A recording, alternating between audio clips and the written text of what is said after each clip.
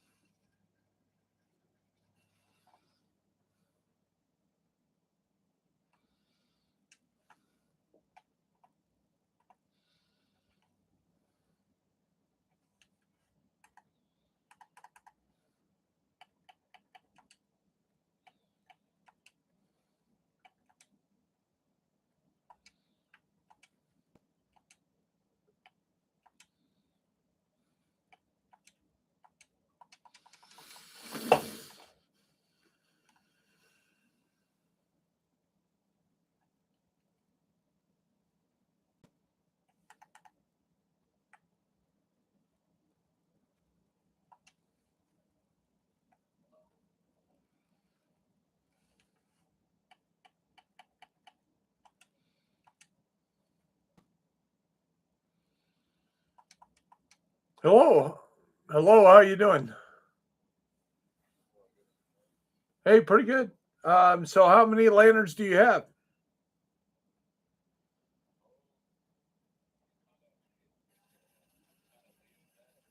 No.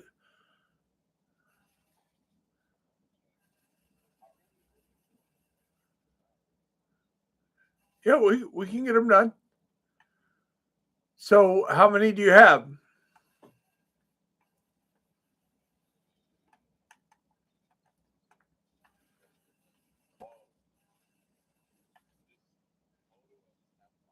Okay.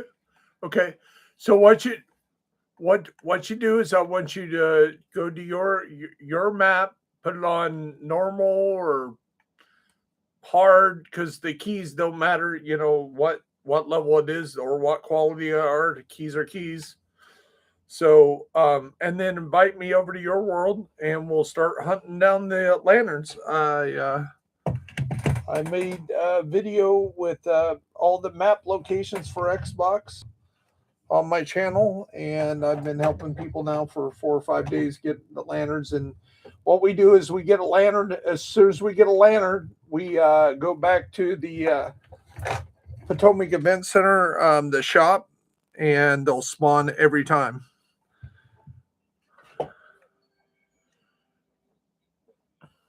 Did you see Bear Essentials with Bear Buyers? If so, that's who you're playing with right now.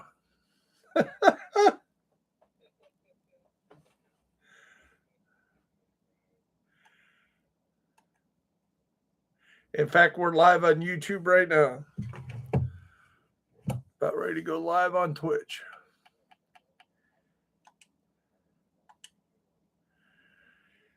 Well, you would know this video. It was mostly pink and it had little lanterns for the thing. And I don't think any other content creator took the time to make a map like that.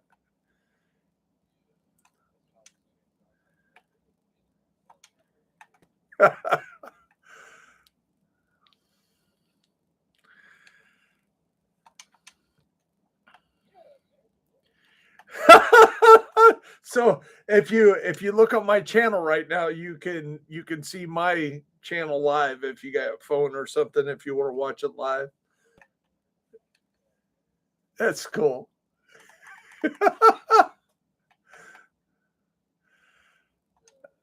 Let me see.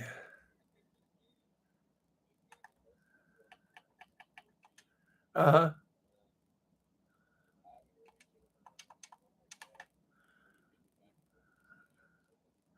Well, there's a lot of people that came, gone, and you know. So if you fast travel to me, we'll get the first lantern for you. Yeah, yeah, by the federal emergency bunker.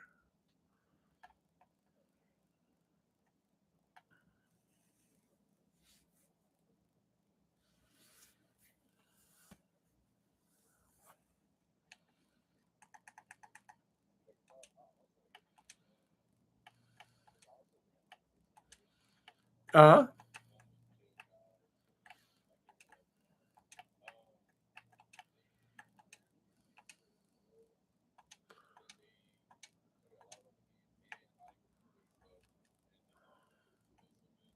Yes, you can. So we get you a lot of keys. So now we're going to fast travel to the shop, which is in West Potomac Park. And we're going to do that every time. We're going to find a lantern. We're going to come back to the shop. As soon as we run up these steps here, they're going to spawn. We're going to kill them.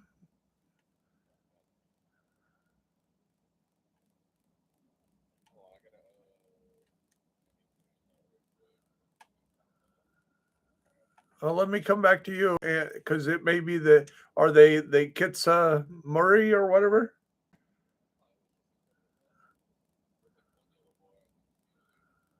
Okay, I'll make sure it's not the same thing. Okay. Okay. So let's fast travel to the shop.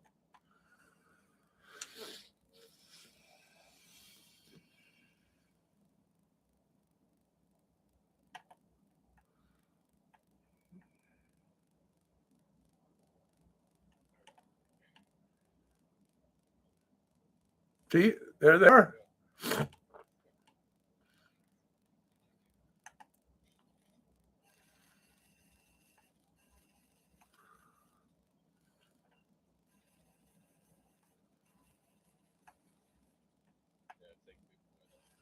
Yeah, and he'll actually start killing the other ones.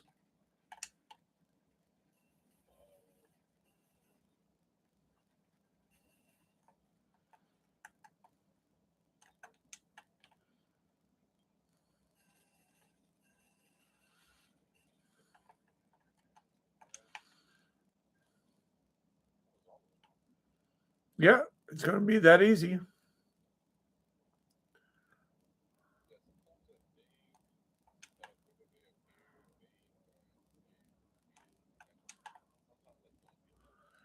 Well, it's because one of them runs off.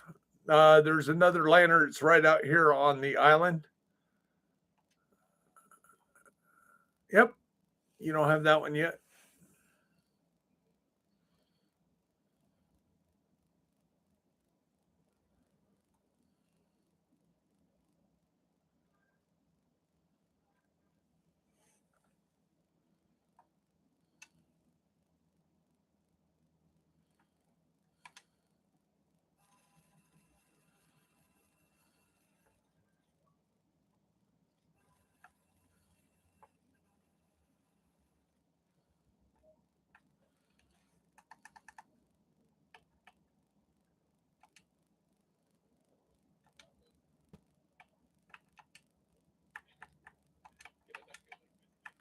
Okay, so if no, it's because there's something about ready to spawn around. So we'll just kind of head back this way.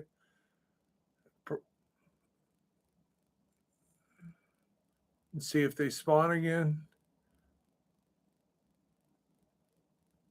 See, they're spawning again. Well, that's hopefully content creators know the hell what they're doing with this game. So, I know there's some.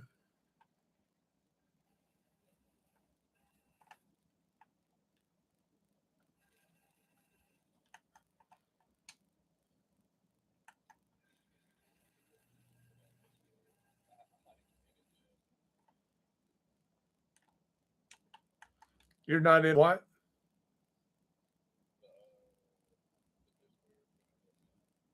Oh, well, there's like everybody has a Discord. There's a lot of people, GC Rock, uh, Kamikaze Von Doom. I mean, pretty much all the content creators have a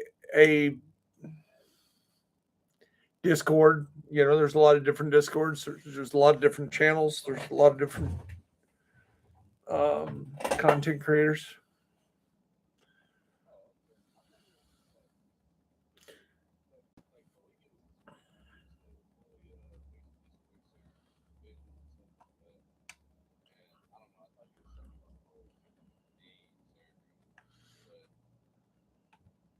They may. I'm sure they do.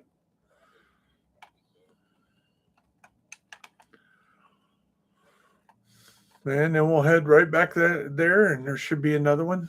And the keys are random. Sometimes you'll get 2 or 3. Sometimes you won't get any. Um, but you're getting lanterns each time. And as soon as you get your 40 lanterns, that'll be an achievement, and that'll disappear sometime tonight. So this is definitely your last day to do it. You're welcome.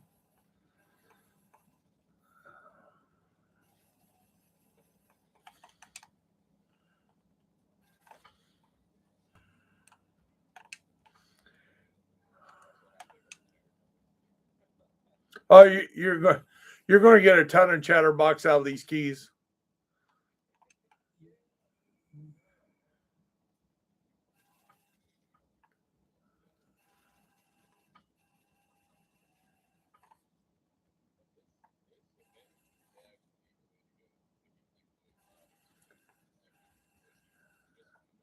Yeah.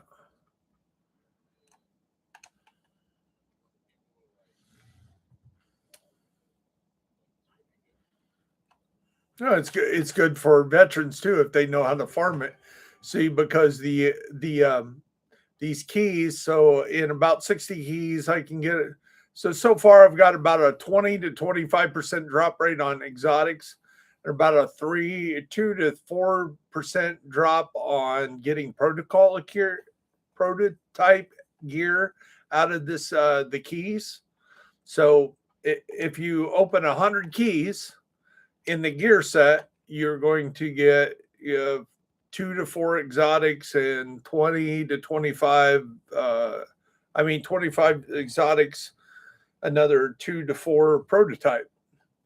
And who doesn't need any of that stuff? I mean, everybody does. See, because when you get your proficiency up, when you get your proficiency up to 30 and you've leveled something up to 30, it takes 40 exotic components to get one item up to 40. So that's breaking down 45 exotics, or acquire them through your daily and your weekly events. That's why I encourage a lot of people to have all 4 characters made. That way you can run a daily event on each character.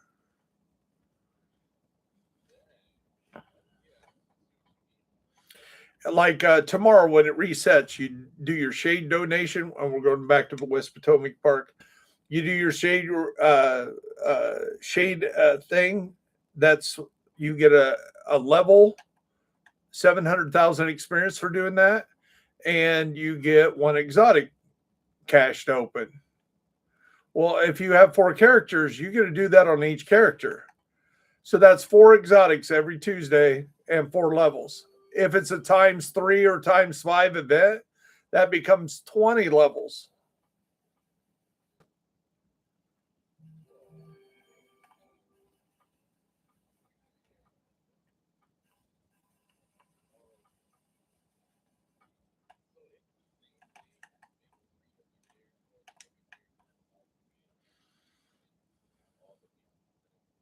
Right?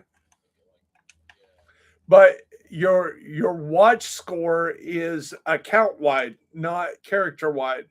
So say I only have 1 character being 18,334 level. When I make a second character and get it through New York, get it 40 level, and do all the things to get it to get my watch, that watch on that character will be 18,334. So if you gain a character on your second character or your third character or fourth character, it adds to your watch score as a total. It's not each account. It's not like you're starting from 0. And whatever you do on that, and anything you get on that other character, you can always throw it in your stash, and then you can pull it out of the stash without whatever your main character is or whatever. So there's really no reason. And like you can say, by supporting the channel, watching videos, streaming when I stream, when I'm on. That helps me out. You help me out. I help you out. I'll help you out no matter what, because that's what I enjoy doing. That's how I get enjoyment out of the game. Back to the thing we get.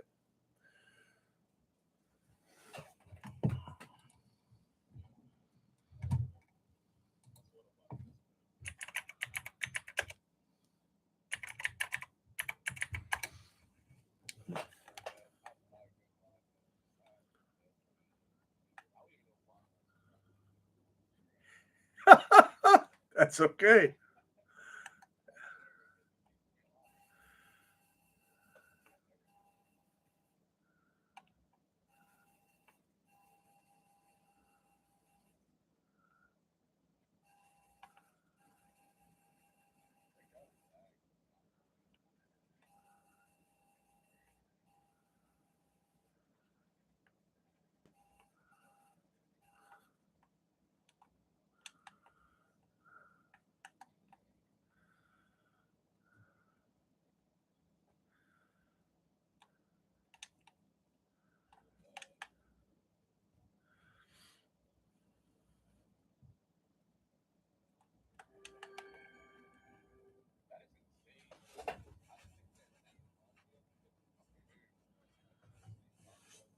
Mm.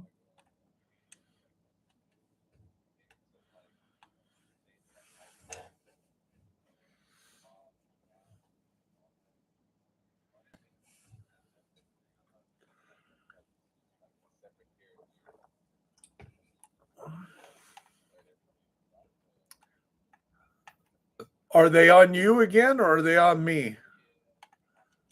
Okay. I'm coming back. No, that's okay.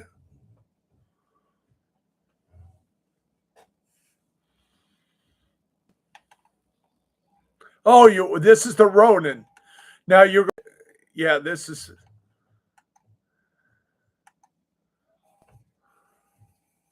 that's okay. We'll get them cleared out.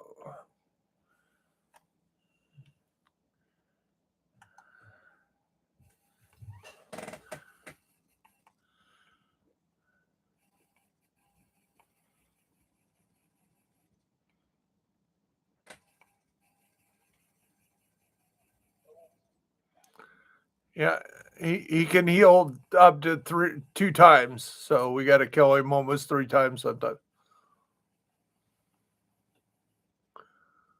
There you go. So when you acquire that group right there, he will. If you don't have it already, I'll show you when we're not fighting somebody what you got. You'll get this thing that you can add this ability to your skills that'll do like these different functions.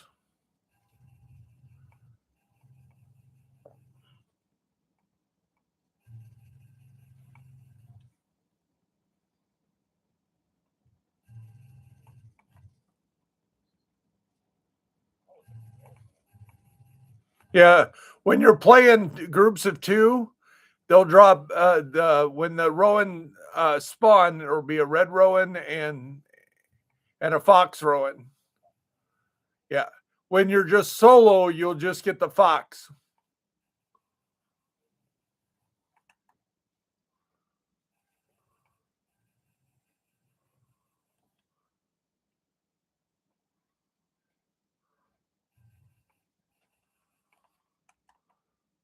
And it's a guaranteed key drop. And if you look right now in your menu, so if you hit your menu button, it brings up the clan social inventory, all that stuff.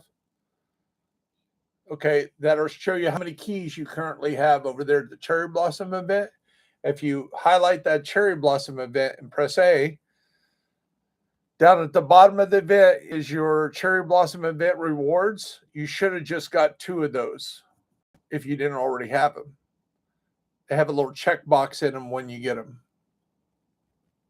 And it'll also show you how many paper lanterns you've cleansed. It'll show you your personal donation for your 80, all that.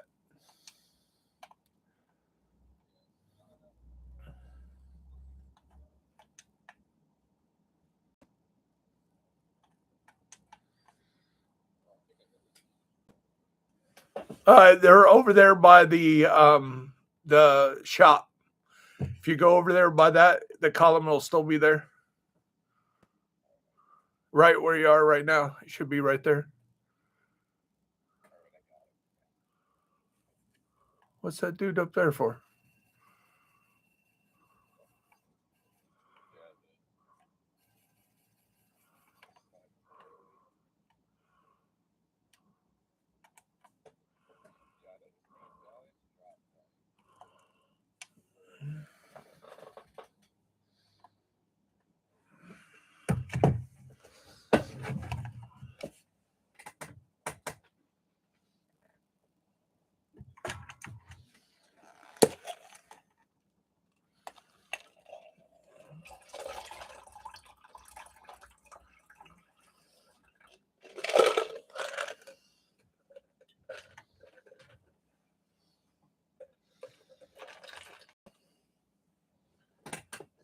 Hold on, I'll be right with you.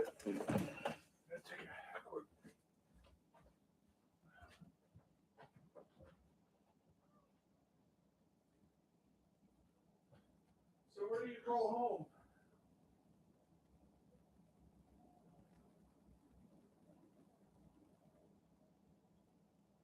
I spent some time down there by Biloxi when I was at the Air Force in Mississippi.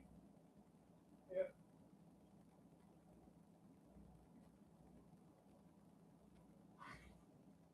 I got to experience a lot of things in life.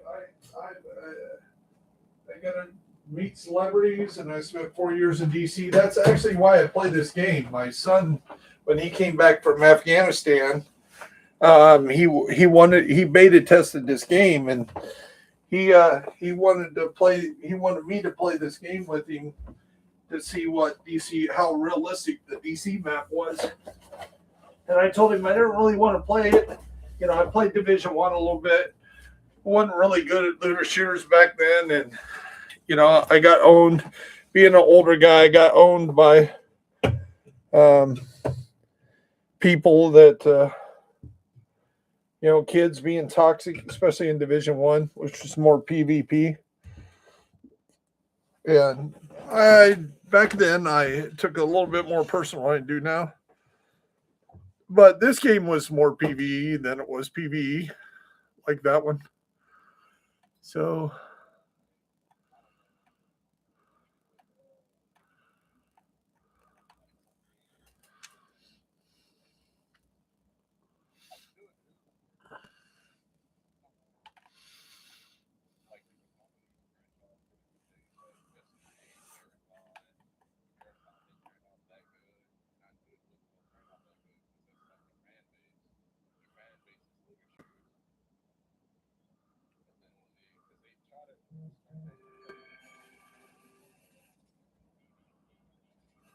yeah.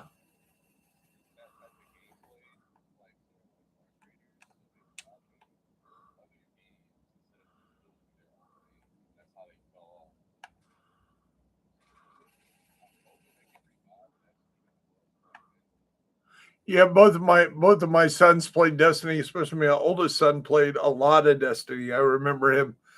He had one live event where like a comet or something was coming down and he had to shoot the damn thing for like days. Yeah.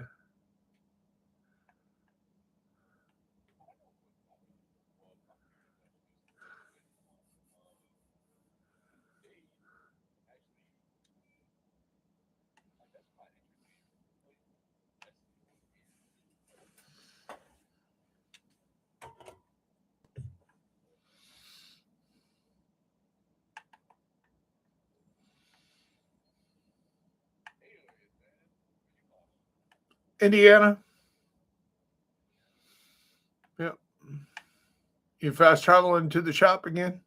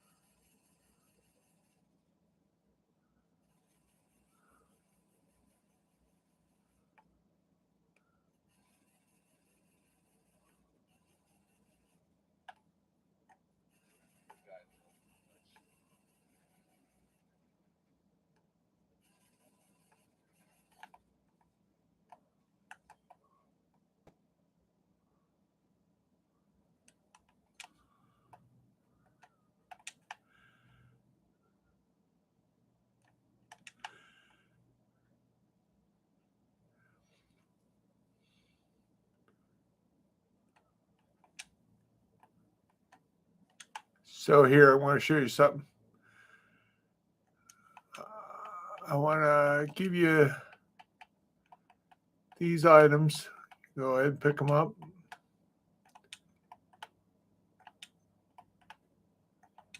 Then we'll show you how to do something with them.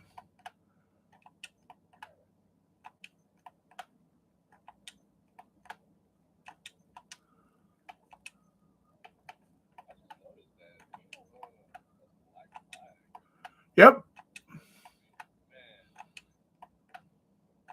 Yep.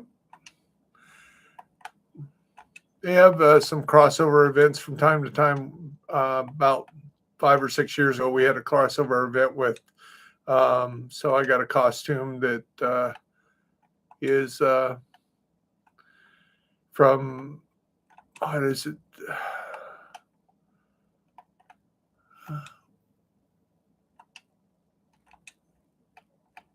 Like Resident Evil.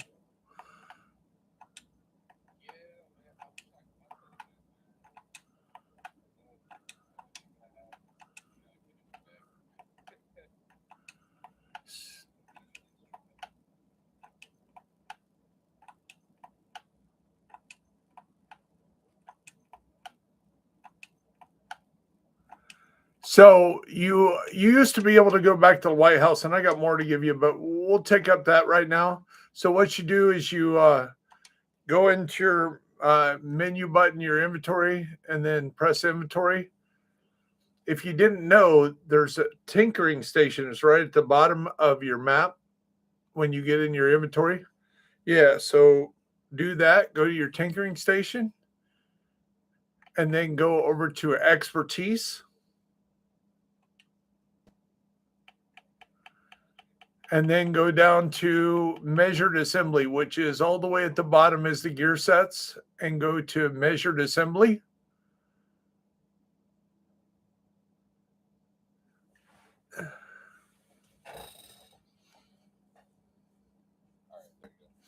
Okay, at the bottom, you'll see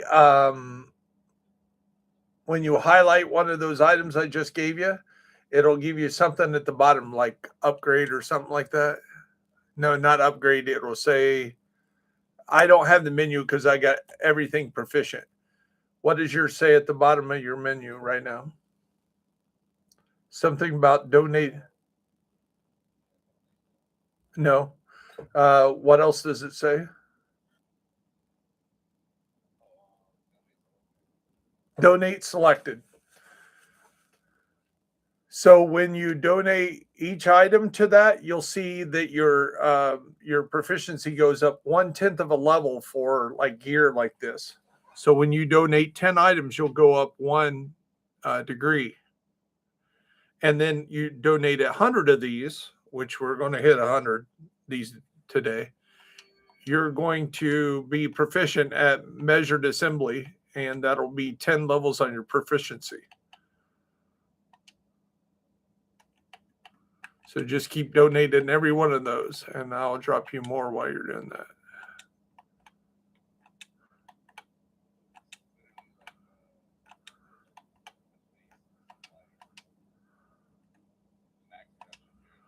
Yes, yes, you need to get the level 30 proficiency. Yes.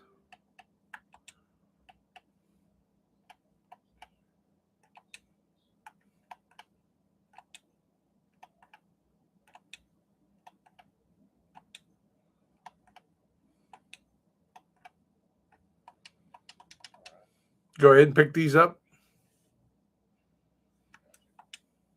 Now, if it's a name gear, like I'm going to start dropping you other things like let me see here if there's a name gear that so here's the Big Show. So when you pick up the Big Show here and you go to your proficiency real quick, if you go to that same menu I told you in your inventory and then go to the tinkering station, go to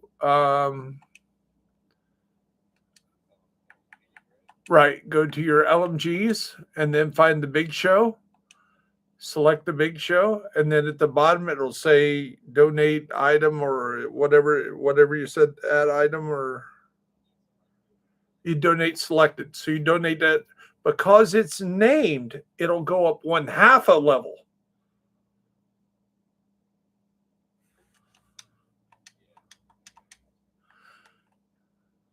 And there you go. So as we do these lanterns, we're going to be able to do that. So you can do that as soon as I get the lantern. I'll call you to the lantern, and you can keep donating that stuff right now.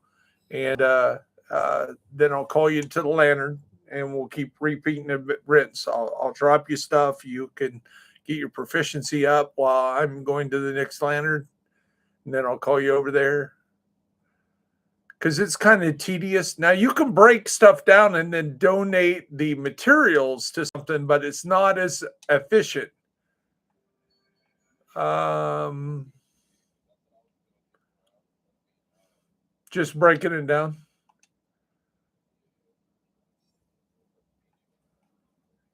Okay, they spun on me. So yeah, go ahead and come to me.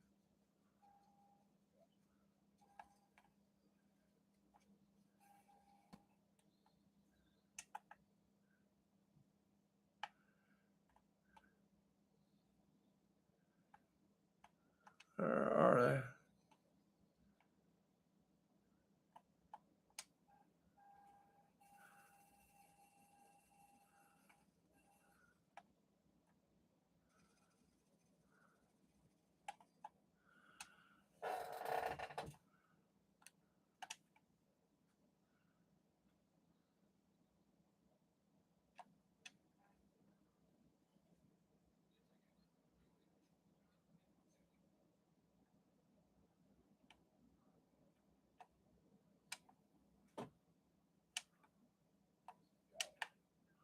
Yeah.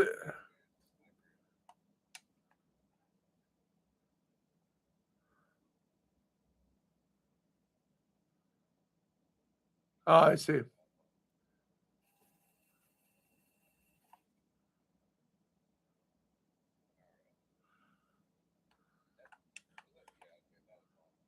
Right.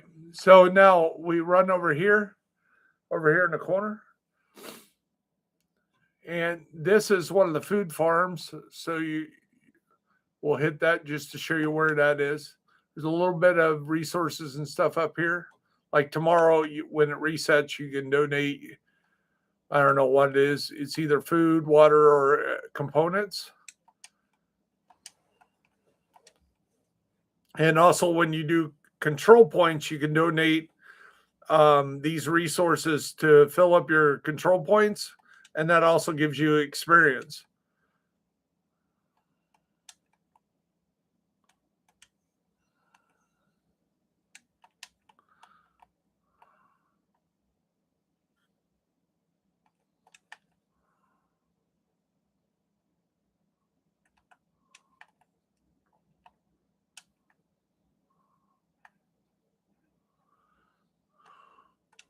So that's one of the 4 or 5 different food farms. It's right there. Just east of here is a component farm.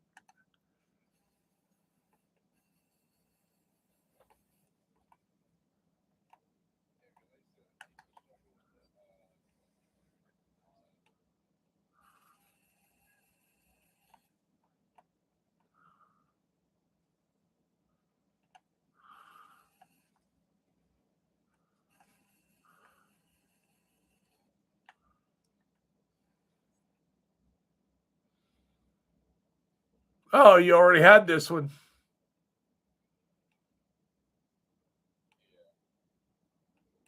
Okay. Um,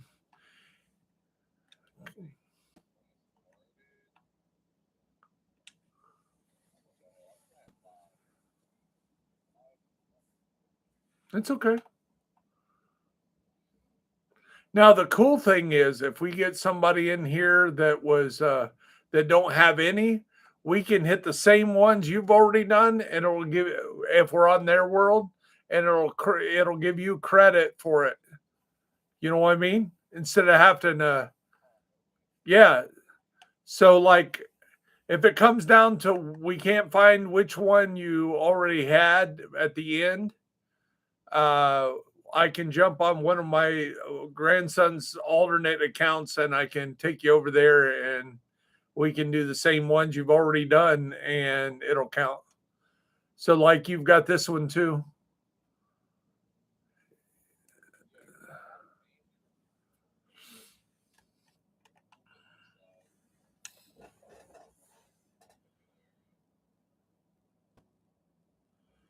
That's okay. So this will be the last one here in Foggy Bottom for you. And if we do like clear out each one at a time, we can kind of make sure that we hit them all, and instead of running around going, which one did we miss?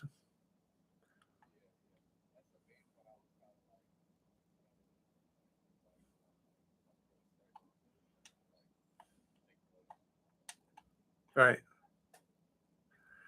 So I've done this enough. I've got it down kind of to science.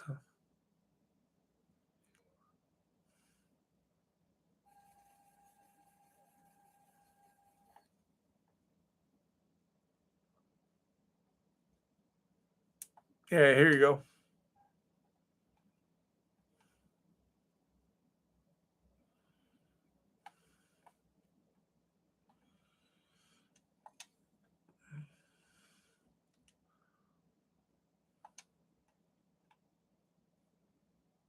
Okay.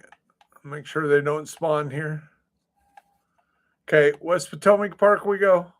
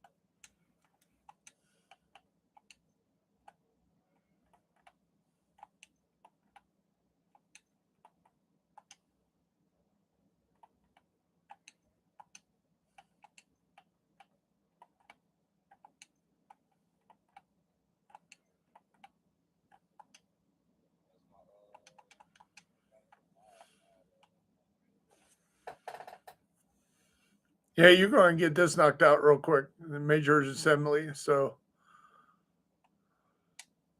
because we're going to keep coming back here, it's going to keep spawning this stuff. So you'll have that down after you get a proficiency. Then you can either, you can take your best gear and save it if you want to do a major assembly build, or you can just break it down and then you can donate that to like an exotic or something that's really hard to find that you won't be able to update like this, because you don't want to ever donate an exotic to exotic for just for your expertise. You're going to need those to break down. Like if you got extra exotics, you got a chatterbox, you get another chatterbox, unless it's max rolled or you haven't optimized the first one you have, then all you do is break down all the other ones. So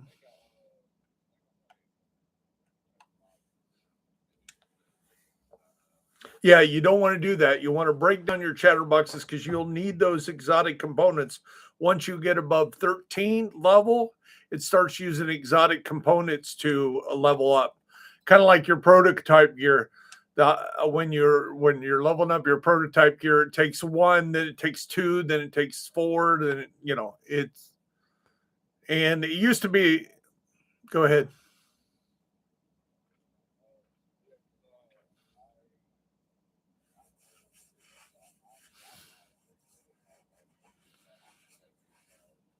Right.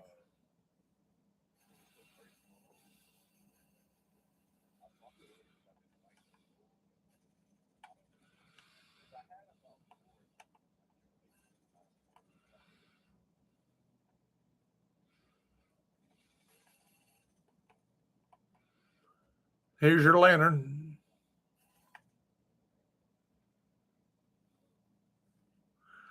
Okay, back to West Potomac Park we go.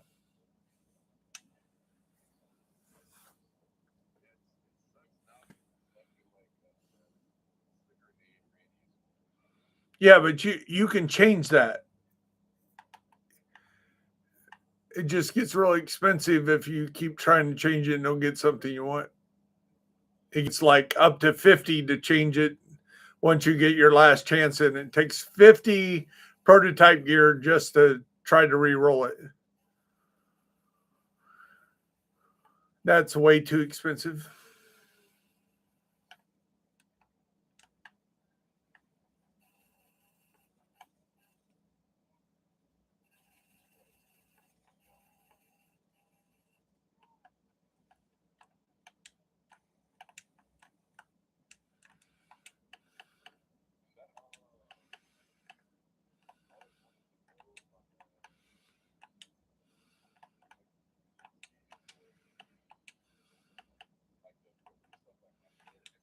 Right. The more you use, yes.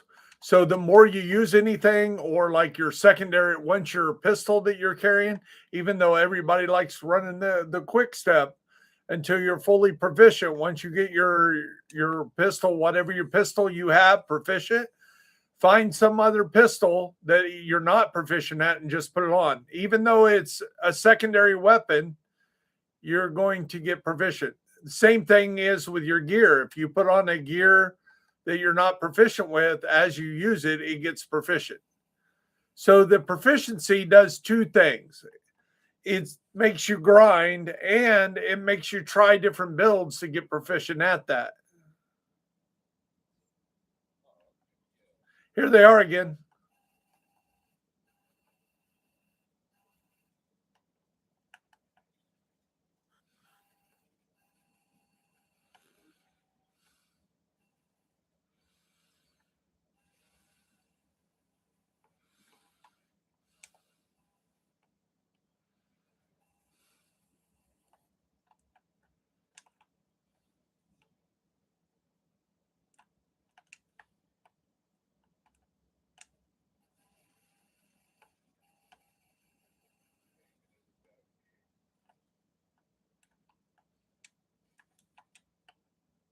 Oh, we have a third one and rowing them back.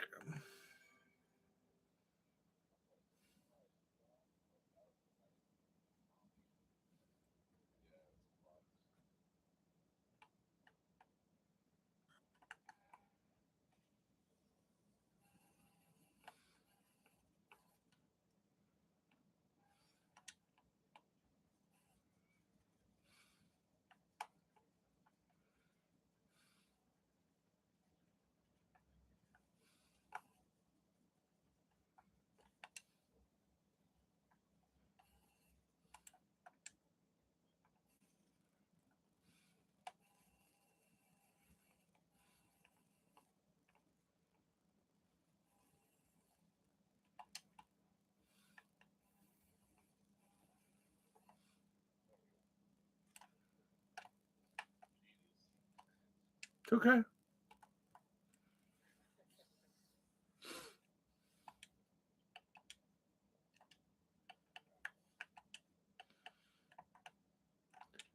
Now, like I say, while I'm going to drop you a few stacks of this stuff, and then where you're donating each item to there, get your proficiency up.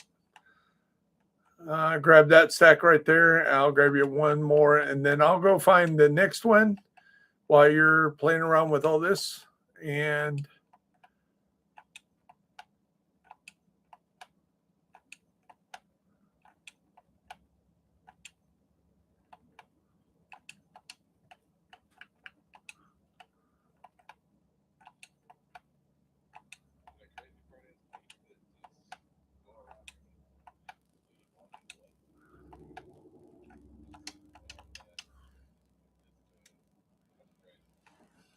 that's okay. It is what it is.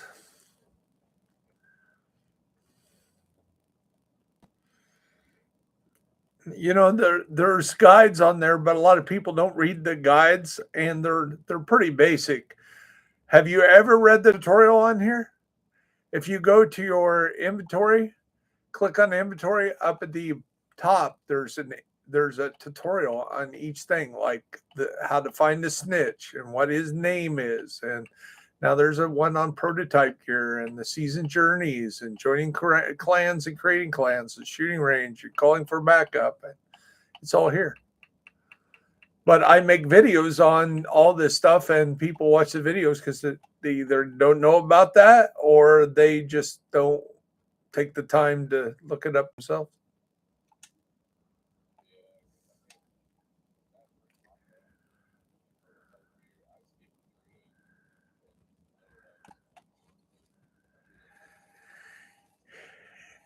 And it's not super detailed. It just kind of gives you an overview.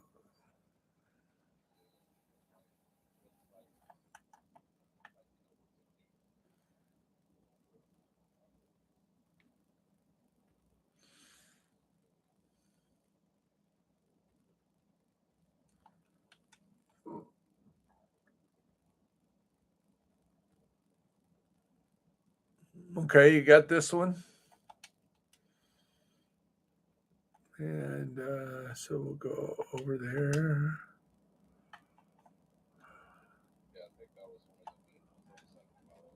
Yep.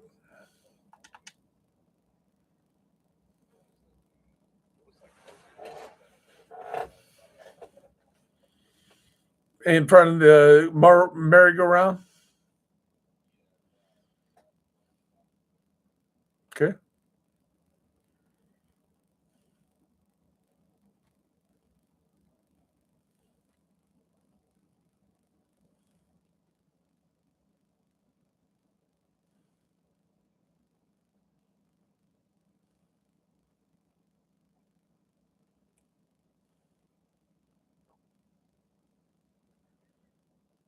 Okay, I got your last one in Potomac Park, West Potomac Park. If you fast travel on me, we got that now.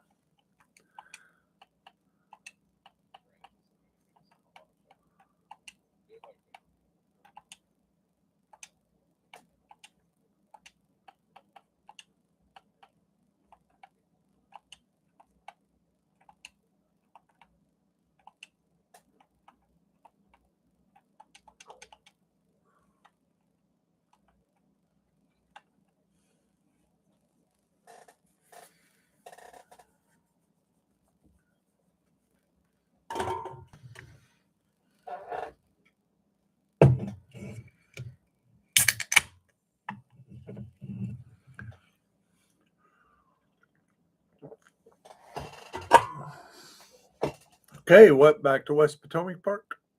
Yeah, to the shop.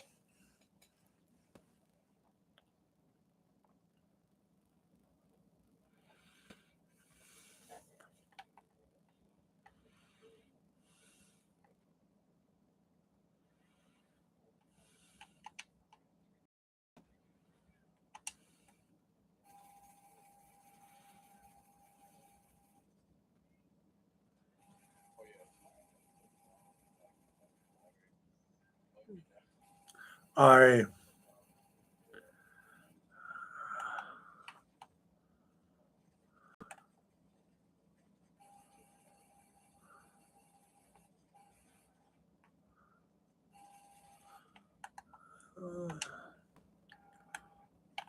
unless somebody's being a bully or a dick, I really can tolerate a lot on this game. Yeah, as a content creator, the love of my life and her daughter, they both are like, "Oh yeah, you can be a streamer, you can be a content creator. Those people will make fun of you, and then you'll be the bear, and you'll be a grizzly bear, and you'll be bitching at them, and you'll be throwing your controller, and you'll be busting your TVs, and the rage will get to you." Well, I'm glad they did that because it kind of gave me a thick skin right off the bat that hey, there's going to be some toxic behavior, especially in the beginning when you're just brand new and you're learning the game yourself, and people are like, no, that's not right. You don't know your ass from the hole ground. You're a dipshit. Drink Drano and die, and crazy stuff like that.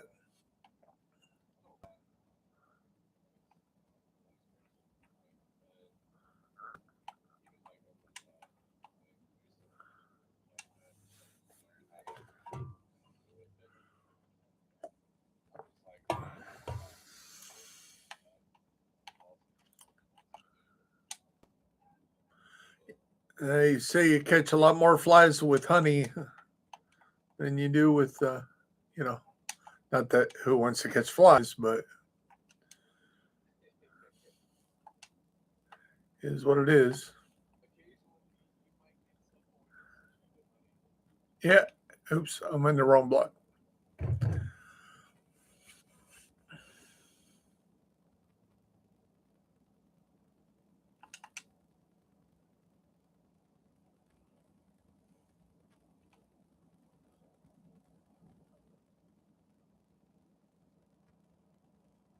That's pretty funny that you see my map and now I'm here helping you. That's pretty cool.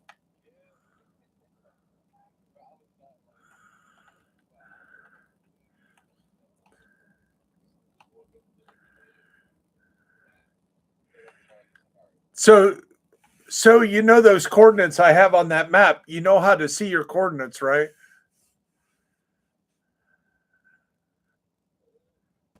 So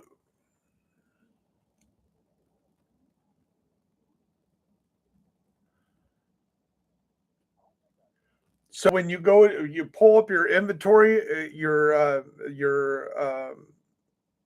inventory map, or the inventory, not the map, but the when you clan inventory cherry blossom. If you look at the top, it'll tell you what time in the game it is.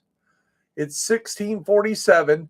You're in the West End, and your location is negative 1360 501. And then if you look at my map, you'll see where this key is, and you'll see that location, because it's different from PC, it's different from Xbox or from PlayStation. So GC Rock he'd done a map that was detailed, but I put the little lanterns and all that in there, and it took me about a half a day to beat that map, just on working on the. His had little dots and it had coordinates on there, but they were for PC. Where mine are the coordinates for Xbox, and mine's in like pink, and I took a picture of the lantern and shrunk it down and put the lanterns where the location is.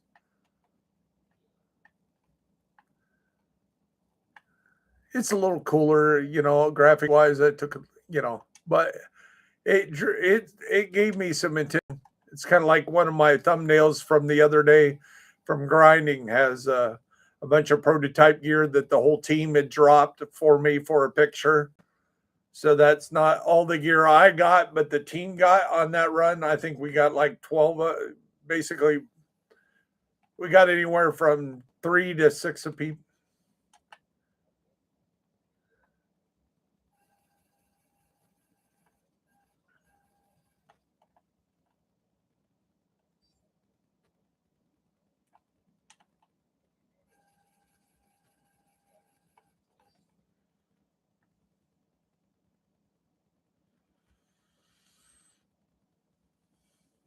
Oh, we got more.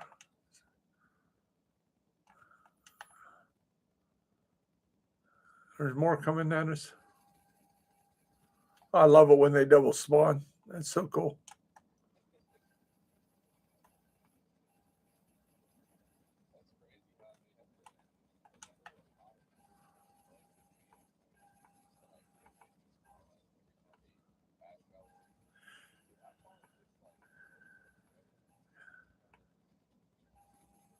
Make it glitch out. Yeah, the first. Go ahead.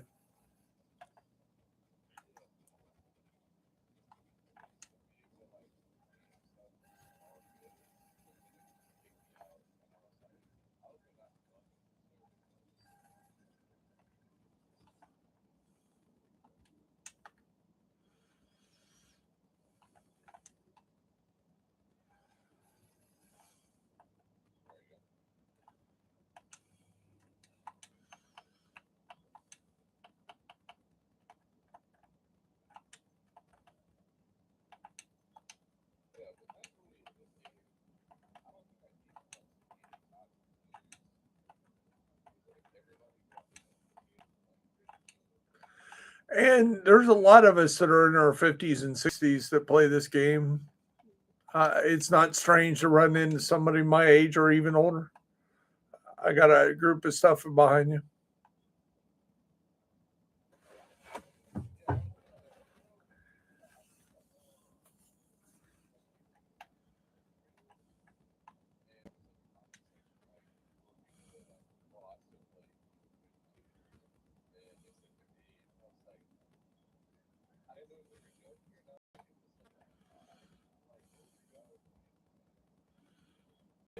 Yeah, I'm 60. I know that it's even double rare that a 60-year-old, is a content creator, makes videos and streams. And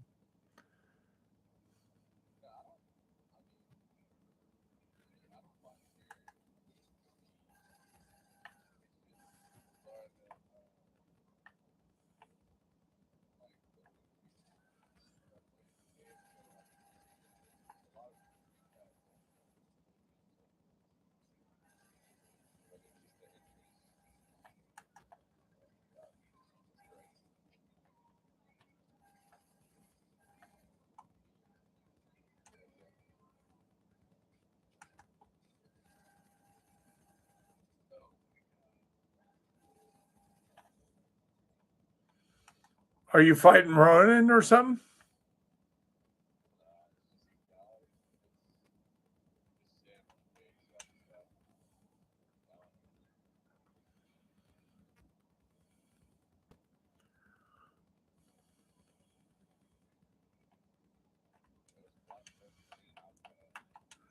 So when you're done fighting them, I am at another lantern for you.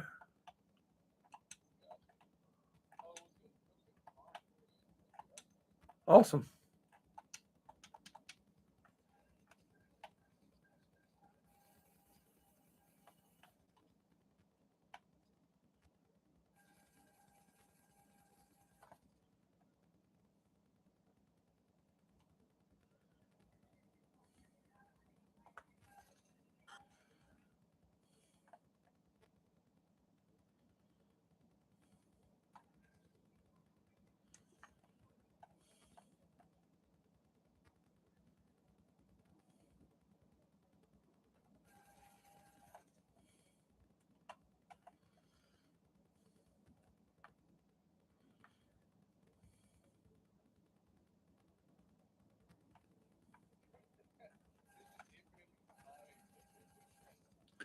Are they Katsamori or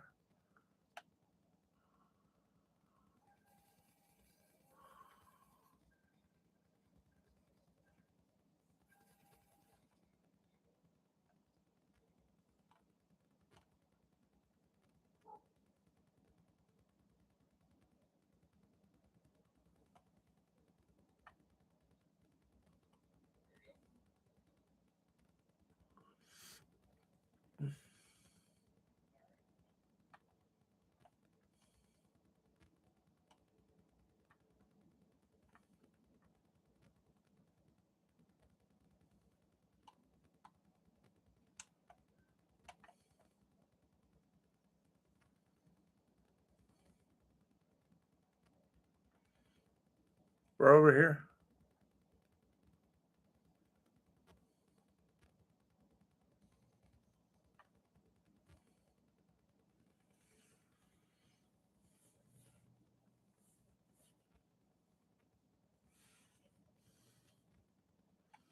Okay, back to West Potomac Park.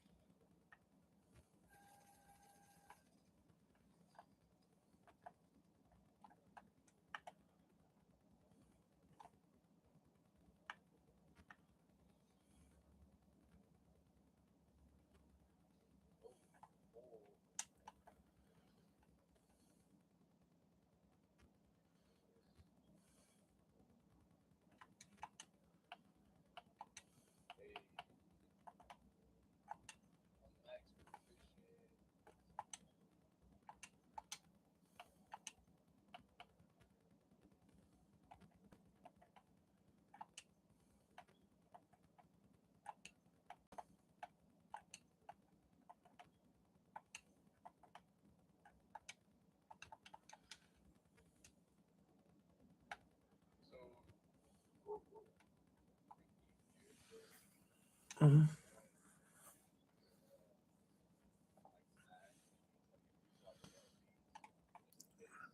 Yeah, measured assembly is a decent healer build. So you can make a good healer build out of measured assembly, refractor, measured assembly, and what is the other one? Um, I'll think of it in a second.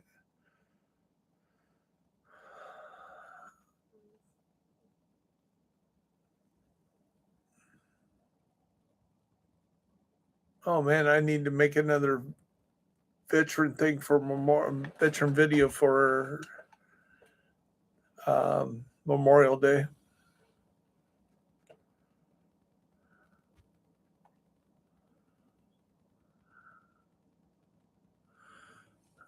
I used to do one on Veterans Day, Memorial Day. Those, like I did one on General Davis. I did one on my distant cousin Ed Byers Jr. Probably do one on Dakota Meyer this year, or maybe that. I know what I'll do one on that new guy that just got the Medal of Honor for supposedly the uh, when he took out Maduro down there in Colombia.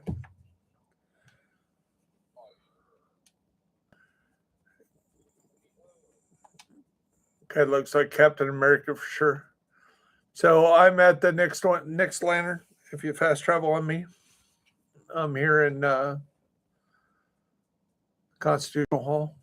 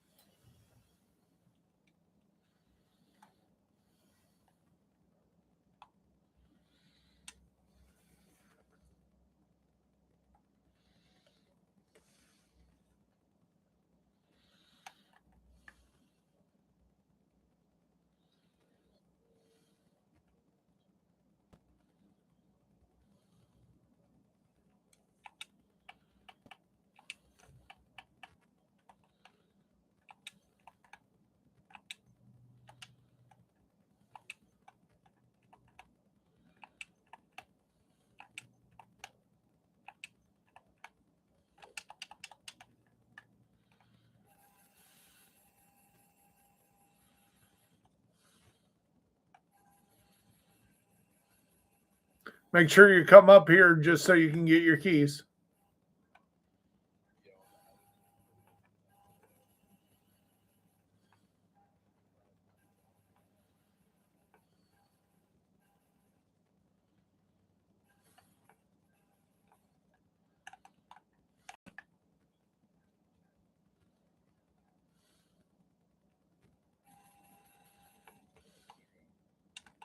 Yeah, there are a bunch of them up there.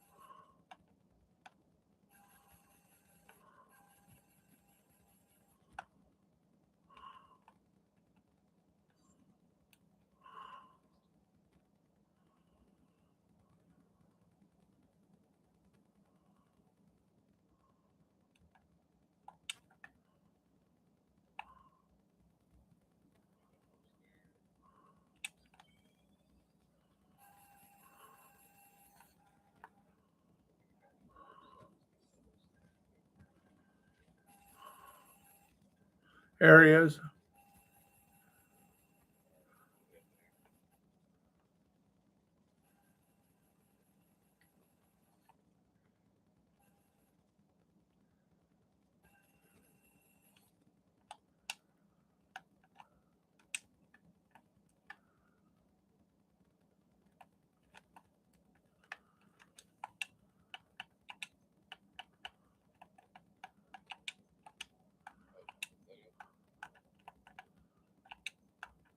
I think we got the last one. Even though it sounds like there's more coming.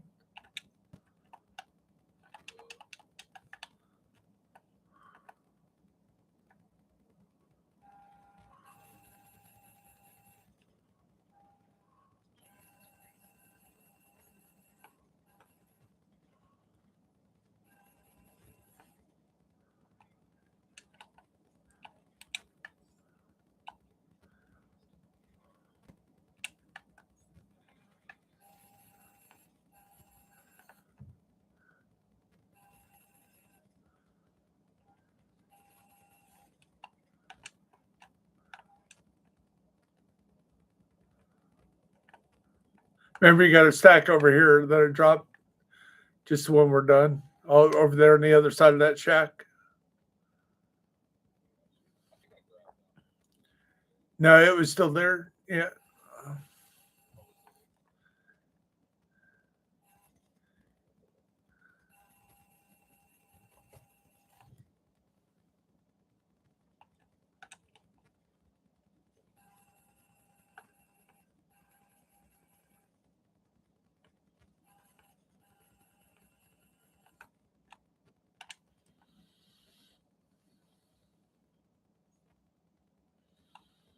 Oh, more Ronin.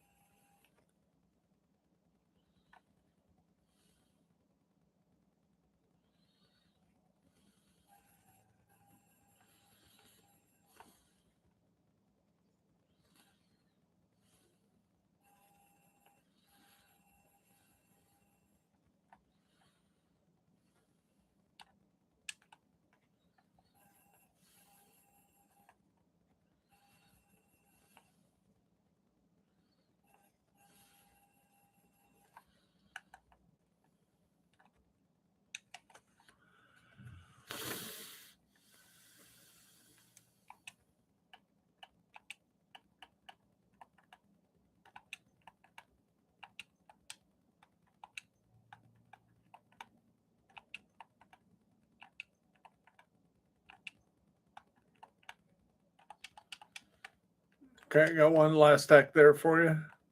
Either you can break, since they're all measured assembly, you can just break them down when you see stacks of measured assembly if you don't have room. And I'll go find the next lantern.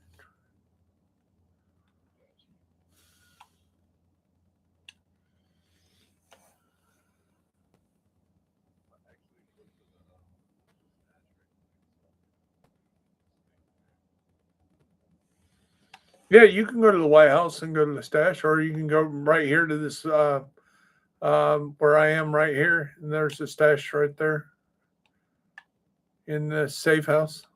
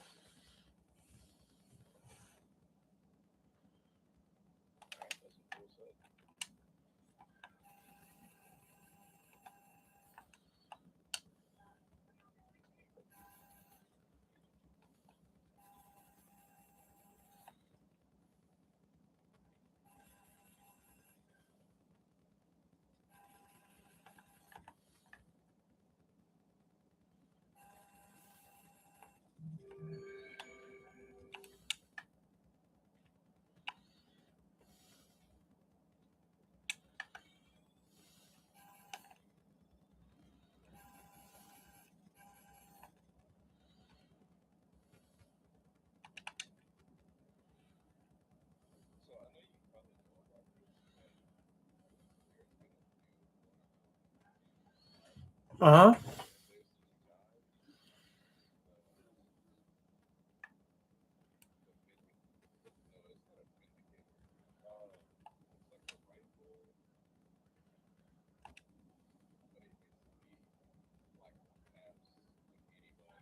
You're talking about Sweet Dreams or the Liberty shotgun?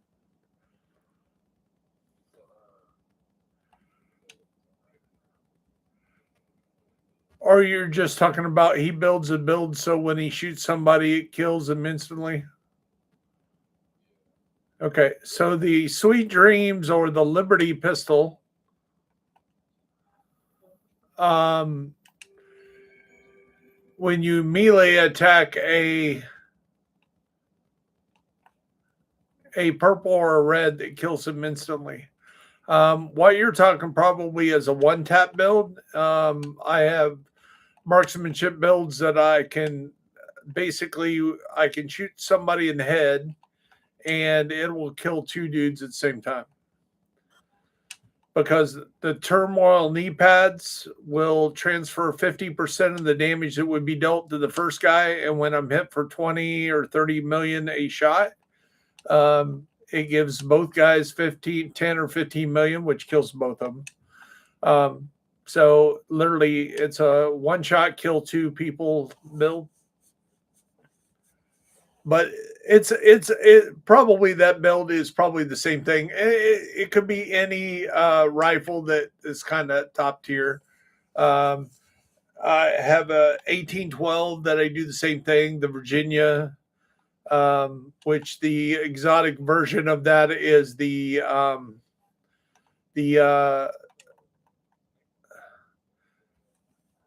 yeah, the Diamondback. So 1812 is the basic. Virginia is the named, and the exotic version of an 1886 is the Diamondback.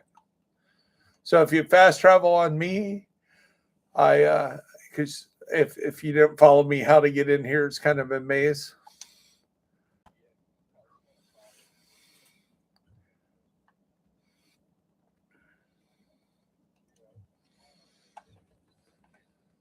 Okay, yeah, I got a build video about the Virginia one tap Virginia build.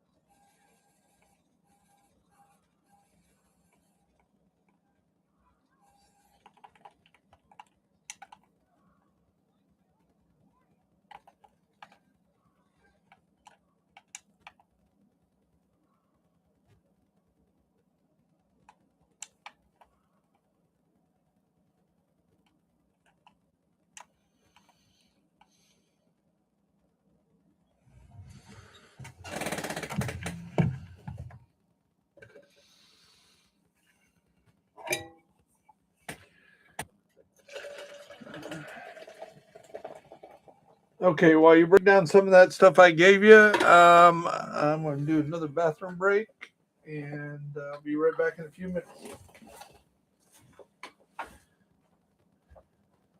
So you didn't think you were going to get your proficiency up while doing this today, huh?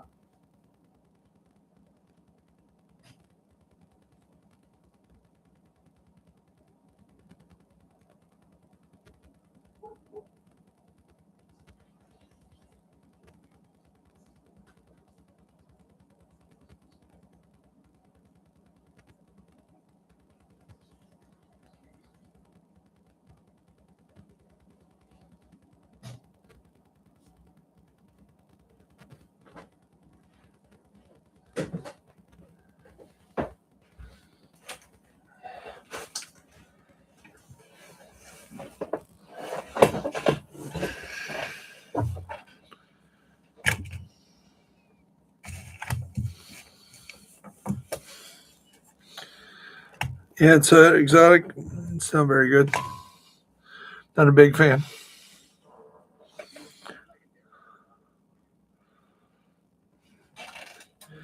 No, it's either God roll or it sucks. There's no in between.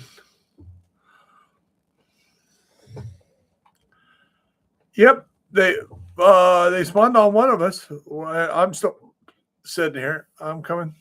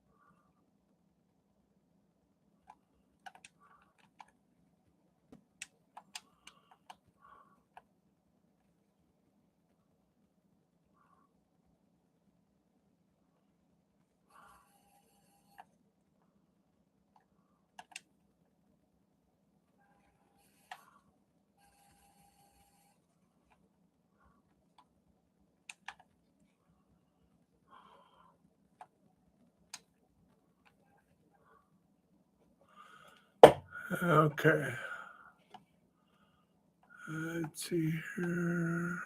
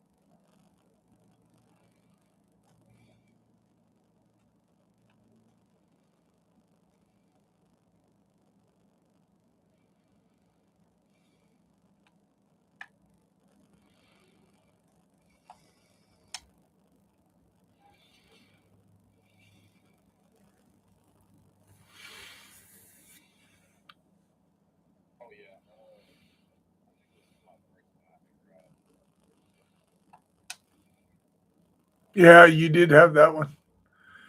Yep, you had that one.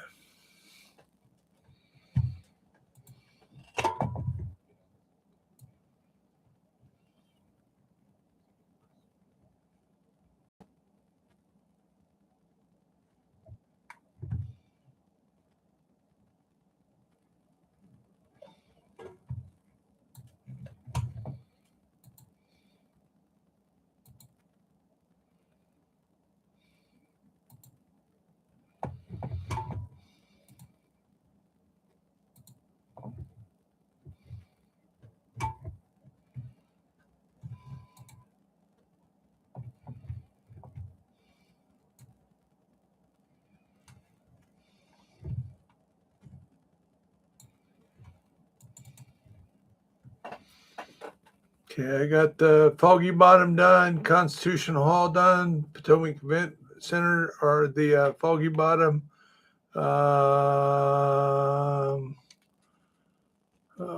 Do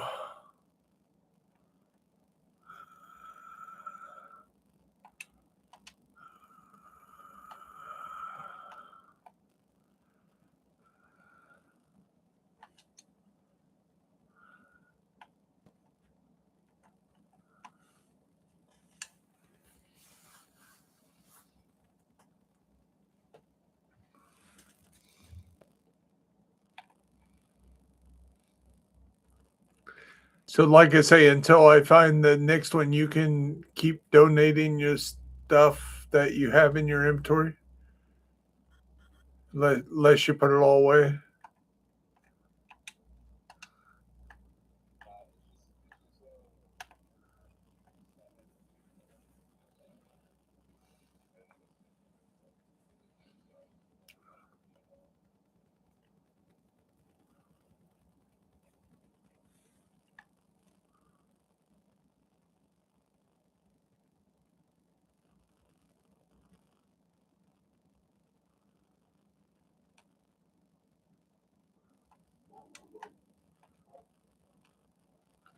Okay, I'm at your next one.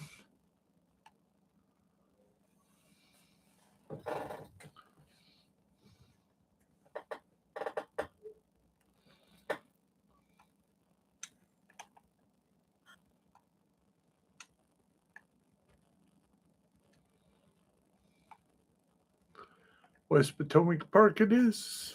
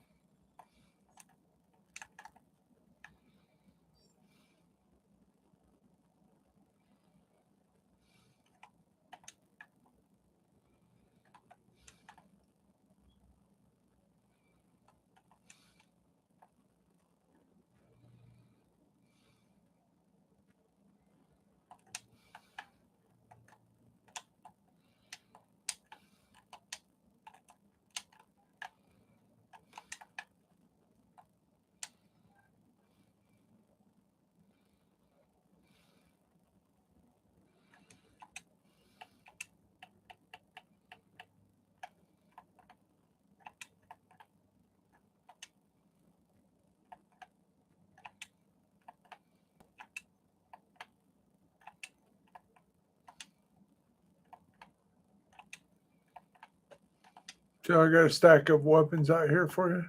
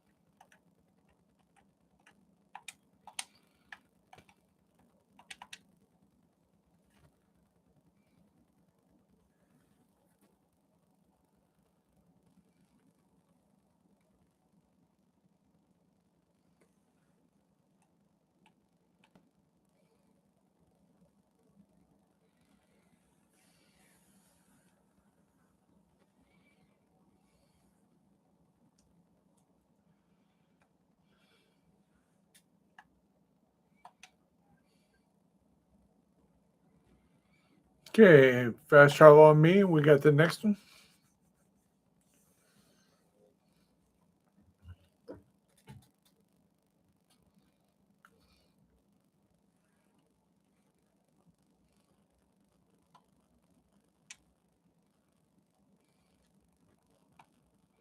Back to West Potomac Park.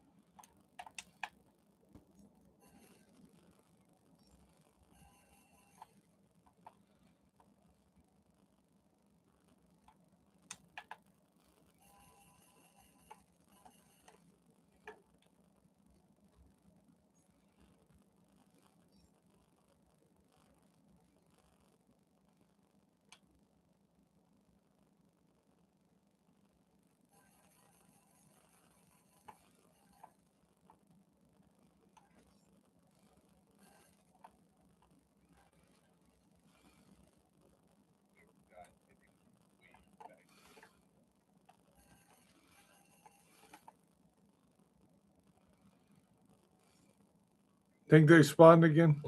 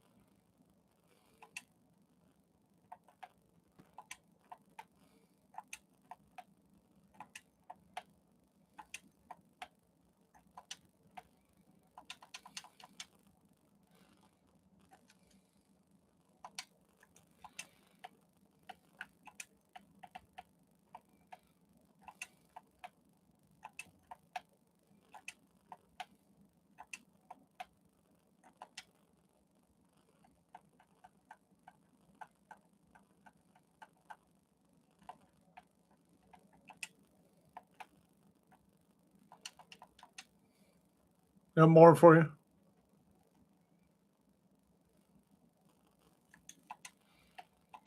One more stack and then I'll go find something else because this stuff's about ready to time out. There's only an hour you can share the stuff with. So if I don't give it to you, you won't get it. One more, another stack, another stack.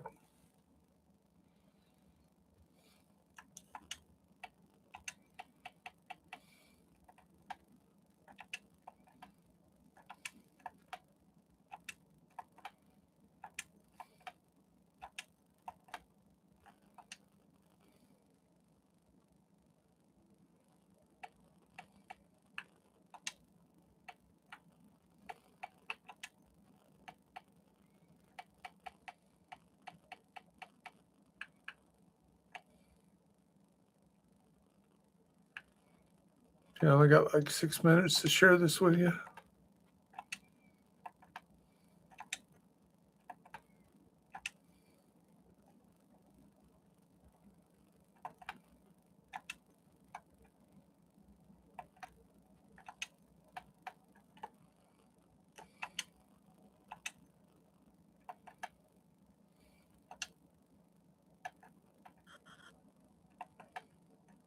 Did you get that other stack?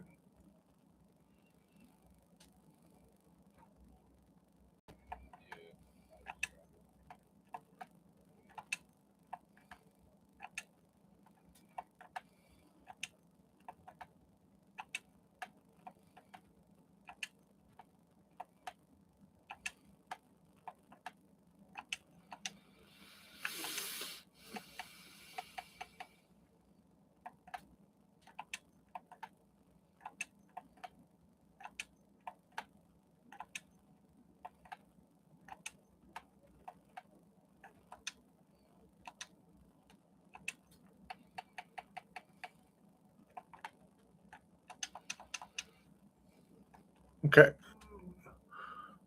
Get the other stuff later.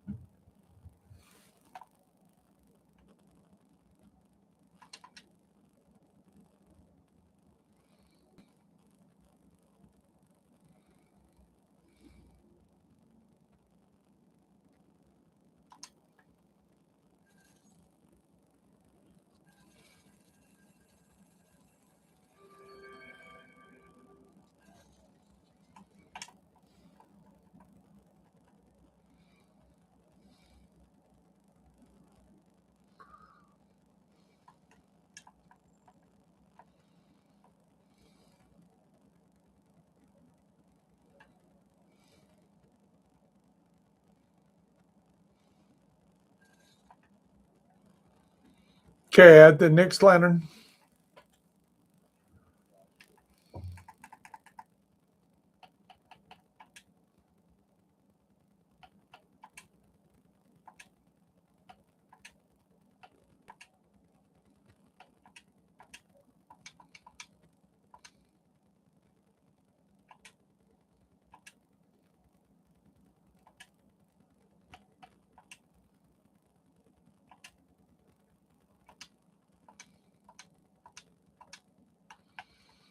Okay, back to West Potomac Park.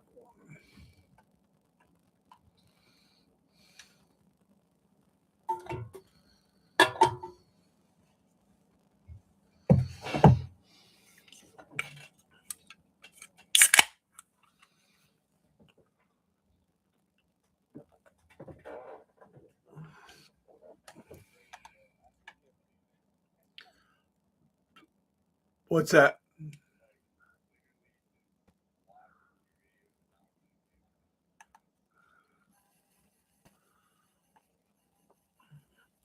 Wait till you're in here and I'm playing with Rogue Gold or Kamikaze Von Doom. Then you'll really freak out.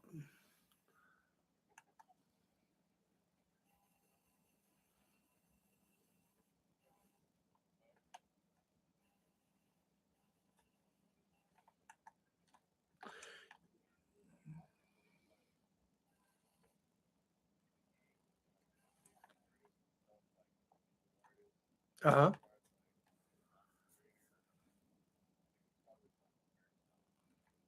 Oh, I bet you've done that before. You just might not know that.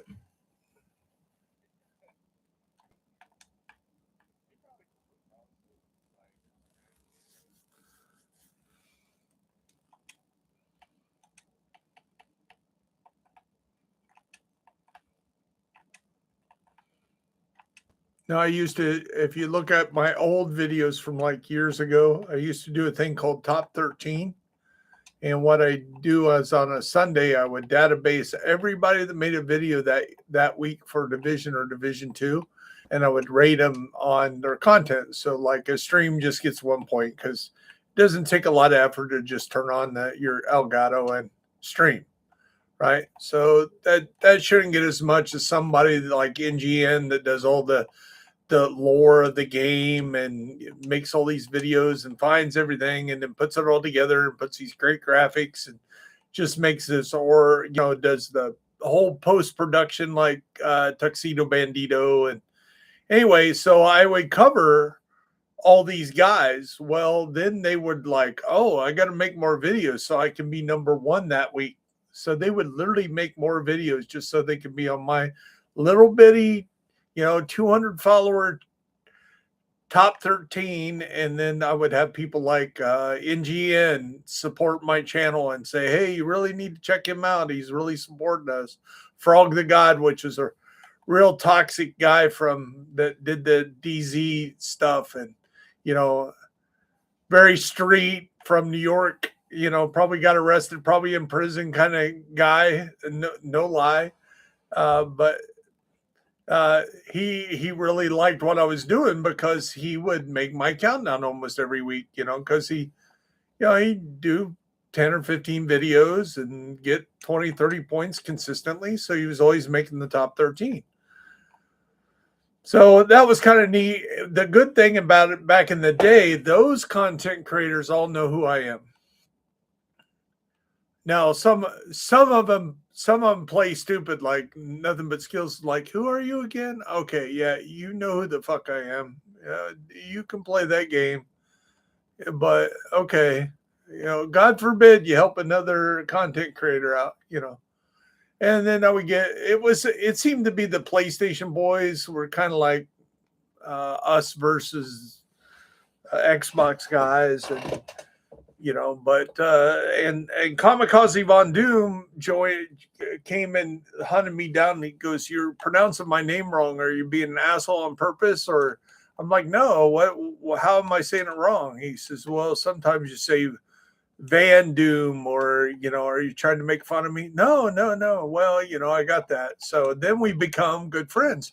I mean, I got videos back in the day where we gained like 1,000 levels over a weekend, or just farming together, and 100 levels a day so we could get all the new gear that came out.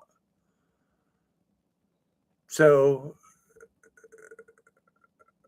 and then one of his clanmates back in the day was an old clanmate from Division 1. His name is Jacob R24. And me and Jacob's talking one day, after we met through Kamikaze, and he goes, hey, I made you this banner. And the banner that I have on my channel to this very day was made by Jacob R24. Well, like third or fourth time he helped me out. And he's from Indiana himself. Back then he was still in high school. So that was pretty cool. Go ahead.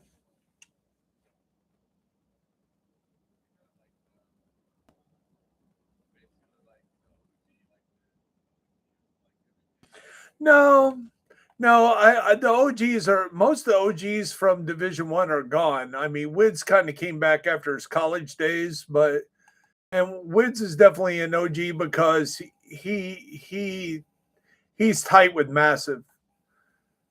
So if you look at the original video that was released in the game, hey, Division 2 is going to come out here in a month and we're going to do a live demonstration today.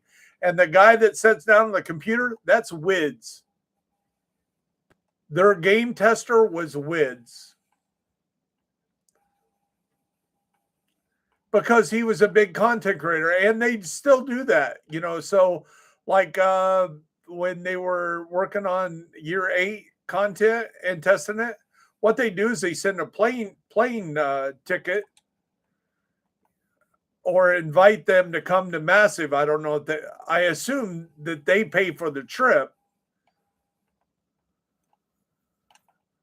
And like Rogue Gold, NGN,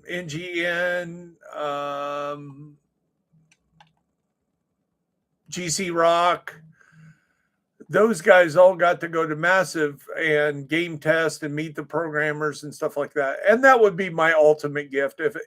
I think that would be more cool than making money off of YouTube. And at this rate, I'm finally going to be monetized probably sometime this month or the first part of June. So I'm on about 25 to 50 hours a day watched doing these streams and stuff now that, and I'm over my 1,000 subscribers. So I hit 3,000 here like within a week or two. And then I'll just have to get at 25 to 50 a week. That would be another 20 weeks. I will be fully monetized. Unless I have a viral video that goes, you know, crazy. And I had a COD video that went viral years ago, just a short, and it had 26,000 views. And it had 260 hours to watch, just that one video. And it was just a minute video. I shot down a helicopter, and the helicopter spun and came back toward me. Even though it was going away from me, I shot it down, and it was like, and it was crashing, and it spun and came after me, and I started running. And I entitled it, "This is going to leave a mark." And that video went viral. You know, nowadays, it just takes one, you know, and then right now, if I had, you know, I had 4 of those kind of videos, even though shorts don't count as they count in their own category. But if I had a regular video or a stream that went viral, like 100,000 views, I could be monetized within a week, you know. But that just not happened. You gotta, it's a slow burn. And a few years I didn't play because I was out over the road truck driving. So I played when I got to the hotel or something, or, you know, sometimes I would even play in the semi if I was out over the road. But I couldn't stream, you know, because that takes the computer and the Elgato and everything I have at home.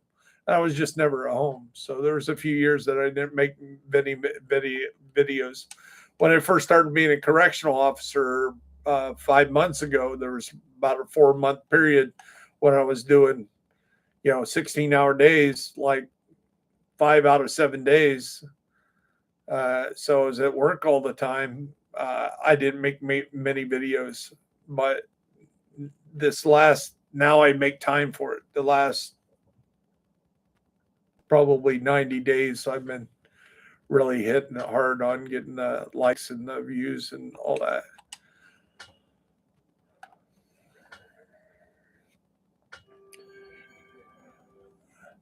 Well, it's and to be honest, I don't put the finishing touches on a lot of stuff. Like right now, my live feed somehow isn't given the gameplay anymore.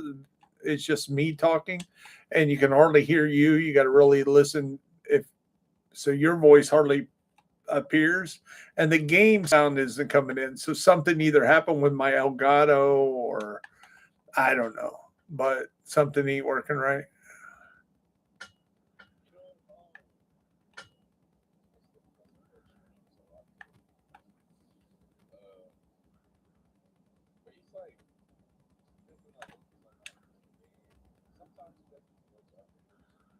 Uh huh.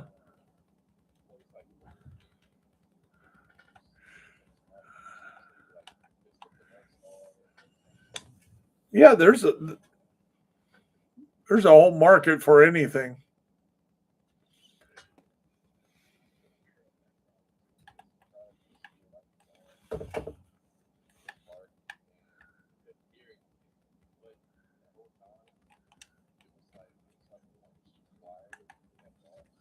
Yeah, yeah,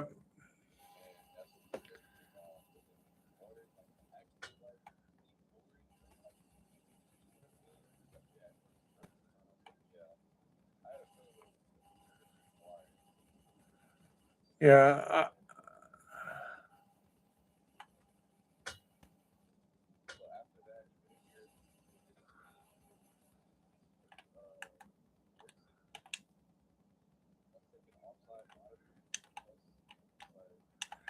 yeah. Mine goes.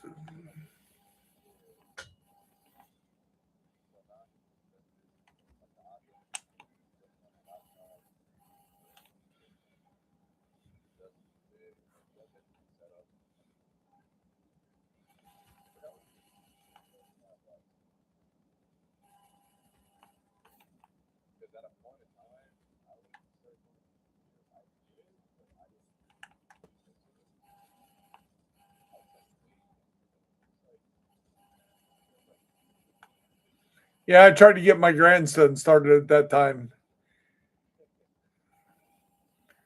He would get excited. He would get excited, and then he'd get up off the seat, and then he would do this like funny dance, and I was like, "What the hell are you doing?" And then like the next week, I seen Snoop Dogg on like a talk show, and he was doing a crip walk, and I was like, "Oh my son! Oh my god! My grandson's crip walking." So, wanna be gangster.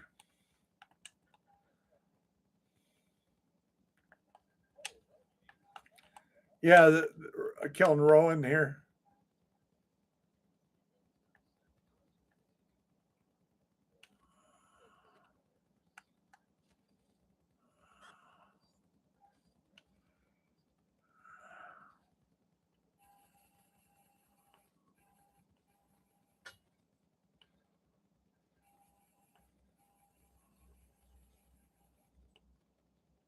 Yeah, we have rogue agents right now too.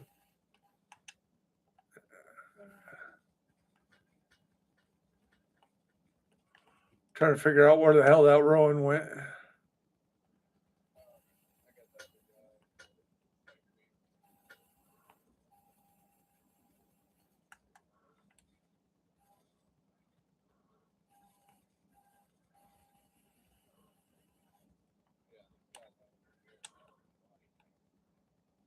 Yeah, they don't spawn very often.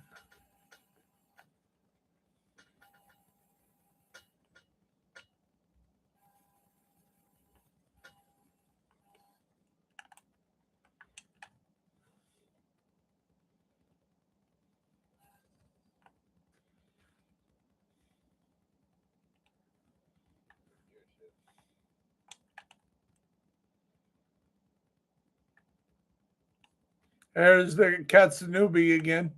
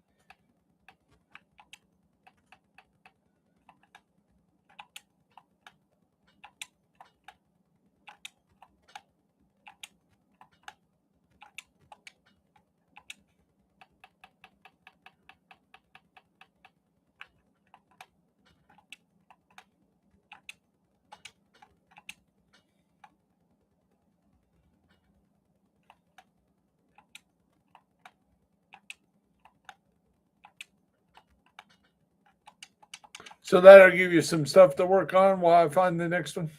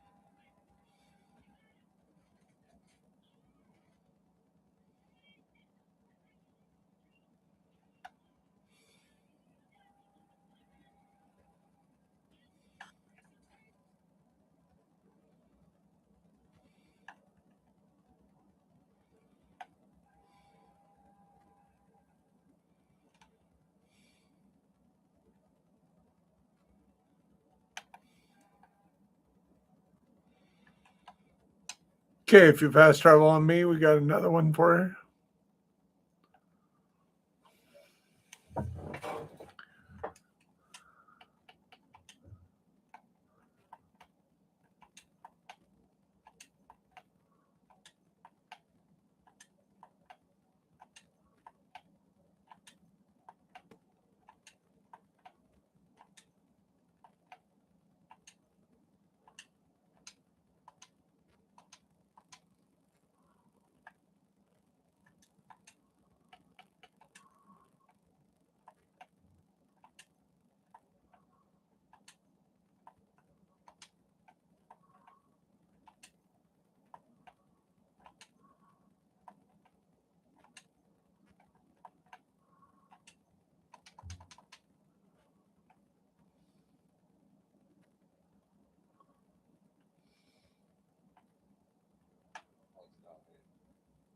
Say what?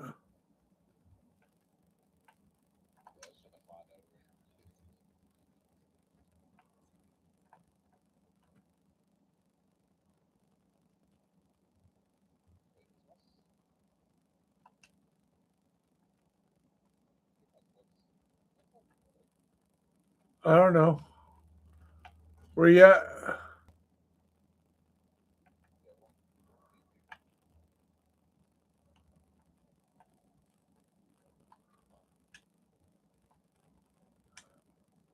Yeah, mine's acting up too. So if you are you fast traveled on me? Are you here? Okay, at the bottom of these stairs, because I don't see you, and then we'll both reset our game. Um, at the bottom is the.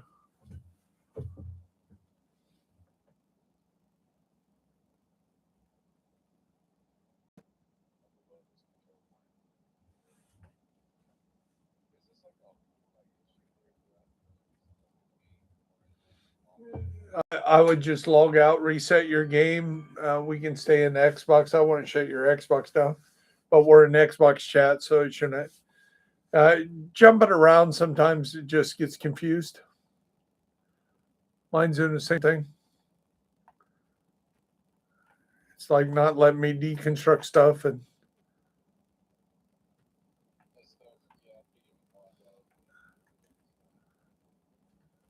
okay. I want to do the same thing. So go to Tom Clancy and there's a Delta 3.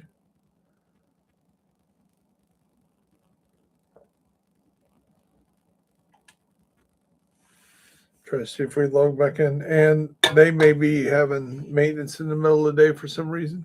Who knows?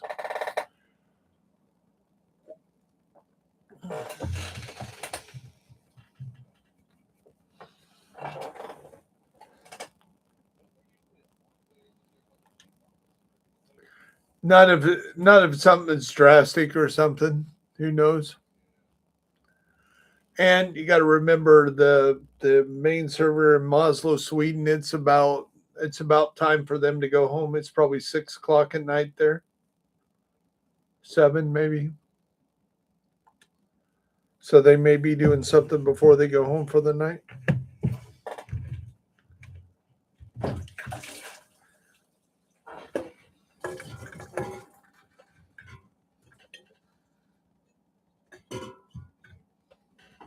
Ah, shit.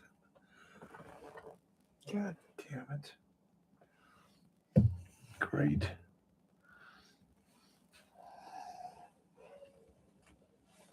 Oh, hold on. I got an accident here. I knocked over a pop. So, yeah, it's not something I want to spill over. I got a mess to clean up.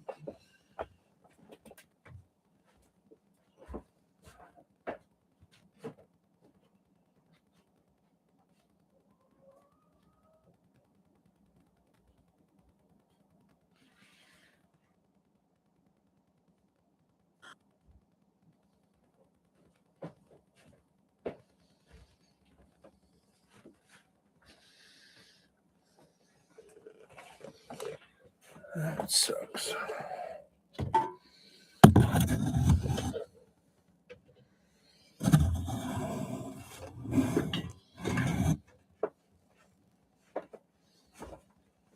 I thought I knocked over an empty can and then a glass.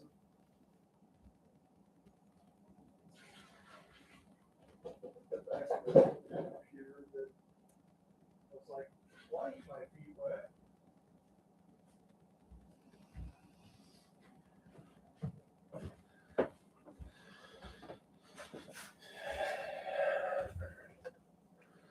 Okay. Throw a towel.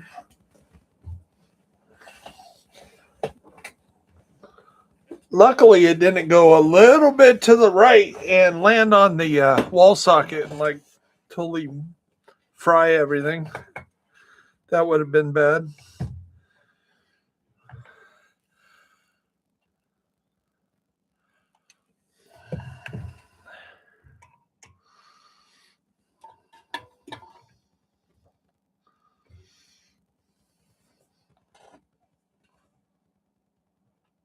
Yeah, if it would have fell forward, it would have fell on my strip here and fried everything. Oh, that's going to be a big mess.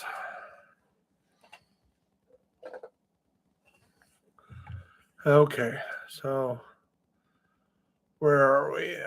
Can you invite me back to your game?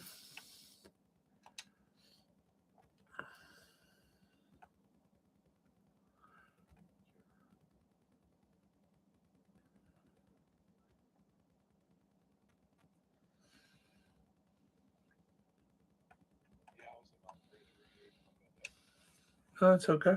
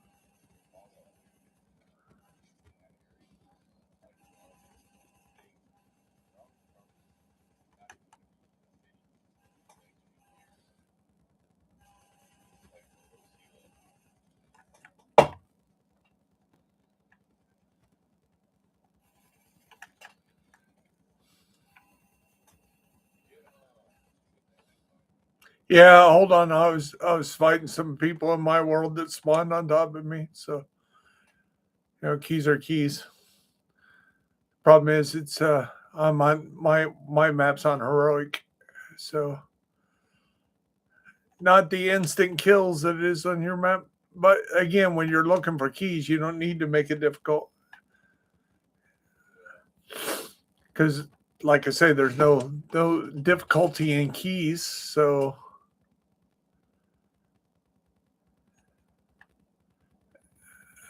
oh, and Rowan at heroic level. Oh, that sucks.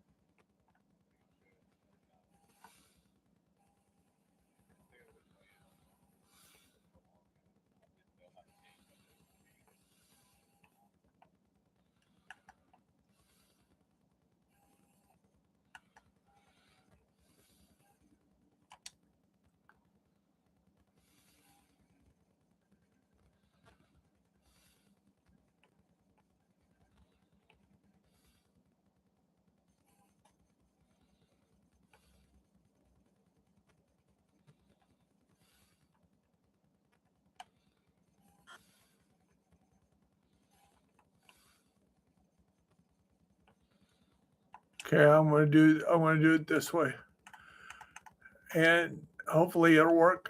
I'm gonna invite you over here for just a second.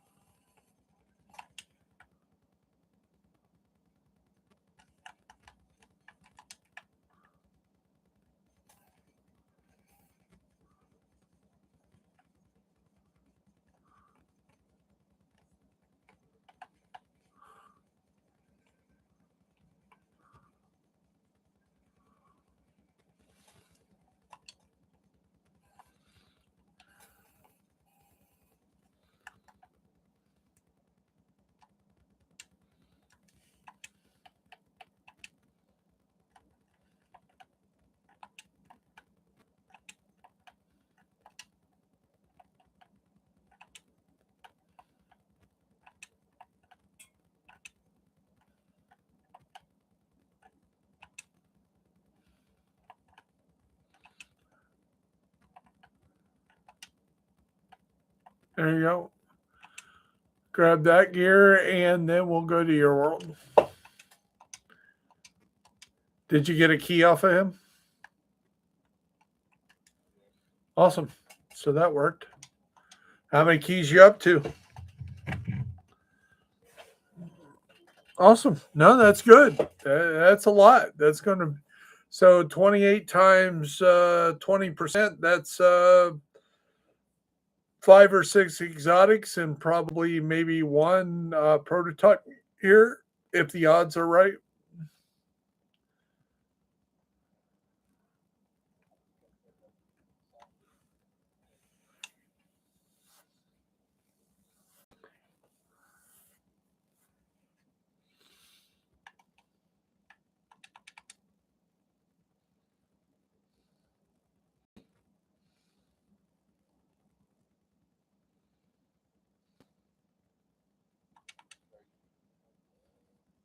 Oh yeah, I forgot. Yeah.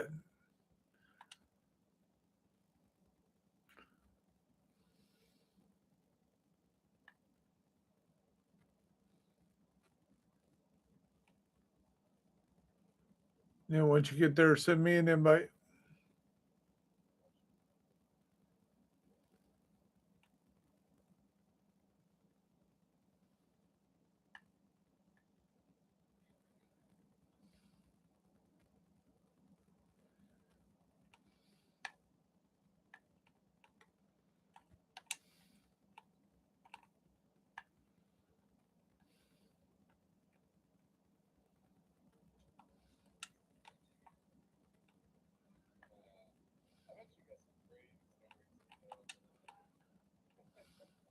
What's that? Who, me? Oh, you bet.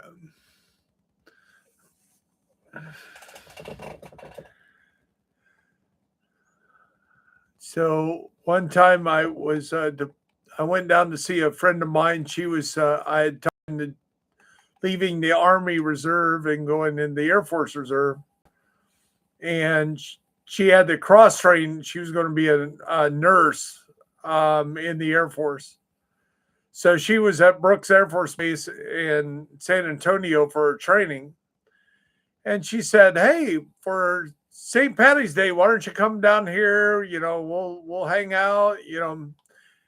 Me and the boyfriend. And you get to meet him, and he gets to meet you because we were always talking." And so he was like, "Yeah, who's this guy you're always talking to? You got a husband, you got a boyfriend, and you got this dude."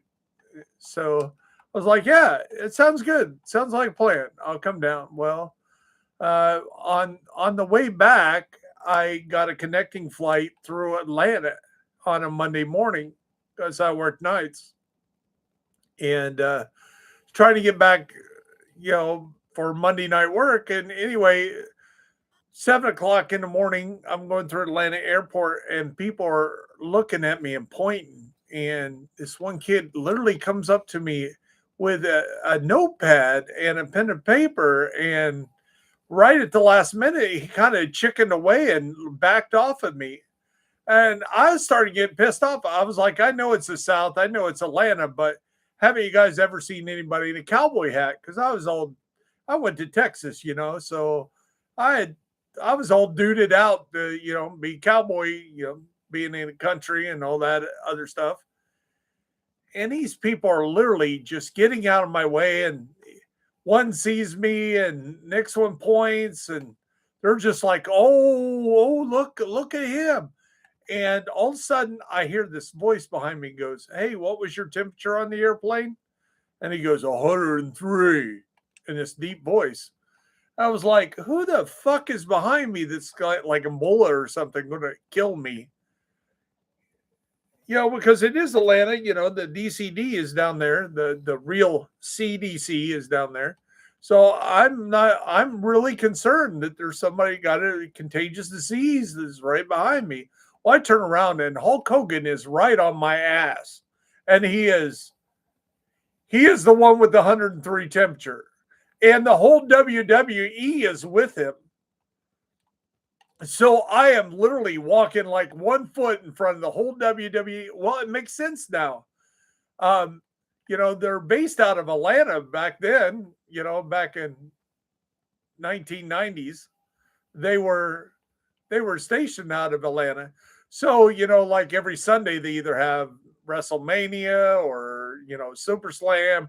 They have some kind of pay-per-view every Sunday in a different city. So probably any morning, if you're in Atlanta airport on a Monday morning, you're probably going to see the WWE in a group walking through there. Well, I just happened to be right in front of them, and I was part of that entourage, and people. And then I didn't feel so bad because I was like, oh, they don't even know who the hell I am. So it was kind of funny. Pretty crazy. My ex-wife she was in the military as well. We met when we were stationed in Japan, and she had thyroid cancer when she was 20. I had mine when I was in my 40s. But when she had hers, before they realized it was cancer after the surgery, it had to go to Guam and all that. So it took about a month for them to diagnose that she actually had cancer.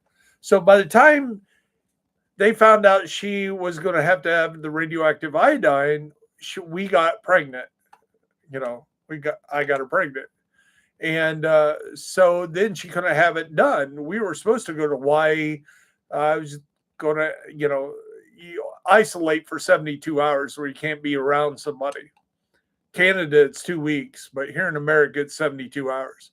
So anyway, so after we get stationed in DC together next, we got stationed there so she could once her pregnancy was done, once we had Logan, she could have the radioactive iodine at Bethesda, major, one of the best military hospitals in the world. And so she's in there. It was March 1989. She's in there getting, or 88, March of 88. She's in there having her treatment done. Well, about 2 weeks later, I see then old man Bush. He'd been president less than 90 days. He's in that same room waving at the paparazzi down below. And they were like, oh, he's in for a routine checkup, in the first 90 days. And he had a heart palpitation and they're in there for checkup. Well, that was bullshit. He was having the same procedure that my wife had that I would have 20 years later. He had thyroid cancer when he was president of the United States, and they lied to us.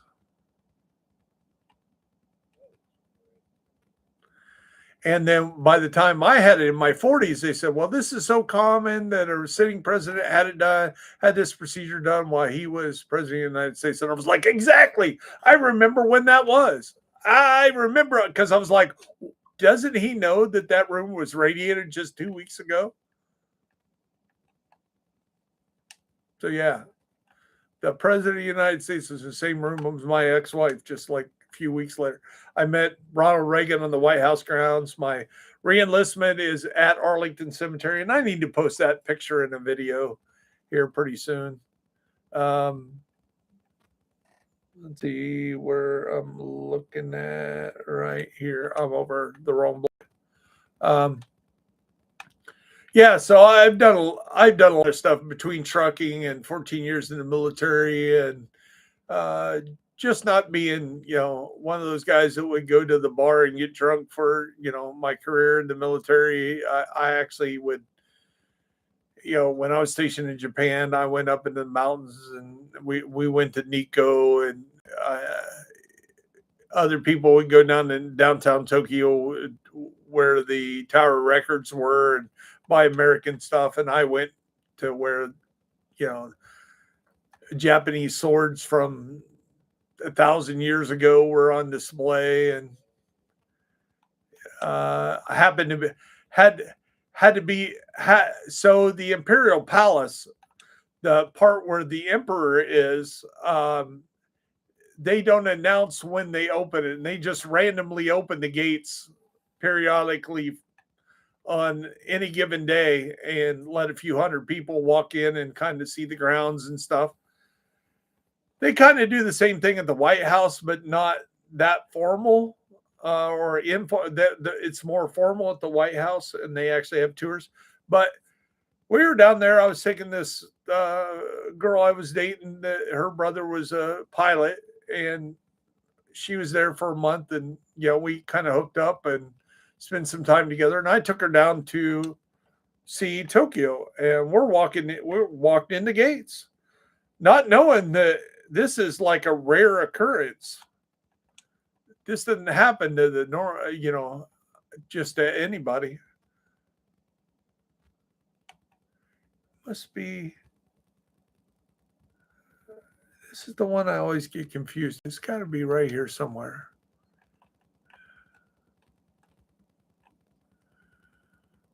Probably in the building somewhere. Let me run around the building and see if I hear it.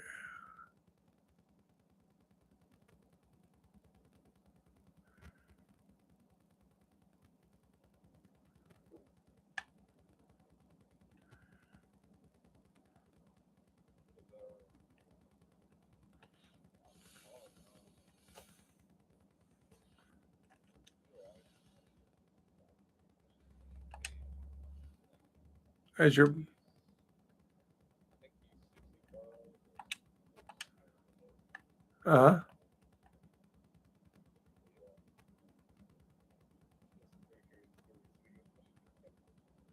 Oh, I think this one's downstairs.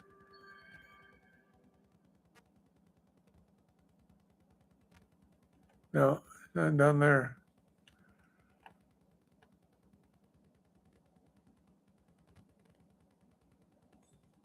Oh, there's the Katsunubi. Got to be getting close. Oh yeah, it's underneath the ground. After we kill them, I know where they are.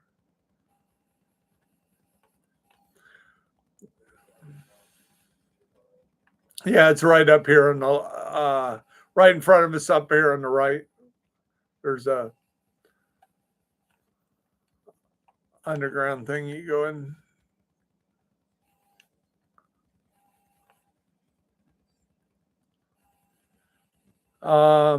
When I was stationed up at Shimia, which is the end of the Aleutian Islands, we had a USO show. I met Joan Jett when she did a USO show in Japan. My commander was the person that was in charge of putting on the concert, or making sure everything. And he's literally talking to Joan after the concert. And he said, "I have an airman back at the shop that he has to work today. He probably missed the concert." And he turned and looked at the first sergeant. And he goes, "Hey, will you go send somebody over to my cap to relieve Byers so he can meet Miss Jett?" And he goes, "He's right behind you, sir." And I was standing right behind there. He goes, "Oh, this is the guy I was telling you about. Because he's black, and he wasn't probably into Joan Jett music." And he said, "Well, I didn't know your music very well, and he's a big fan, and he played me this song and that song, and I love rock and roll. I heard, but uh, he's a big fan." And like I say, he turned around. So then the first sergeant took a picture of me, the commander, and her, and we got our arm around Joan Jett. And she's just a little thing. She's lucky if she's 5 foot tall.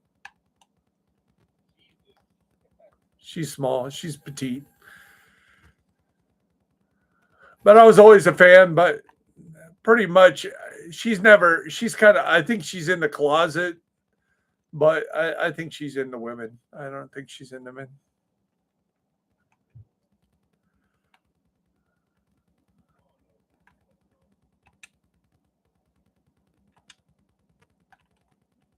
But she loved it. She loved us veterans. She's a big fan of veterans. So, but up in Alaska, we had the group America. They're military brat kids. Their fathers were stationed in Germany together, and then when they got stationed in LA at March Air Force Base, same time, that's when they formed the power duo that was basically America. Horse with no name. I've been through the desert on the horse with no name. From the 70s. Well, they were doing a USO show, and they came out to Shimia, and they were like, "Oh, we hear there's a tradition here. If you don't double dip," meaning the north side of the island was in the Bering Sea, the south side of the island was the Pacific Ocean, and you would see waves come in and crash from different directions. They were like 5 foot waves coming from one direction, 5 foot waves from the other direction. They would come out this point and crash. And if you don't go and jump into each area, then you're destined to come back here. And they were like, "We don't want to ever come back to here," because it is literally a 2 by 4 mile island. I tell people that at least people at Alcatraz got to see San Francisco. We had a sign at the end of the island that said 450 miles back to ADAC was the local McDonald's. McDonald's is pointing out into the ocean, 450 miles that way.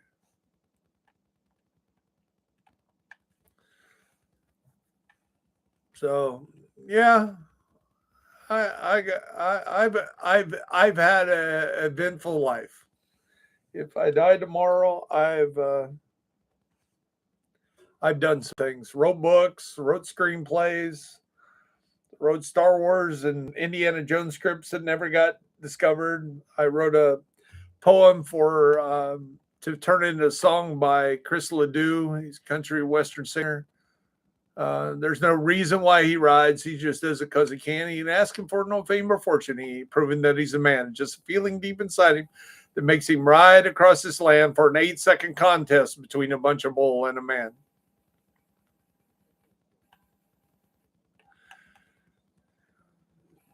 and it must be in the water because there's a lot of talented people up. Guy older than me, about 10 years older than me. His name was Mike Thomas, and Mike was in Reba McEntire's band. The problem is he was in the plane when it hit the mountain there in California. She lost her whole band. Well, he was one of the members that lost. Um, right behind me, literally where I'm sitting right now, like 500 feet that way, is where a young Marine named Herbert Sanchez used to live. And when he was in high school, when I first bought this house, he would walk past my window through in between the houses. So basically, the only thing I ever said to that kid was basically get off my grass in a nicer way. And a year later, after Marine boot camp, he got stationed in Afghanistan and was guarding the main gate during the thing. And he was one of the 17 guys that got blown up. So there was like, when his funeral, there was like 4,000 motorcycles in the arcade. We had A-10s flying over the city for the whole way.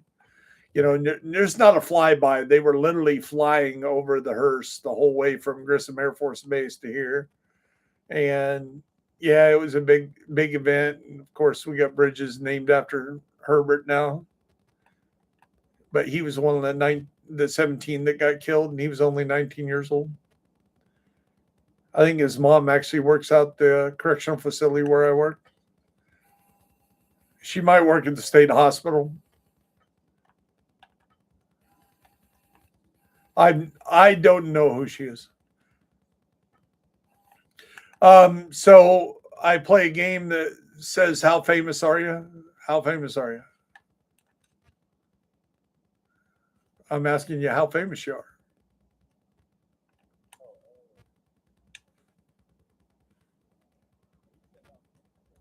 Yeah.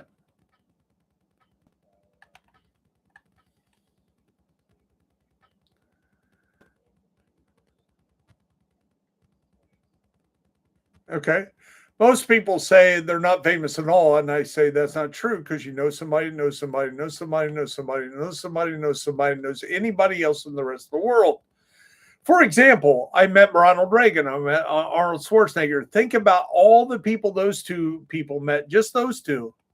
You know, then all the people I met in DC, all the congressmen, all that, you know. But here it is. So Hollywood invented a game called Six Degrees of Separation, or Six Degrees to Kevin Bacon, right? So you name your favorite actor or actress, I get it back to Kevin Bacon within six movie associations. Screw that. I can get it back to you. I can get your favorite actor or actress back to you in less than six movie associations of one non-movie association.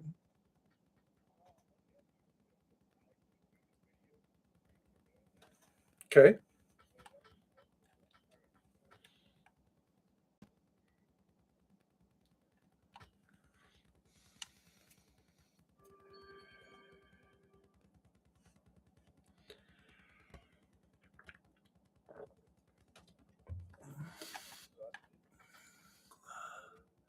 No, all you got to do is name your favorite actor or actress, and I'm going to get it back to you. I'm going to, yeah.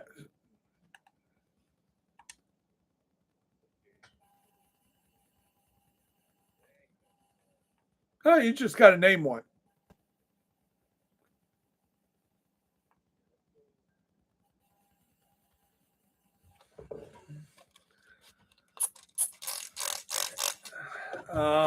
Okay, so he was in.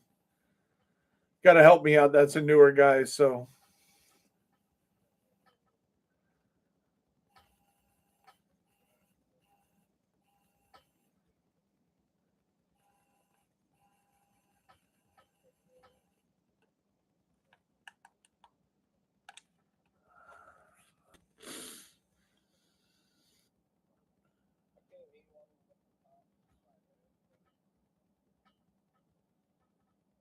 so just without breaking my brain, Pick like a famous actor or actress.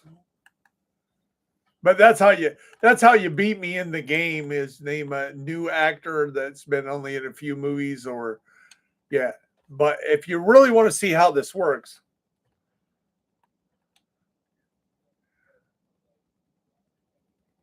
perfect. Okay.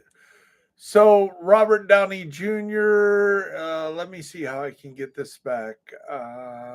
Okay, Robert Downey Jr. was, of course, in the Marvel series and in the latest Hulk movie.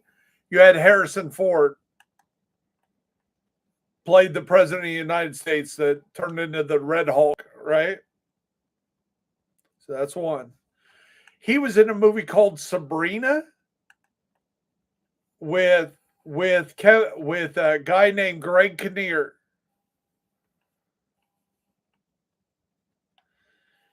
If you go on the internet and look up Greg Kinnear, you're going to find out that Greg Kinnear was born 1963, June 17th, in a town called Logansport, Indiana.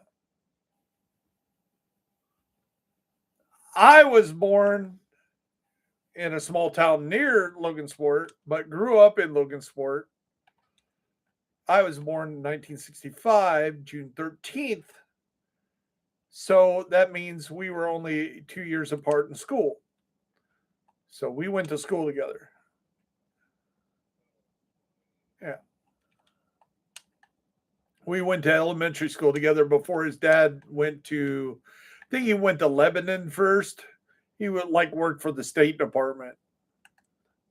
I think his mom is originally from Logansport.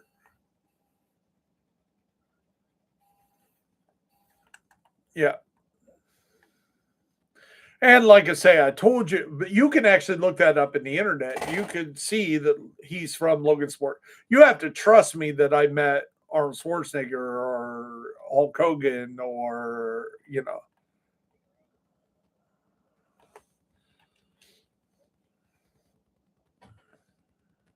Yeah. It wasn't like some people that literally worked in a factory or straight out of high school and they still just retired. You know, they go on a vacation to the Indy 500 or go to Disney World. You know, or and they've never done anything else or got out of town or I get it.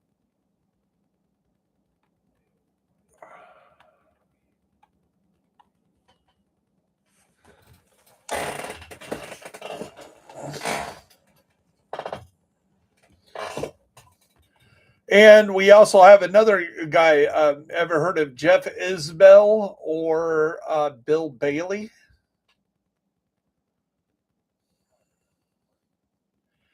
Okay, so when I tell you their stage names, it'll make sense to you. So Jeff Isbell went to a rival school called McCutcheon in Lafayette, Indiana, Purdue University, Shadow Purdue. Bill went to Lafayette Jeff, which was in our conference, played against Logansport all the time. I ran track against Bill when he was a junior and I was a freshman. So Bill is 2 years older than me, and Jeff is 3 years older than me. And when I was a freshman, I competed against, no, when I was in eighth grade, we competed in a battle of bands. We had a band that was kind of like a Chicago, big horn section because my best friend was a trumpet player. And we went to this battle of the bands over by Purdue University. And we got beat by this group from Lafayette. And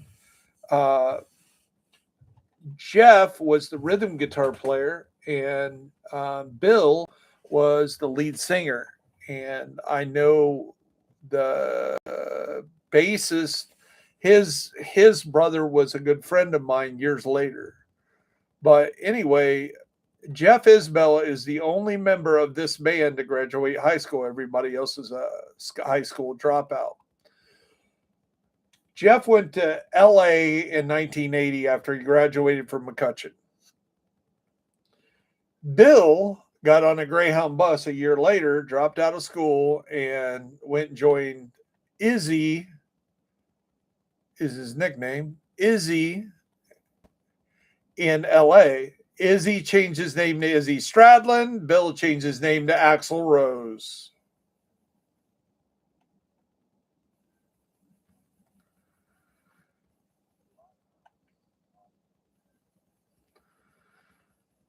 And what's really funny is the band I was in when we were stationed in Japan was called Predator. We did a lot of 80s hair bands and stuff. And our bass player was from LA, and he said he used his brother's ID card to get in the bars that night. And because he's kind of uh, Mexican descent. So it was kind of easy to kind of use an older brother's ID card. And he had tickets from seeing Striper and Rat and Motley Crue and uh, Guns or LA Guns, which had Axl in the group, and Izzy was in the group with LA Guns. Because Guns N' Roses is actually Axl Rose and Tommy Guns of LA Guns. That's Guns N' Roses, but they were trying to get a recording contract because I got an old album of Bill's that is called Hollywood Rose, which was his first group. And then when Tracy got a recording contract first with LA Guns, Bill actually was the lead singer for LA Guns on the tour, but the band manager didn't like him and fired him in Europe, and he had to find his own way home. Well, when he got home, he was like, damn it, I'm going to have my own group, and he had already had a minor contract with Hollywood Rose. And then that's when he got introduced to Saul Hudson, also known as Slash. And from there, they took off and become Guns N' Roses.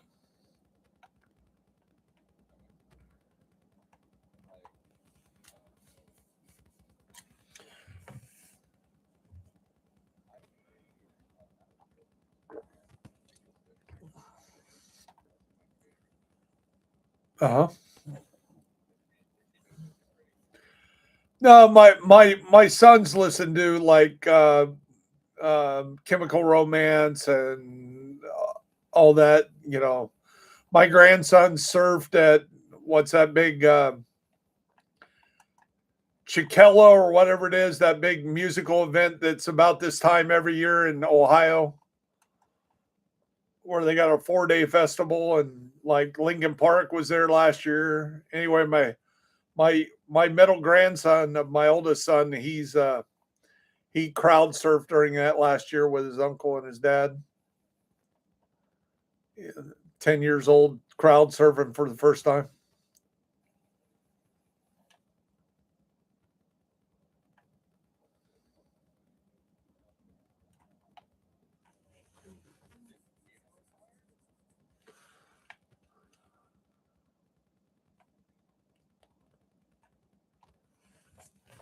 Yeah, like Logan was into Avenged Sevenfold, and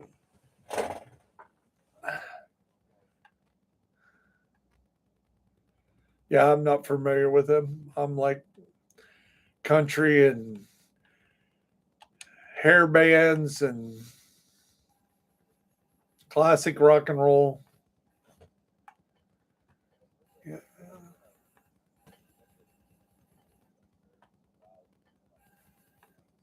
Yeah.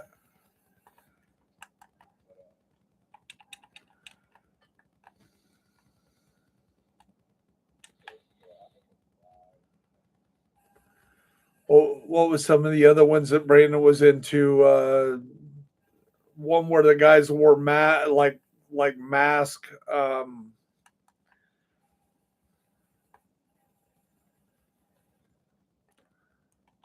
I want to say Slender or something like that, or wasn't Slaughter. That's from the.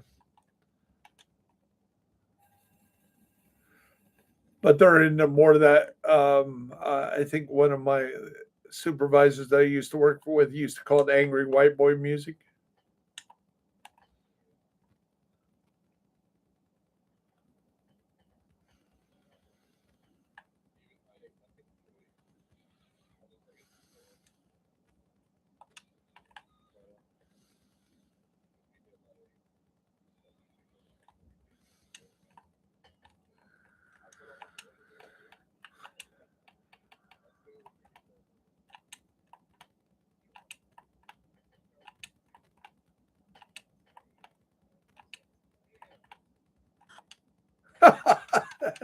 That's cool.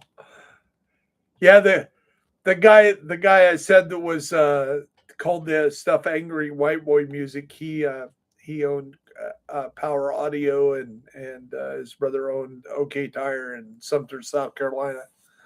And yeah, that was kind of funny.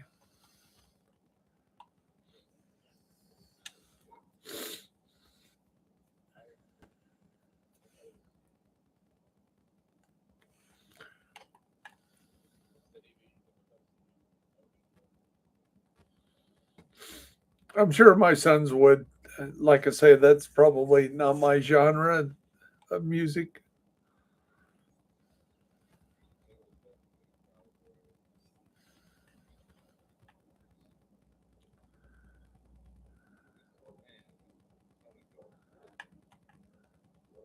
Okay, on me, there's the Katsunubi on me.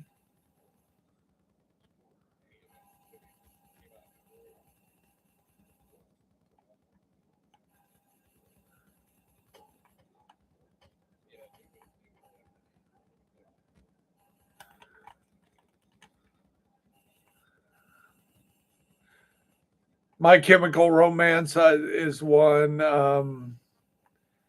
They were never into like the clown posse group or nothing like that. But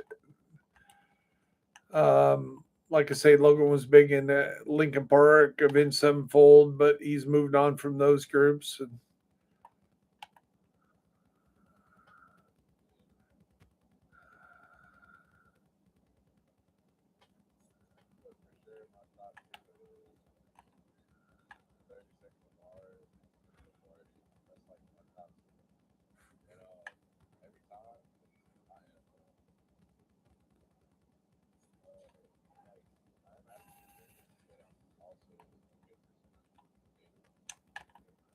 okay,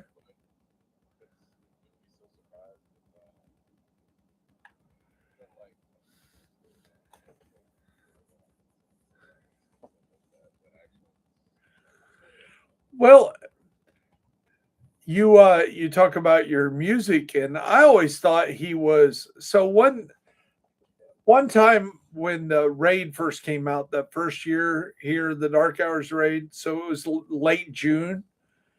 The raid had been out a month, and it took 2 weeks for anybody to ever do the raid legitimately here on Xbox. And anyway, I was helping. I had learned how the raid about that time, and I was helping this guy, and he had like two or three friends that were in his group. Well, trying to pull three newbies through the raid was really hard back then. Probably still hard, but they they they weren't getting past the first boss. They were having trouble with their DPS builds. But one's guy's name, his voice, he had a very unmistakable voice. And my son had just he was still living with me when he had came back from Afghanistan that year before, and he was still living with me. And I turned to my son after this guy because what happened is the guy said, "Hey Trace, come over here," and I'm like, "Whoa, how the hell do you know my name?" And he goes, "I wasn't talking to you," and I'm like, "Oh, okay, yeah, you don't have to be all whatever." So the guy that he was talking to says, "Hey, my boys are a little, protective of me being a celeb and all that, and you know, it's cool. I really appreciate you helping us out, but we're going to fly. But really, I want to thank you a lot for helping me, but we're not up to this." I'm like, "Okay," and he left, and that was all we had done. And I'm starting thinking, where do I know that voice from? I know that voice. I know that voice. I pulled my earphones down. I yelled at my son in the room next to me. I say, "Hey, Brandon, I think I just played a video game with Ice T." He goes, "You're on crack, Dad." And he went on his business. Didn't think nothing of it. It kind of passed. I was like, yeah, he's probably right. It's probably not Ice T, whatever. So here come Brandon a few weeks later. He had one of his gaming magazines. He goes, "Dad, Remember that guy you said you thought was Ice-T? He said, "Do you remember his gamer tag?" I said, "Yeah, Overlord 182. I still got him saved right here. We're friends." He goes, and he flopped the magazine out on my desk in front of my PlayStation. He goes, "Yeah, you were playing with Ice-T." And the article was talking about how tough it was doing the raid, and that there was a good people out there. It was for one of the gaming channels. Anyway, he was talking about the raid, and the way it sounded, it was talking about me helping him with the raid. That he was just too tough, and he was going to go out and tour with his men. Well, anyway, what I'm trying to say is, other than I played this game with Ice-T. Um, that his style of music I always thought was rap, Cop Killer and Trooper and all that. I didn't know he was into heavy metal music. Like during COVID, he's all in like really hard rock music and like Pantera and stuff like that.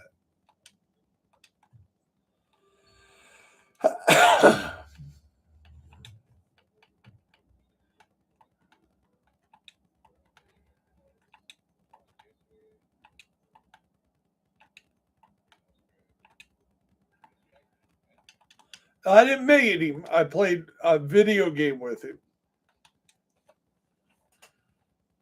And he didn't say he was Ice-T. Is it glitched out again?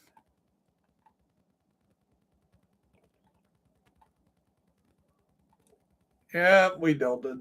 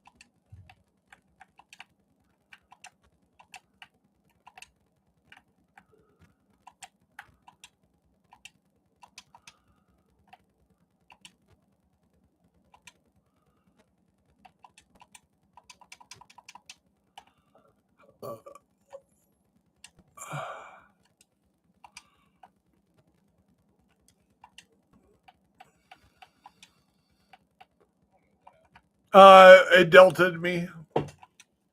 It knocked me completely out of the party as well. So, yeah, this stuff you can just break down.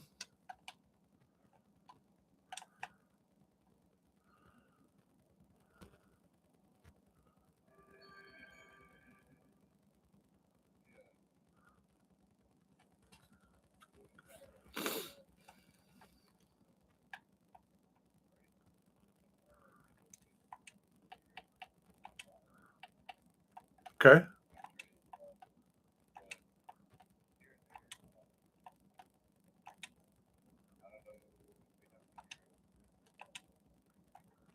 No, I haven't heard of that. We have Mike's Car Washes up here in Midwest.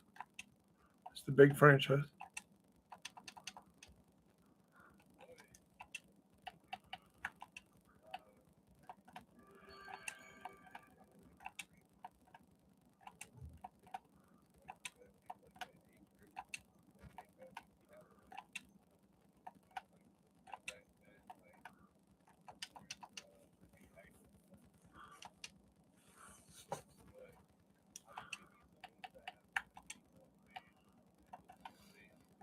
Yeah.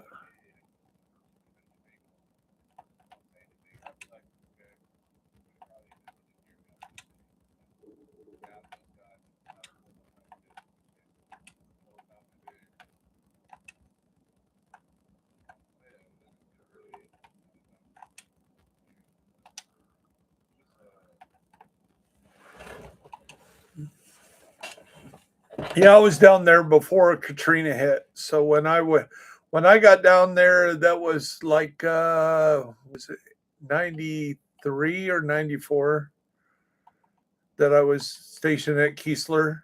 And um, I met a girl from I met her at Rodeo Nights there in Gulfport, and I used to work there.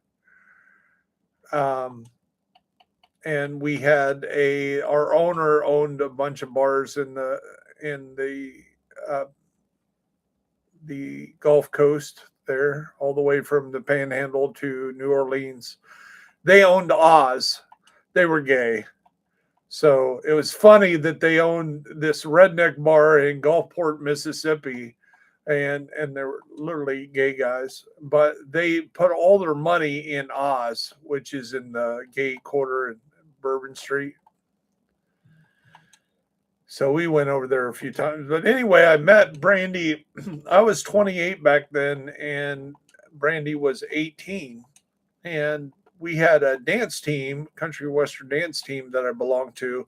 And we would do, like on Saturdays, we would do demonstrations after we did our little 40-minute routine on 3 or 4 songs. Then we would go out in the audience and we would pick somebody to dance with. And the rules were, if a team member asked you to dance and you refused, well, have a nice night. You can leave now.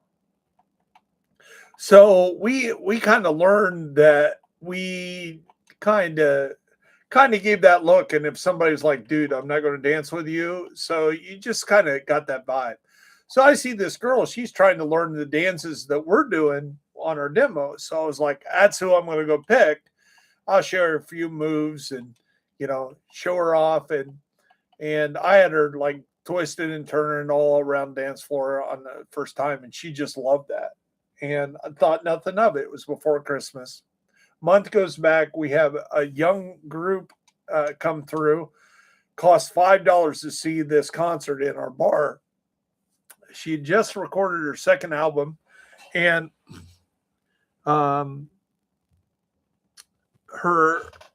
the roadie walked in first. I'm hanging the lights because my high school had a $17 million auditorium. So I knew I was kind of a technician in high school. So I learned stuff that you usually don't learn at a regular high school. And when we had to contract for all this lighting for this concert, they were like, part of my cheap bill for the lighting technician was, you have to give me 2 people to basically be slave labor. The bar's going to pay for them. I'm not paying for them. But you have to give me 2 basically workers, and I'll tell them what to do.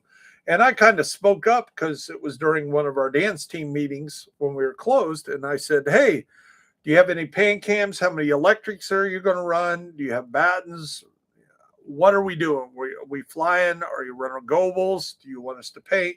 He goes, I want him and another one like him. I said, there's nobody out at Keesler like me. You're not going to find somebody like me, And my owner's like, hey, Byers, you find somebody else to help you out? I said, yeah, I can get Jim. Jim will probably help me out. So we're hanging lights, and the roadie walks by, and I'm singing, because I don't care. It's just roadie, right? And he stops, and he goes, dude, you with the backup band? I said, no.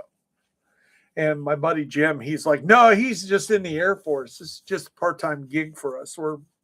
We work here as bouncers and security, and we're just hanging lights because he knows a little bit of something about lights. He goes, oh, he said, if you ever get in Nashville, you ought to look me up and we'll see how good you really are. And I almost got down off the ladder. I was like, dude, you're just a roadie, right? I really wanted to give him that speech, but I didn't really feel like being too much of an asshole that day. So I did it. I just let him have his delusions of grandeur that he was somebody special. He's just this young lady that was becoming a country star, just her roadie, right? Well, when Martina got on the stage that night, she introduced the band and she introduced her brother on steel guitars, Martin Schiff Jr. Well, I knew Martin Schiff Sr. in Nashville, or heard of him, and he's been in the Grand Ole Opry for years. I was like, holy shit. I did not know that Martina comes from,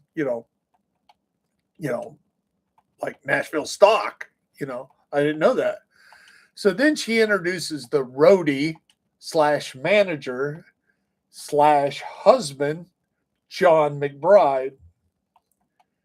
Well, back in that time frame, this is January of 98, he had another job other than being Martina's husband and manager and road manager. On the big tours, he was some guy named Garth Brooks's road manager. So, yeah. But I had 2 kids to raise by myself, so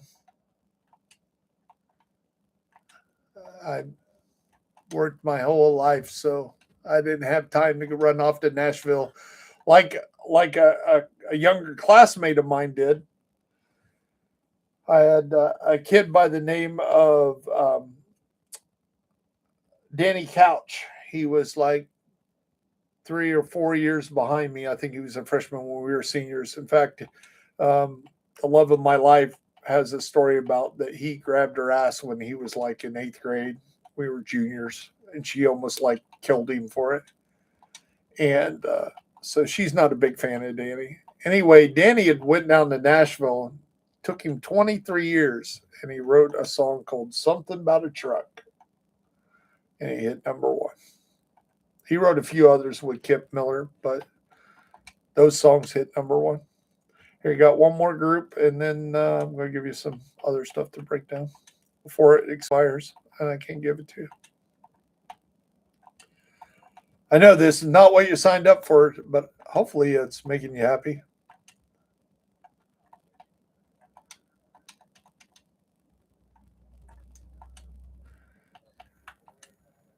Like I say, I can only drop 5 at a time, so until you pick those up, I can't drop you anymore.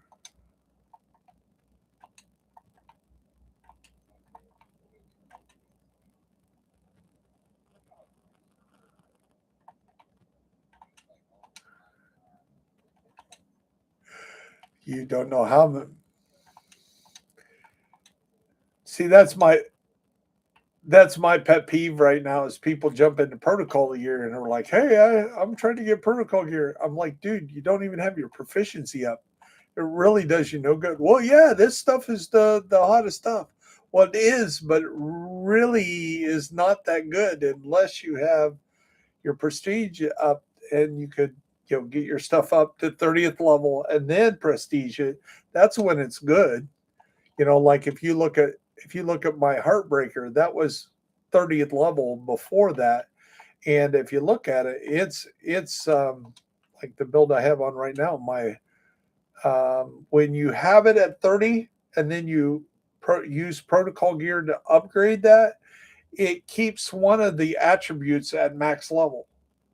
Like it gives it the best roll. So my armor on my mask is 255,000.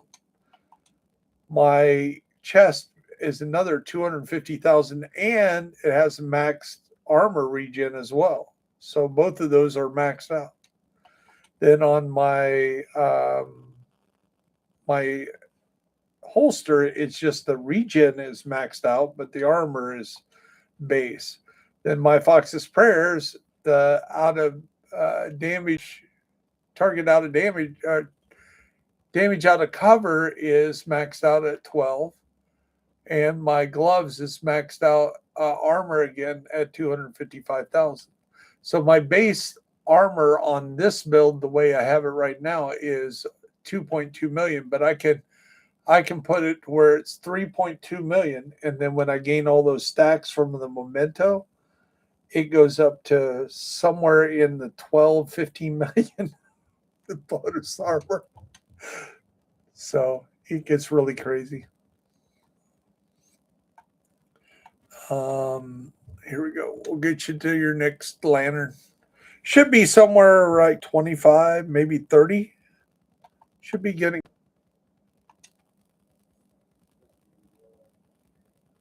Oh, awesome. 12 more to go. Hey, Katsunubi on me.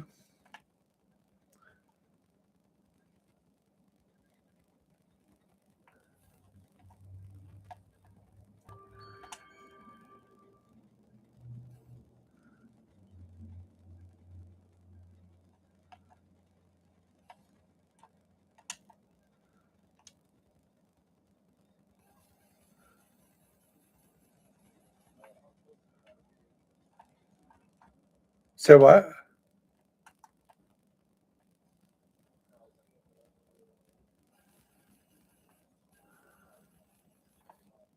Yeah, he was. He was right on top of it.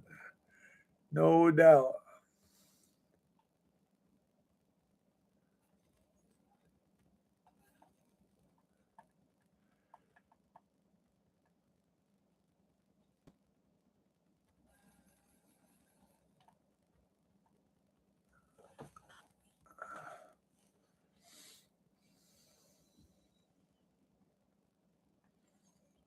So you got a lantern over here.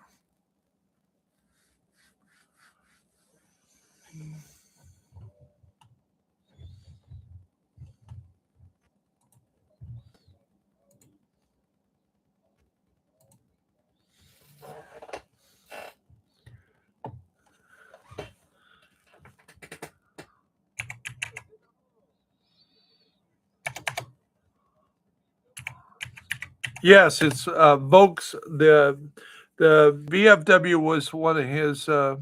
Yeah, it's like saying like Elon Musk started Tesla. He didn't, but he just bought Tesla and took it to a different level.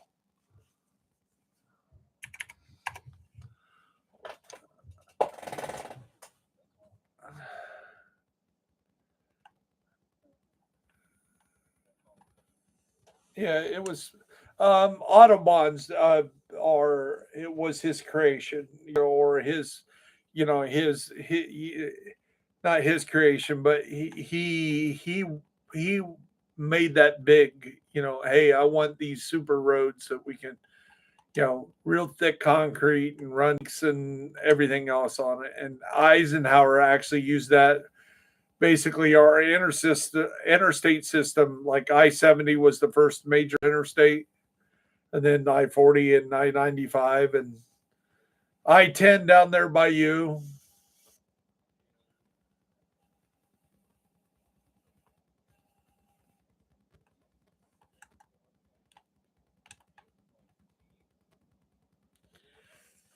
So if it's an even number, it runs east-west. So I-10, I-20, I-40, I-70 goes east to west. When it's a odd number, it runs north to south. So I-95, I-15, I-35, those run north to south. If it has a second number in it, a 2 means it goes into the city, a 4 means it goes around the city, a beltway basically. So 495 goes around DC.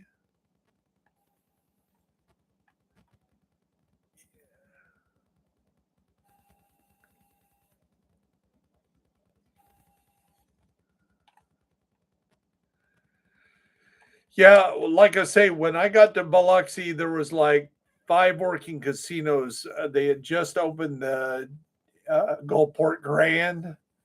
They hadn't even built like the ones there in Biloxi. They were like Boomtown and all that wasn't open. Hollywood, Hard Rock wasn't open. They had like literally river boats. The Lady Luck had opened like that, like January. And I've been there since July the year before. Anyway, when I left, there was like 27 casinos and like 10 more were being built, and Katrina wiped every one of them fuckers out.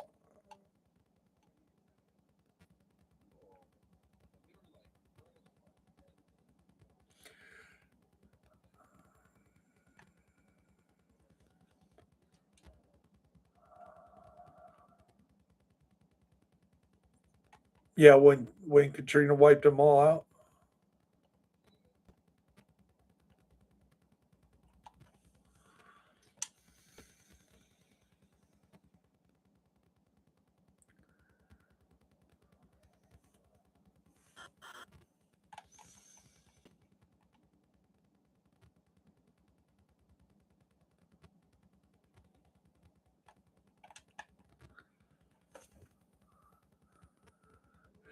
Yeah, in fact, that bar I told you about that was right down there by the banana boats where they used to keep them down by the Copacabana.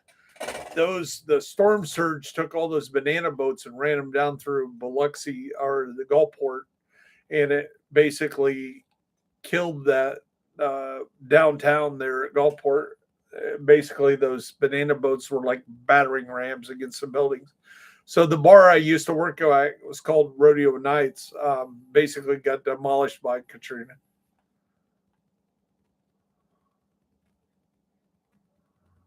Yeah, it knocked the causeway off of the Back Bay and going to past Christiane.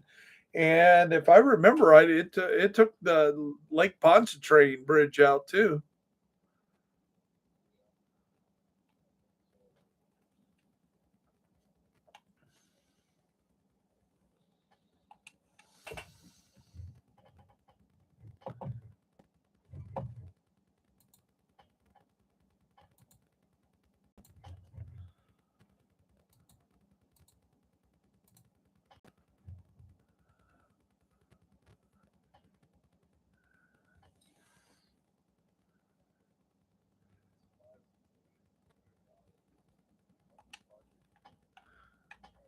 What's that? Oh, here in DC. Yeah.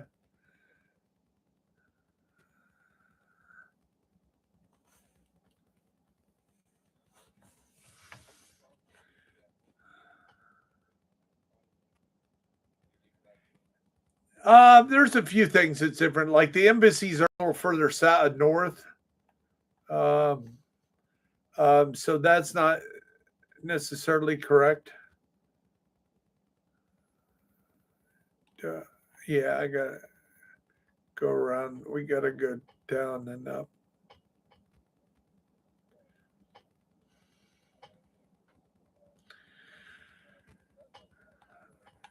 There's an island out there that's off of Georgetown. That's like that area is like Georgetown. Foggy Bottom is basically Georgetown. Like we used to go down. There's a lot of nightclubs down there. Georgetown University is down there, but unlike a lot of campuses,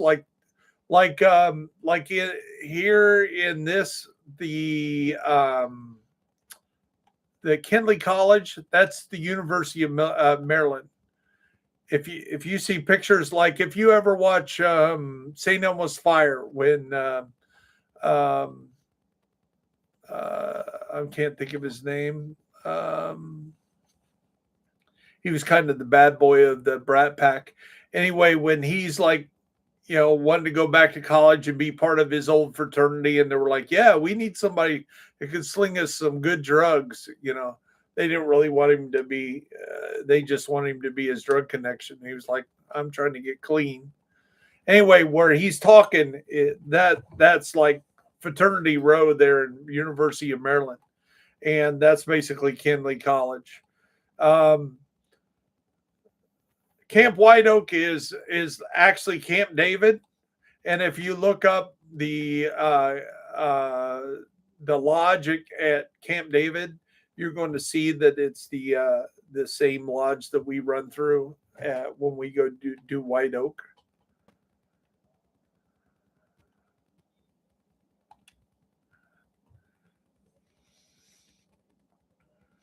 Yes. If you look at the map right now and you look at the White House, I got a picture of the down that big circle that's south of the White House, not the little circle. That right where that reflecting pool is. That's actually on the ground. So when you see East Street, all that's fenced in. All that's the property. East Street over to 17th Street, around the old executive building, around the White House, down East Executive Avenue. All that's fenced in. All that's White House property, including the old executive building. All that's property. But this, where you see that big circle, it's called Eclipse on the map. It's Eclipse Road Northwest. There's a little circle inside that circle at the north part. There's a little reflecting pool there, and I got a picture of my sons with my ex-wife. In fact, it's her Facebook page right now, or post. is the boys when they were 3 and 2 throwing pennies in that well with the White House behind them. Across the field, you can see the White House behind her over her shoulder. And anyway, when you're looking at that map, there's a building off there where that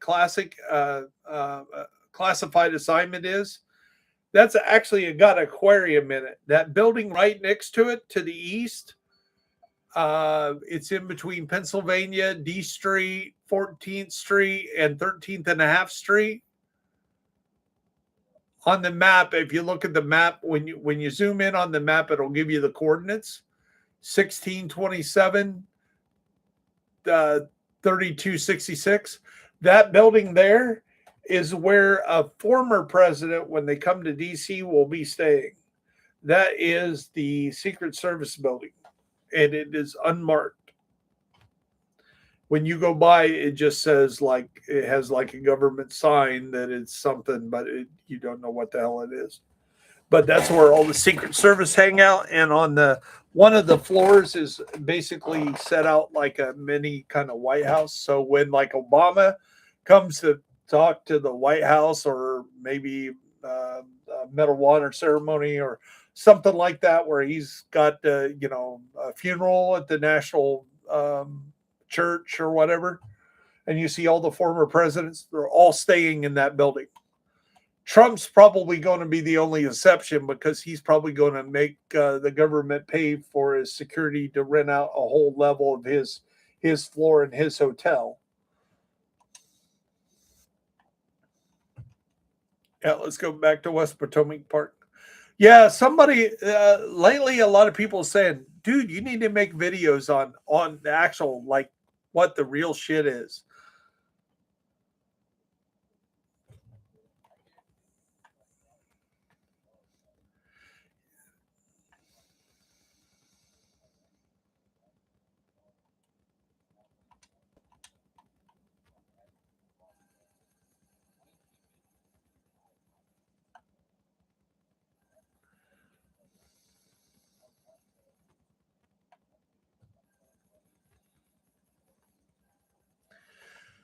So one of the stories I tell before I was stationed in DC from 87 to 91.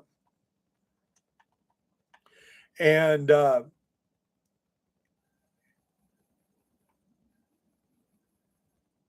so right before I got there, I think it was 85 or 86, there was a plane that took off from where our raid is.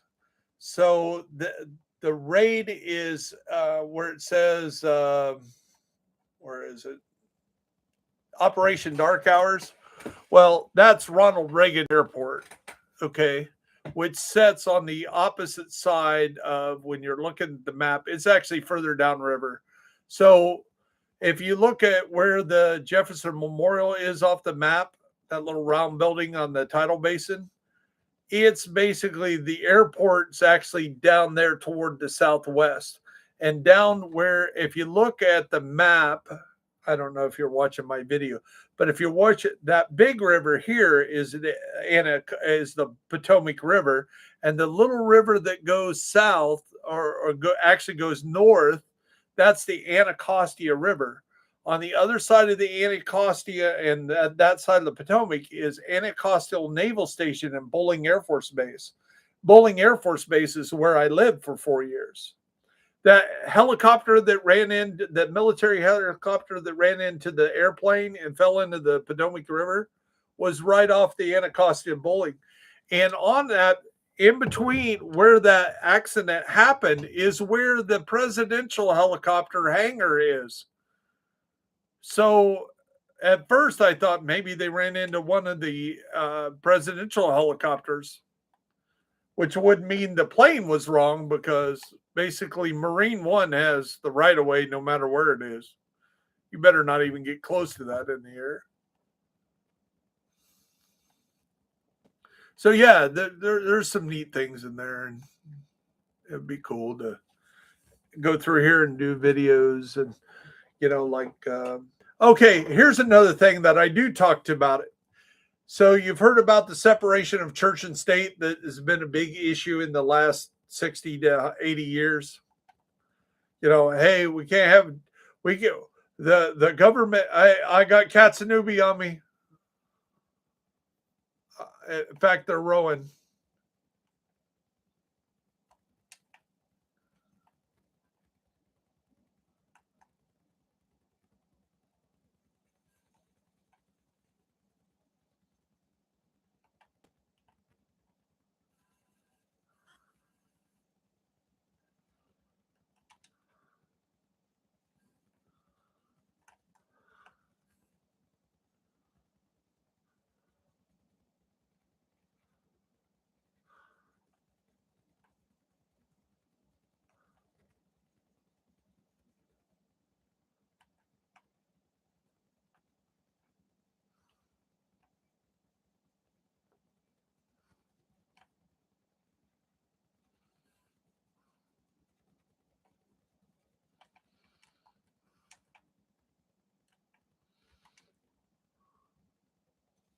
Where the hell did he go? Where the hell did he disappear to? He ran off, didn't he?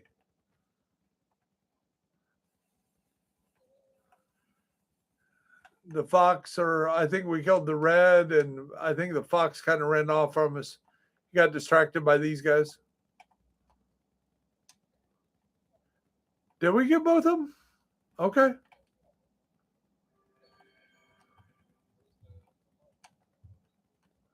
I thought he got away from us. I swore. Yeah, he did. He's no, that's heavy.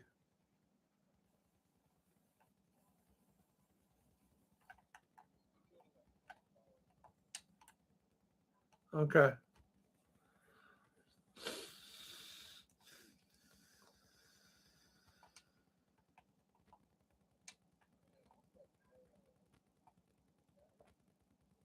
Chatterbox.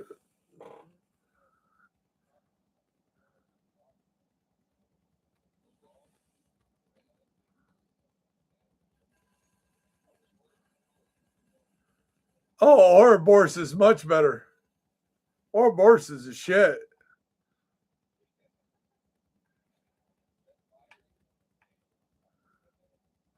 Oh yeah, throw some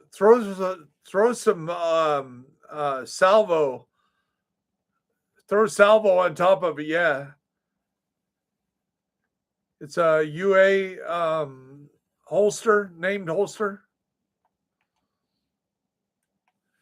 If you don't know what I mean, I have a video that really explains it called the Masterclass on UA that talks about the salvo and the equalizer.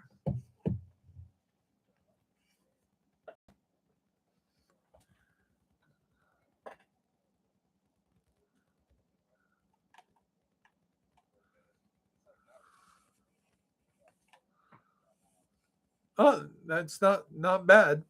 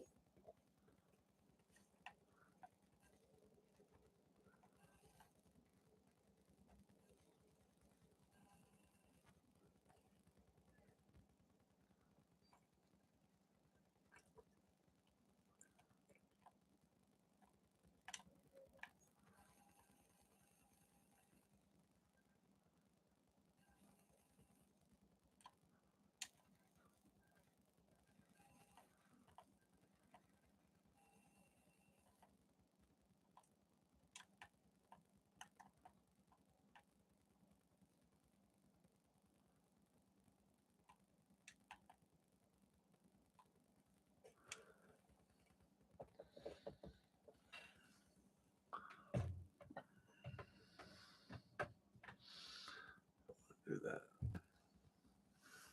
that. Okay, so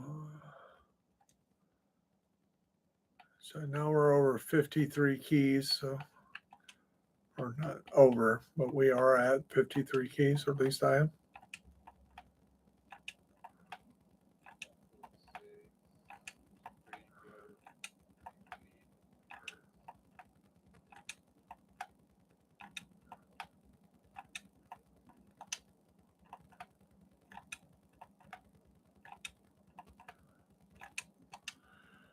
Yeah, anything that's named is really going to help you. All this measured assembly, I just break down.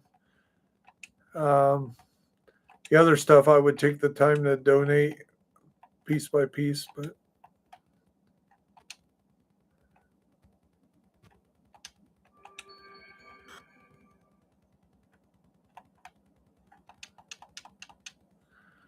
okay, I'll leave you with that stack and I'll go find the next item. So we got that one and that one.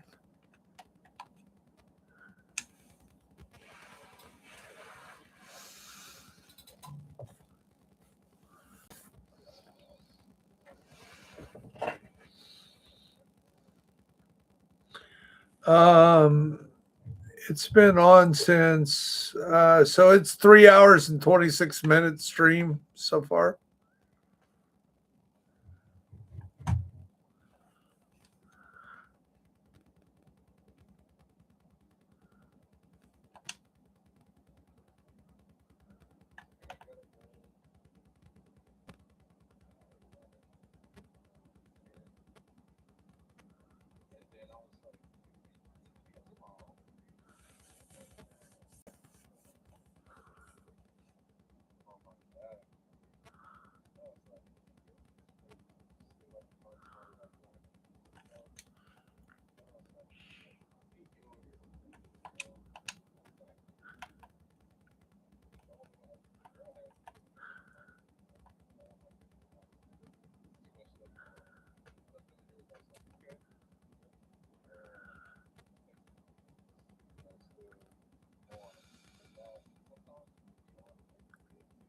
Yeah.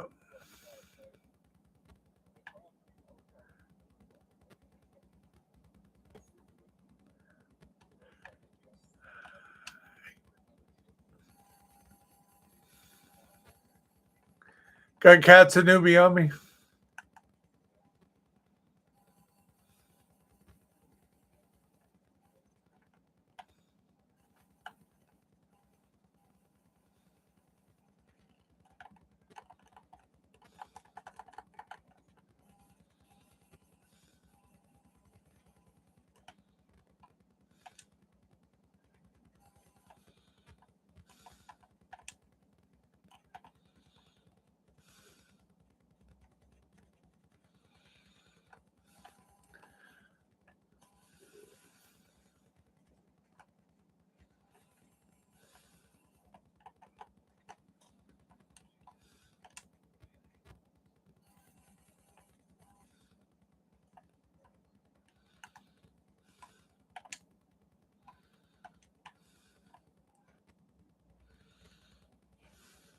So do you even know that you're running the global event right now?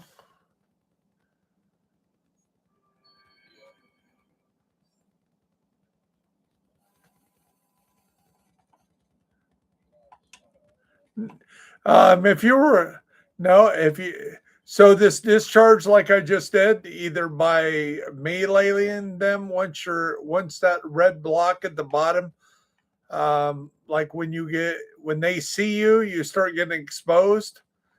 You become real weak when you're fully exposed. I mean, that's why you're dying, even though it's normal or hard. But just the opposite. So right now I'm fully red, or now that you killed that guy, I'm not. But anyway, you do a cover to cover move, and it discharges it. That's that red thing that goes out, and then they basically it's kind of like a disease. You have the disease, but once you give it to them, then they have the disease, and then they're real easy to kill at that point. So if you do your discharge, but what I was asking you is if you know what you need to do. So if you go to your menu and you go over to Cherry Blossom, hit go up there at the top to timeline or event timelines, and go over to Shade Exposed and press A. I know I said a lot there. Did you follow me on that? And you have day 1, day 2, day 3. So you have a potential of having producing 40, 50, 54 stars from the different activities. Is there any of those activities you need to work on as we're doing this? And what you can do is you press down on your joystick on your left joystick, and it'll put whatever day you're working on up on your screen, and you can keep a running tally. Oh, I need 3 more of that, or I need this.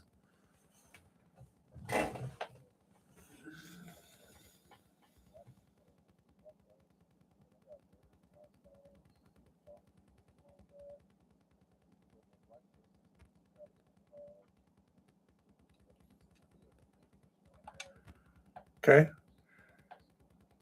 So go ahead and fast travel on me.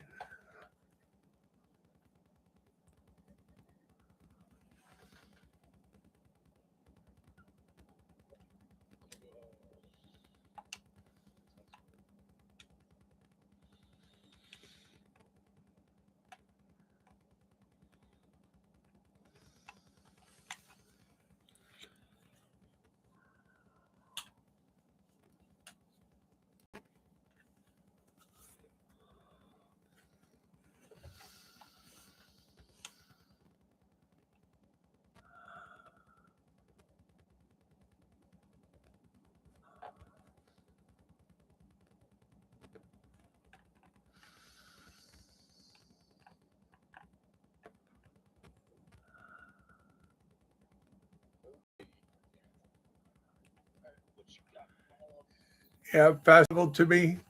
Catch newbie on me.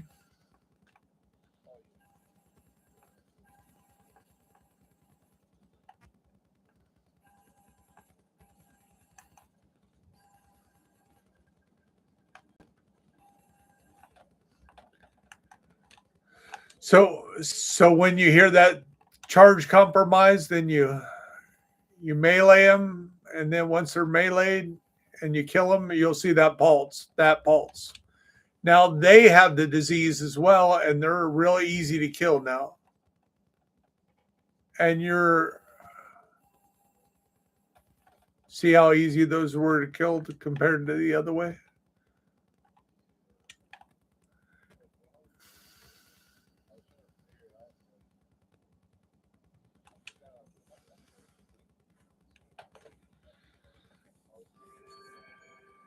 Uh huh.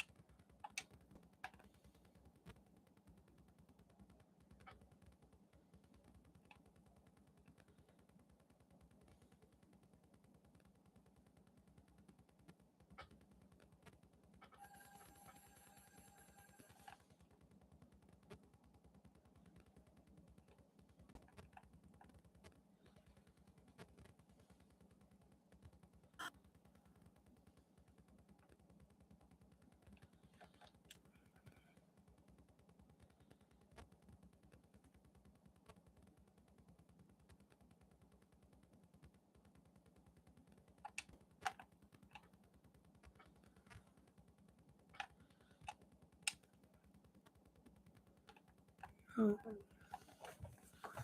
not far enough down. Why am I?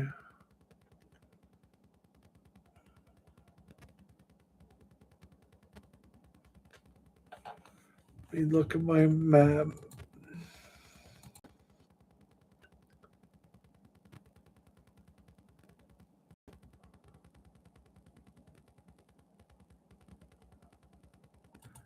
Yeah, it should be right here. What am I doing wrong?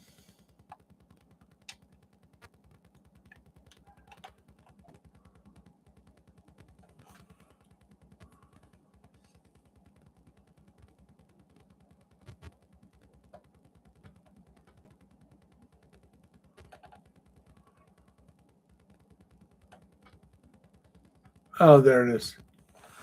There.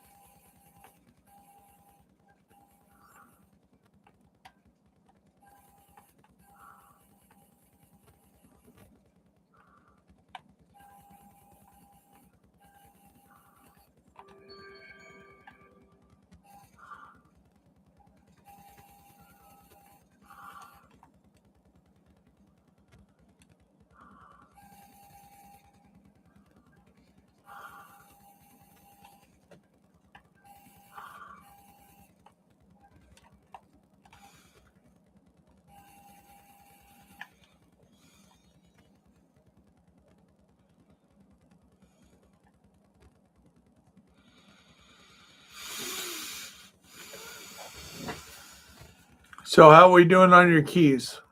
How many more we got?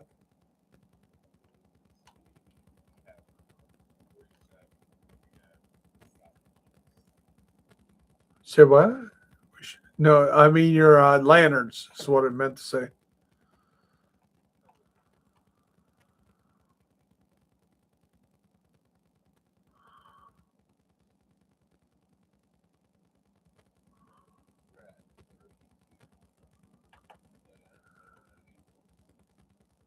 So it'll be 7 more after this.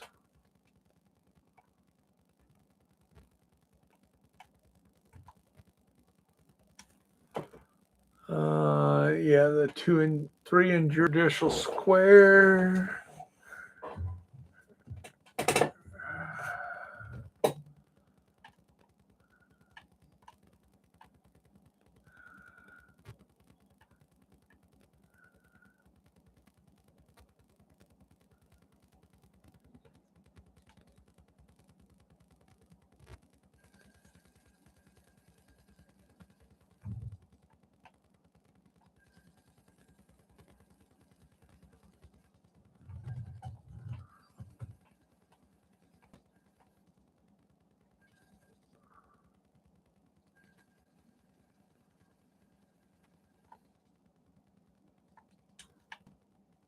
There we go.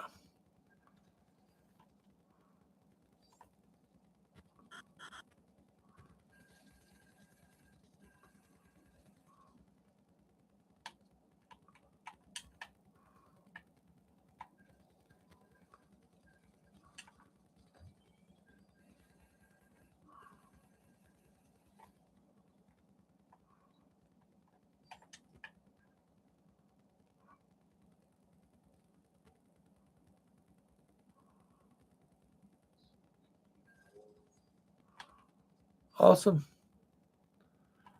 There's the way to get it.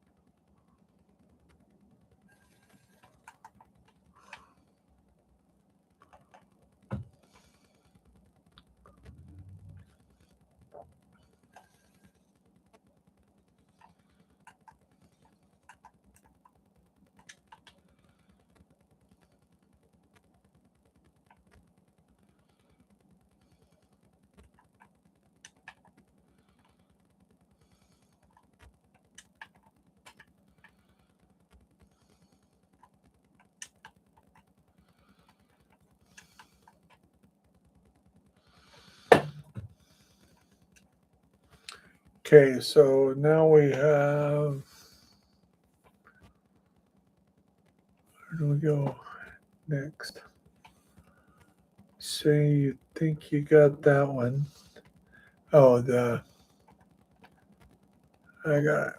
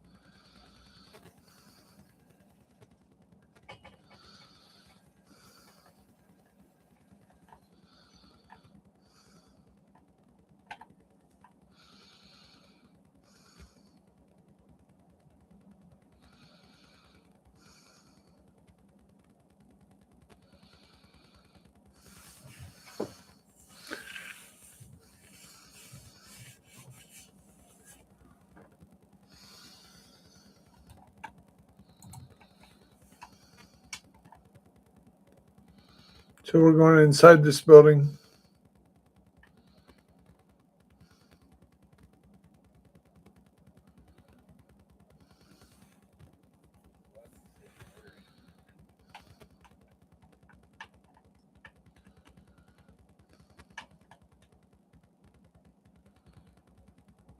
Then out the window, and it's right here on the left.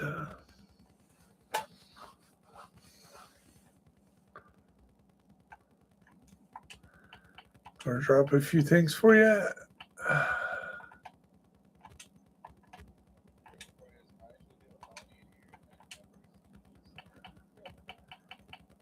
Did you just recently do that, Bounty?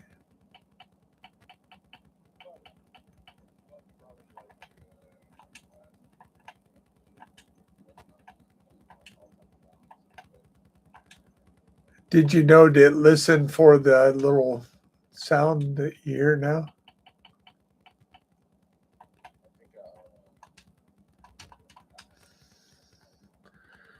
So grab, drop, and then head to the back to the safe house once you pick those 5 items up.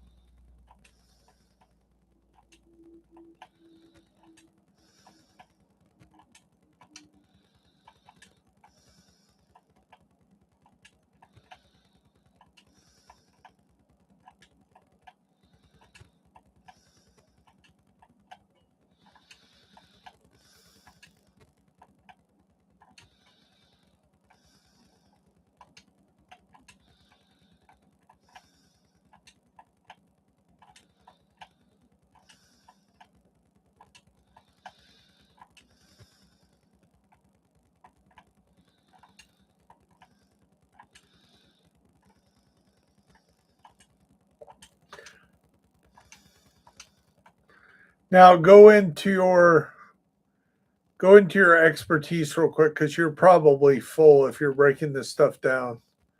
So I want you to go to your expertise in your tinkering station, and when you go to your expertise, put on go down to smart cover. Pick fortified. Let me know when you're there. Right. Side down with your skills. Highlight and go to fortified. Then at the bottom it says donate junk.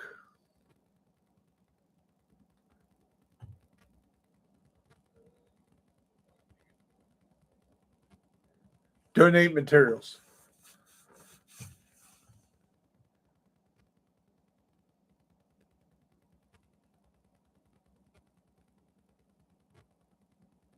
Okay. Now do the same thing for precision, which is another smart cover because you probably max that out, right?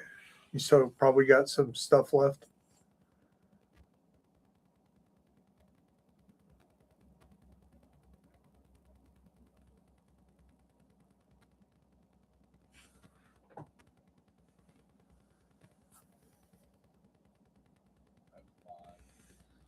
Okay. Okay. Okay. So I just want to make sure that all the stuff that I'm giving you when you're breaking it down, like all the this measured assembly, just break it down because you're going to get measured assembly stuff, but plus you're going to get some resources, some blue stuff, and all that. And then you just once you break it down, you go back there and do that same thing because you're probably never going to use smart cover, and it's a pain in the ass to level up. So it's a good thing to use these resources on.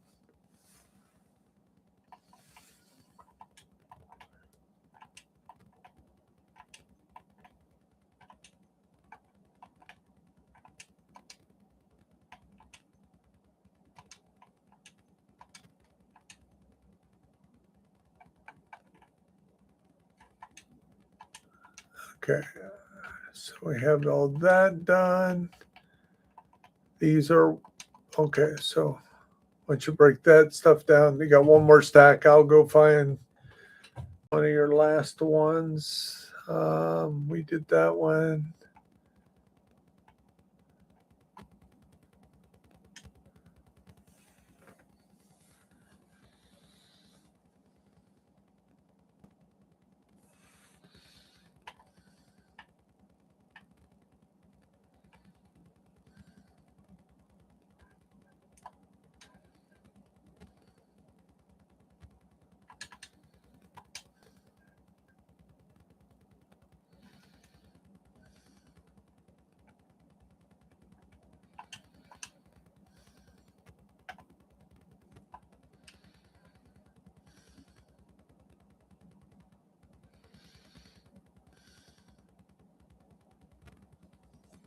Oh, Katsunobi,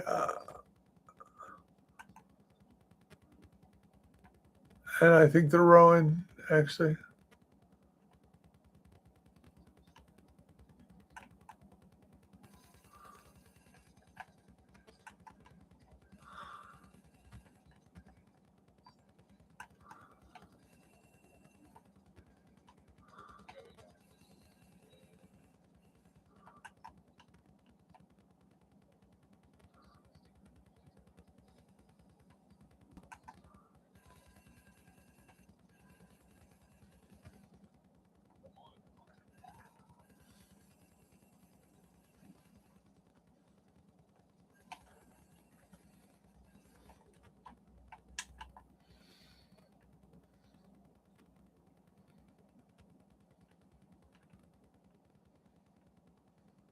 What did you?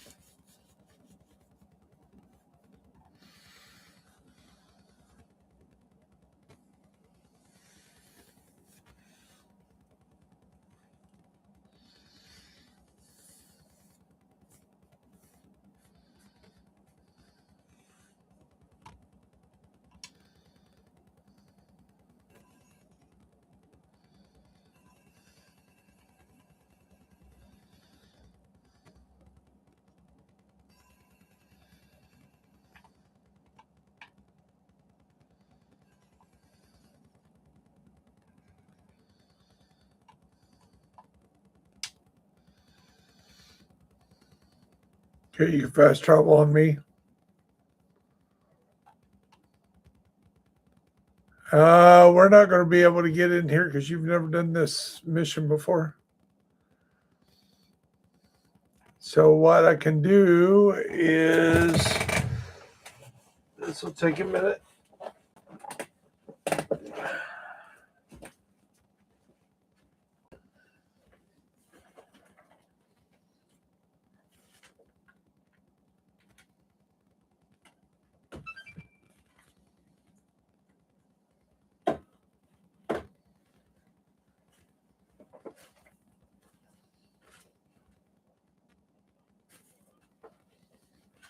Yeah, it was here beginning of the.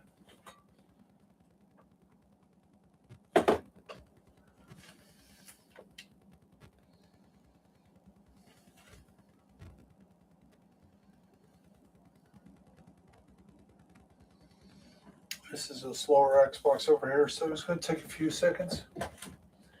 So if you want to work on your donate your stuff.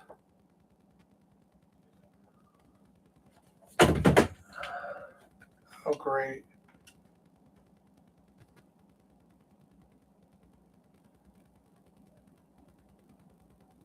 There we go.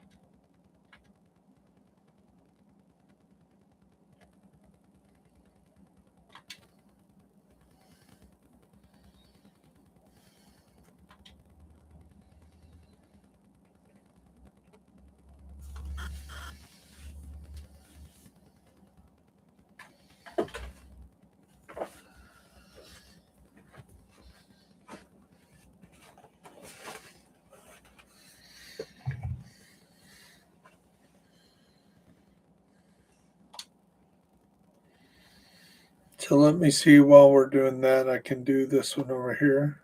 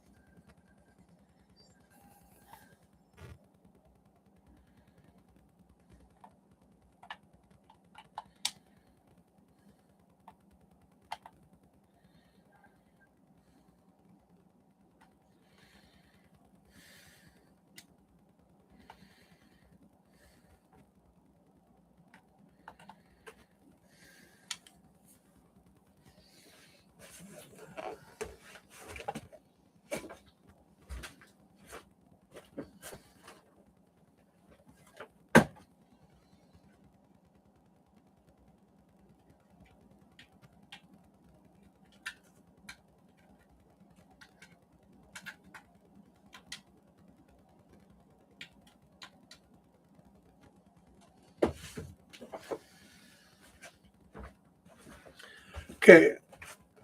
heading upstairs.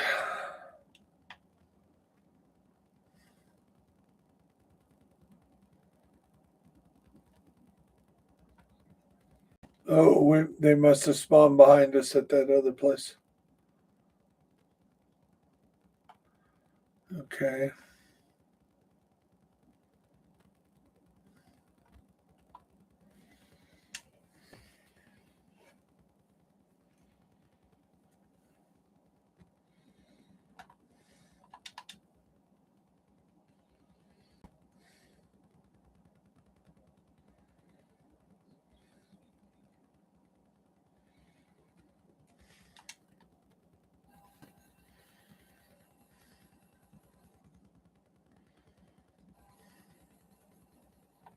Cat's a newbie on me.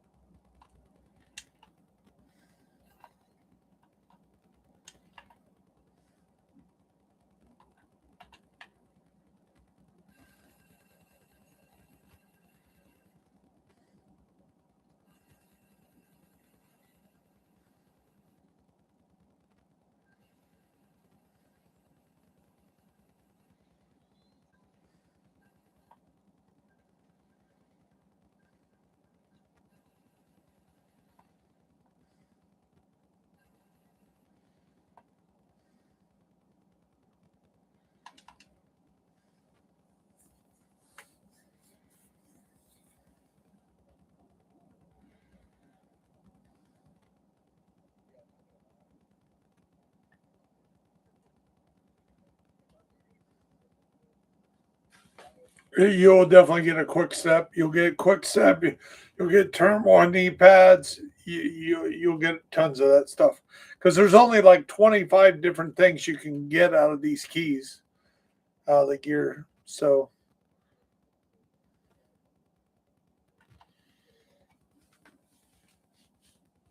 Lexington, the caretaker. Um, well, actually, the quick step. If you don't get the quick step out of that, I think I got one of the bounties that's the Huntsman's bounties. You can still get it at. We'll see.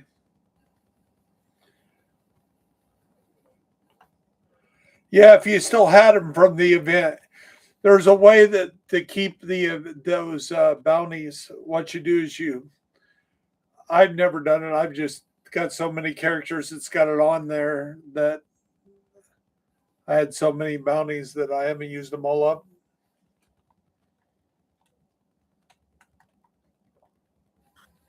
So what? Yeah, you start the event and then somehow you leave it before you complete it or something. But yet, yeah, you die and sign out, something like that. I don't know the particulars per se. And then you can refarm it. Right.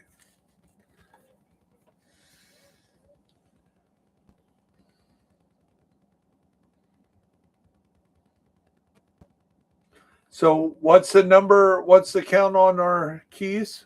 How many are you missing?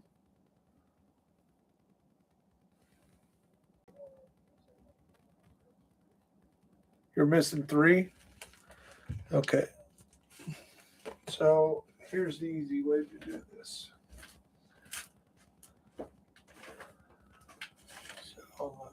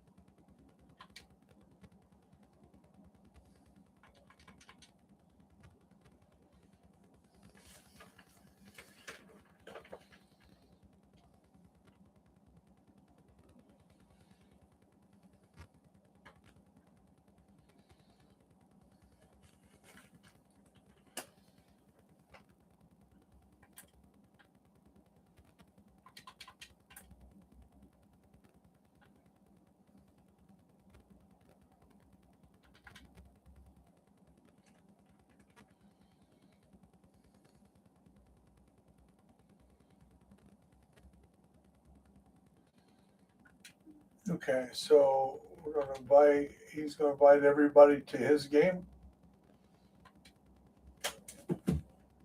Bear's going to invite you to the other game, his world. So go ahead and accept that. Now, all the keys that we've opened on your world, now we can open again on his world. Instead of hunting those last three, which one don't you have, which one do you have? So you remember opening this one. Now, if you look at your account, you should be down to 38.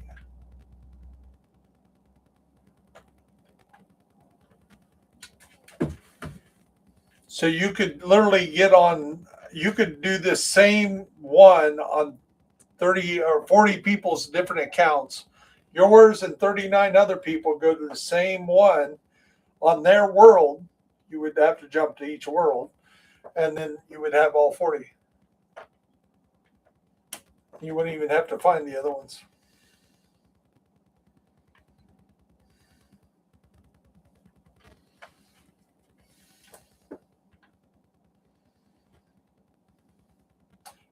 It's kind of not the way it was designed, but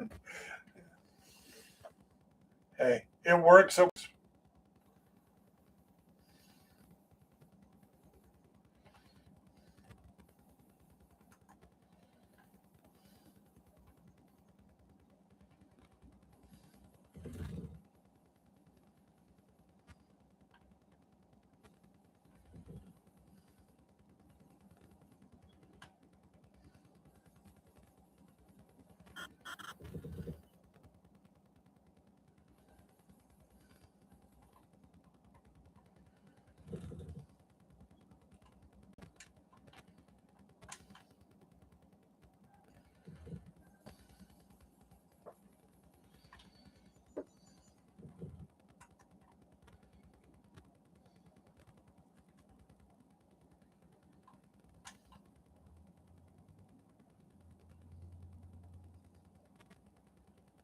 Got it.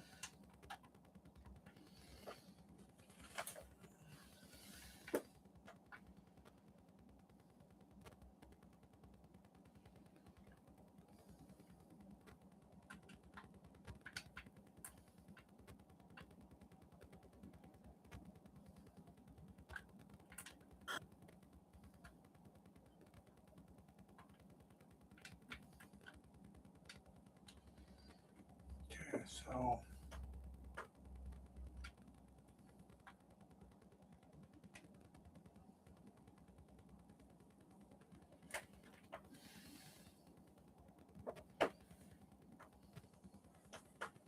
I can leave that one for your world. What I can do is go.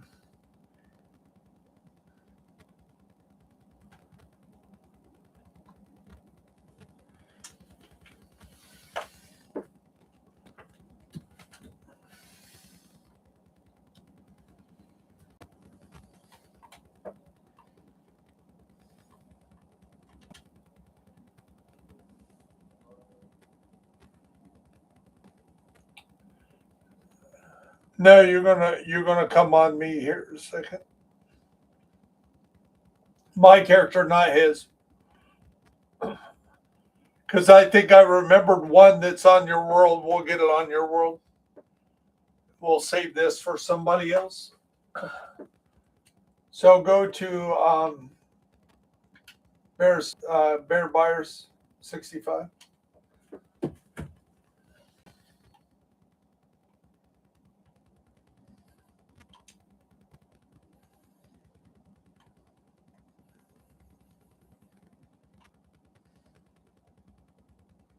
Oh, he wasn't spawned in. He might not get that. Let's see.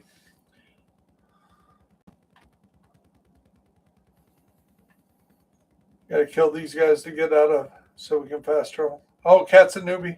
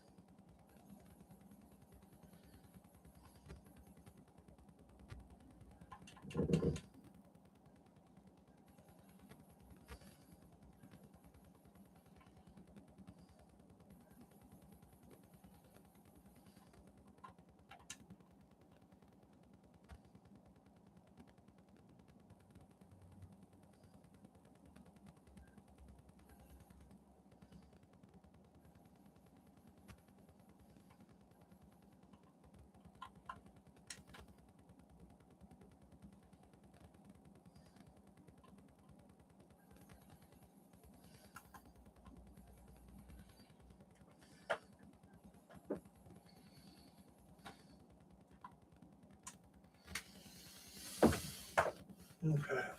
Where's the other control room? There's.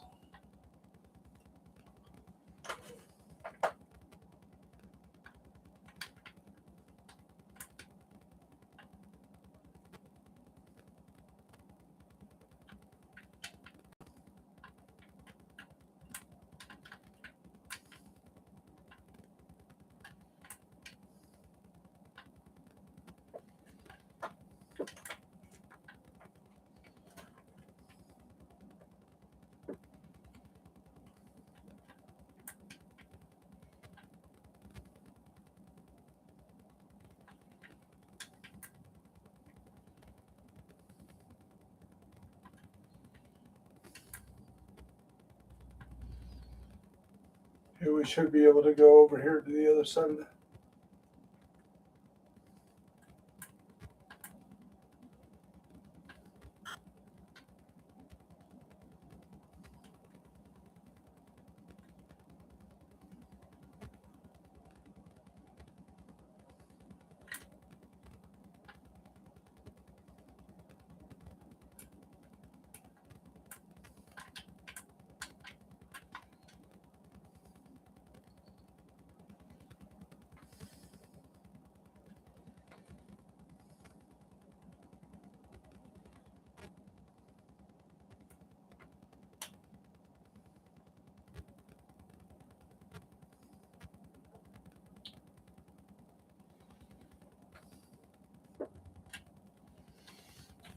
Okay, if you fast travel on him this time.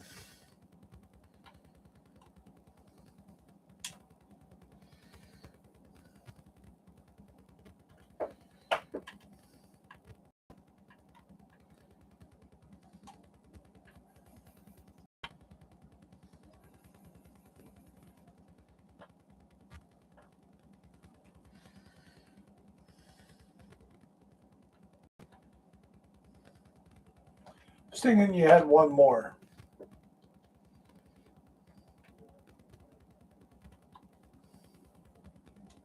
Oh, okay. Yeah, you did. Yeah, you did.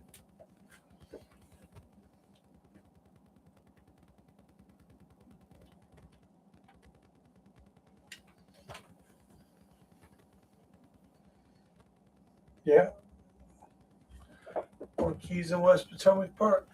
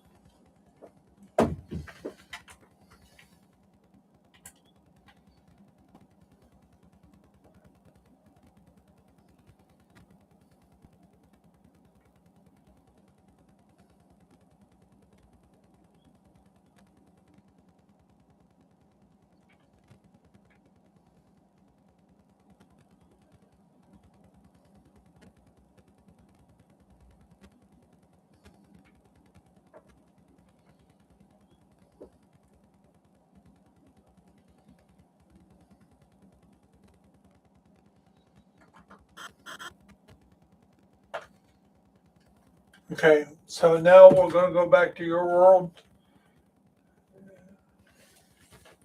So invite the group or go to your world. So just leave the group, and then I will. Once you're back there, I will join you.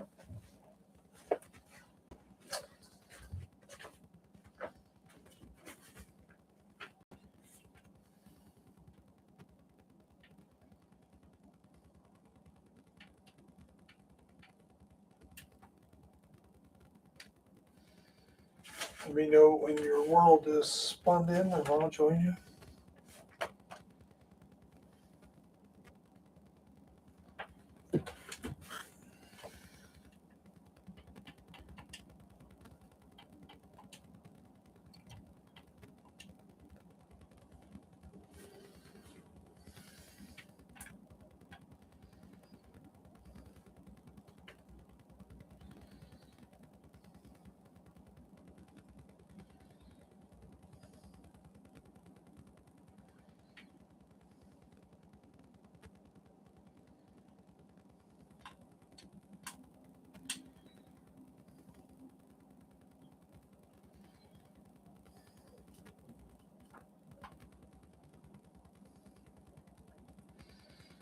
Yeah, I'm here. So I want to go here. I bet you that, or you actually. I want to see if it did. You say you already got yours, right?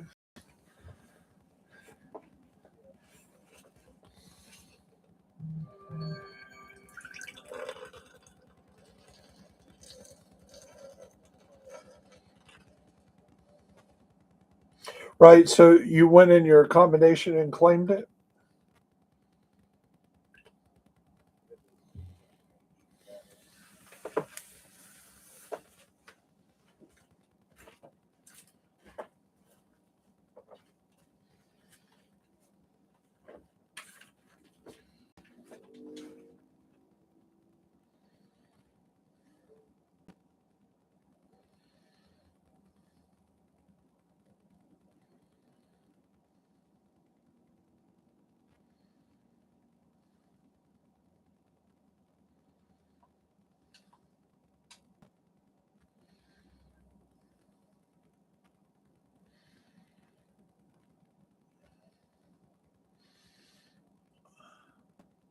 Awesome. It did work. Nope. It's showing. No, it didn't work. It didn't work. Yeah, I must have already hit this one. I don't know which one we missed. Um,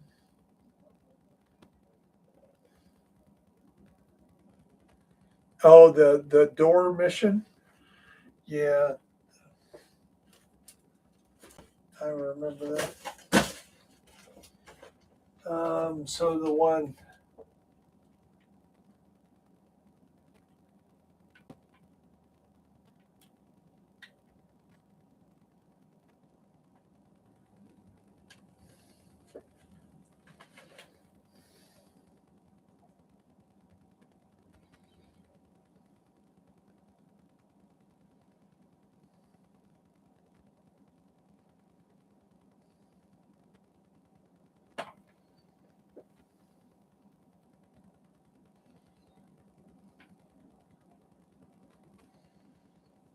I have to load in.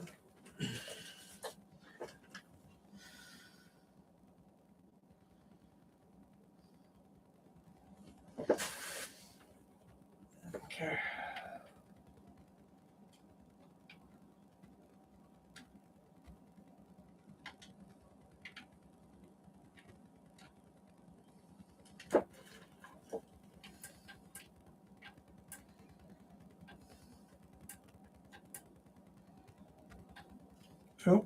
Oh, get you to join. You guys to join.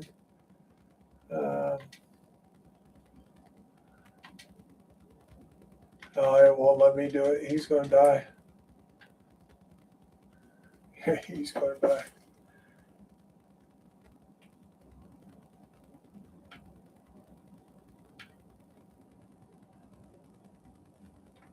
See if I can join his, and then I'll invite you over there. So let me see if that works.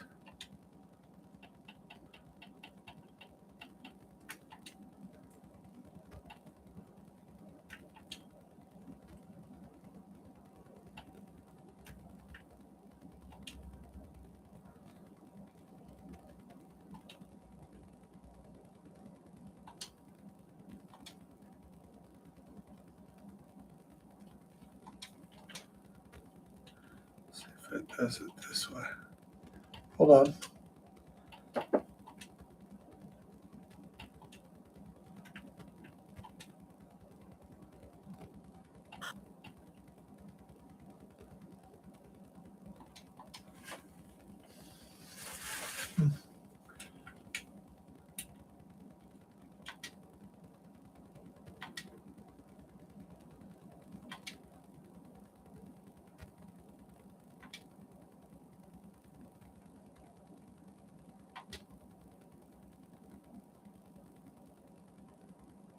Yeah, I want to do that. So anyway, let's go do your big loop party for you, and we will let you open your keys. Or are you already doing that?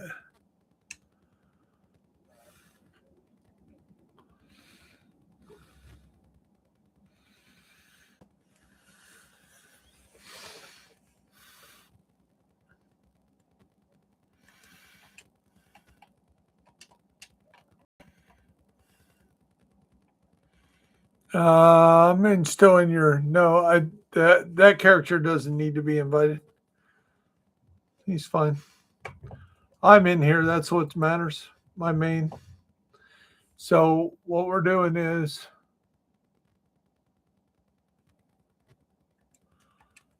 I'm dropping you items here. Well, am I not in your group?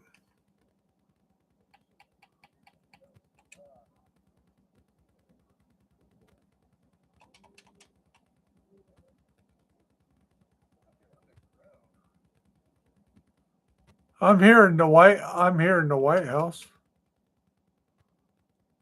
with you. You're underground. You're in the White House. I'm outside. Yeah. Everything you need is outside. You're underground.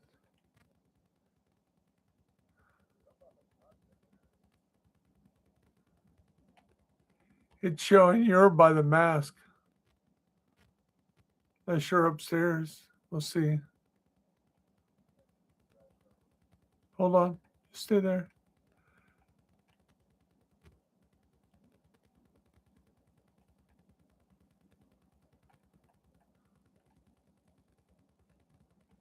That's weird.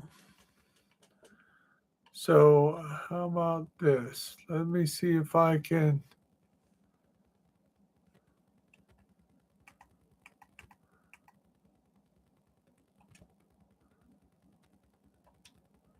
Let's do this. Let's do it this way. Let's go. Just so it doesn't.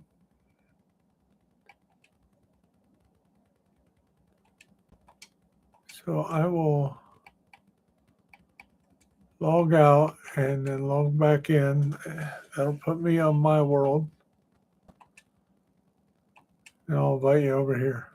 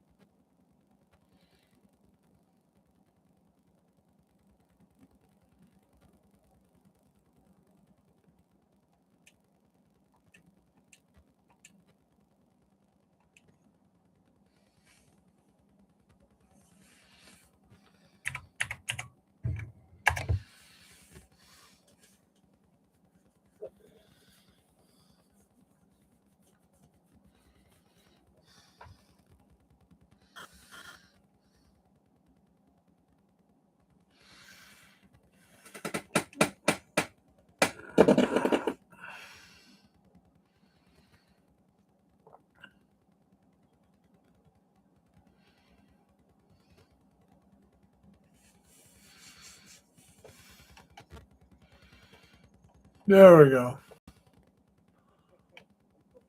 Okay, so let's see if I can drop all this gear. There's a light glue. Well, before I drop it all, let me double check and make sure it's not that one item that it's like these 4 items right there that just like need a sliver of bonus. So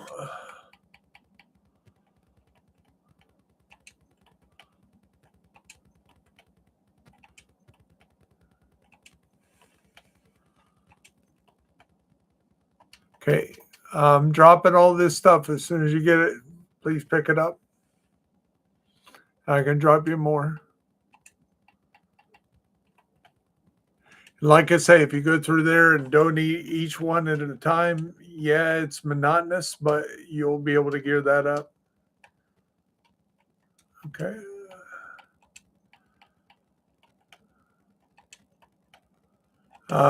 Now the measured assembly I'll drop as a unit so I'll drop those all together so you can just trash them instead of picking them up.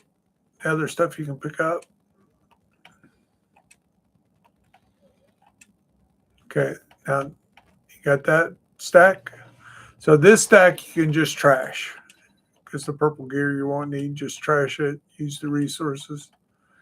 Here you go. Trash that one.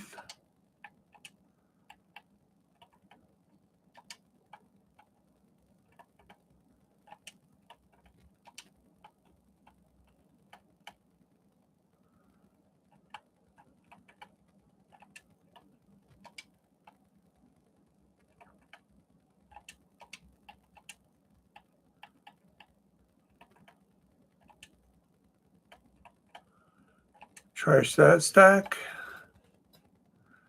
Okay, this stuff, I got a lot of Orwitz. It must have been that one last group that was in a different area.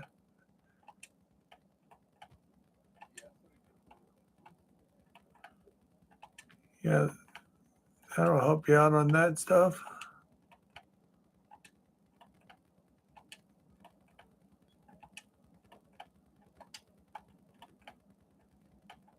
Okay, if you got that all picked up, this stuff is trash.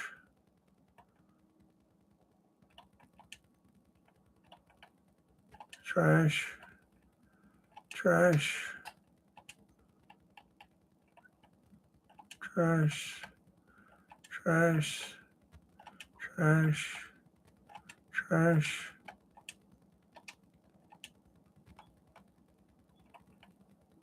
More trash. More trash.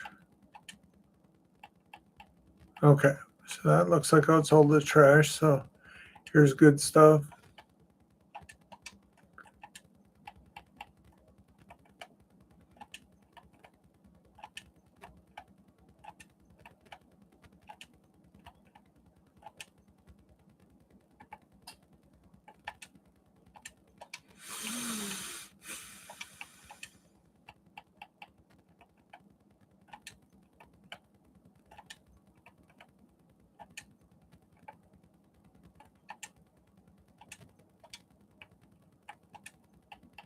Okay, last group.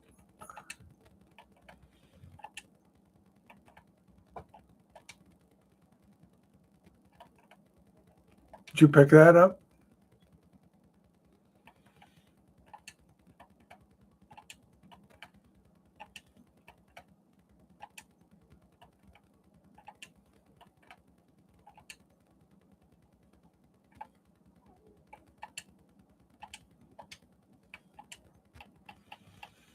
Okay, the last of the weapons. There's a relic that'll help.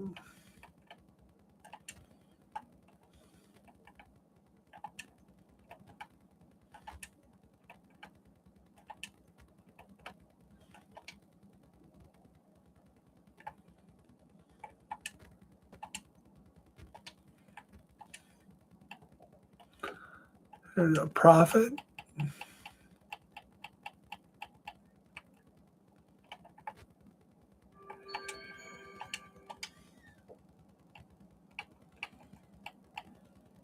Okay. There you go. That's everything. Yep. That's everything I got.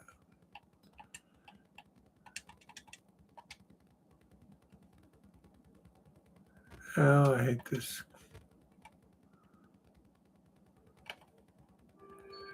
Okay. So here we go, YouTube. Let's see how many keys we got. 67 keys to open. Let's see how we do. So when you open these as a big group, what you do is you first press it and hold that X. Then you're going to have to press A for the first one. After that, press and hold the X like as fast as you can.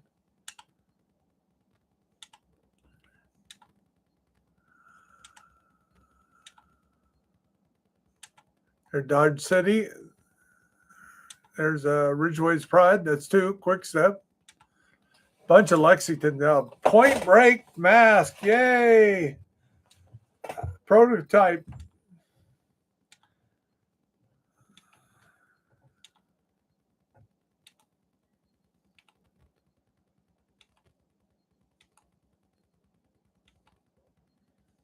Ooh, we're not hitting the exotics today, boy. Bunch of the junk we don't need. Chatterbox. It's a 3rd exotic. And we're halfway done. 4th.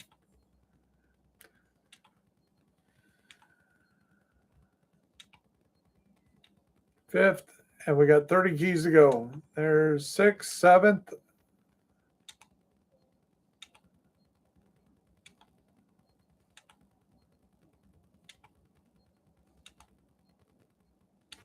8th. 9. 10.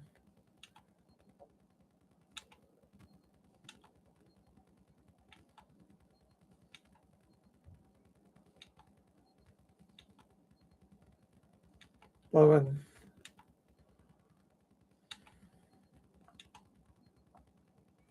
12.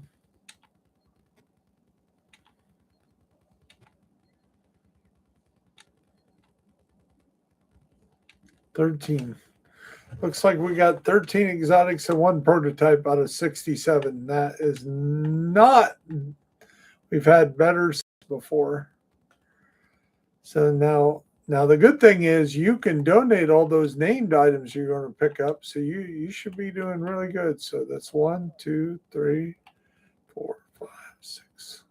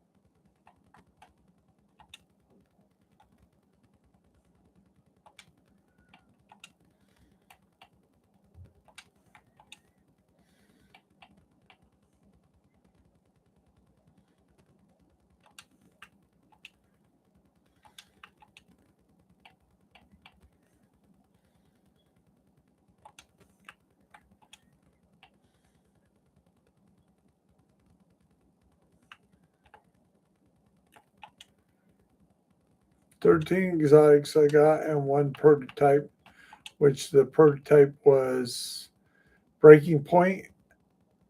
And for every mask, I got the mask. So every bullet hit gets a half a chance to apply a random status effect. Not really the thing I wanted on my Heartbreaker, because definitely wanted the attribute to be headshot damage. But the repair skill is like 26.7. That would be awesome if it was like, that'd be cool, but don't know how much I'm going to keep those. So now let's look at our gear here. I got 1 item here. I guess I left in the inventory for you to pick up.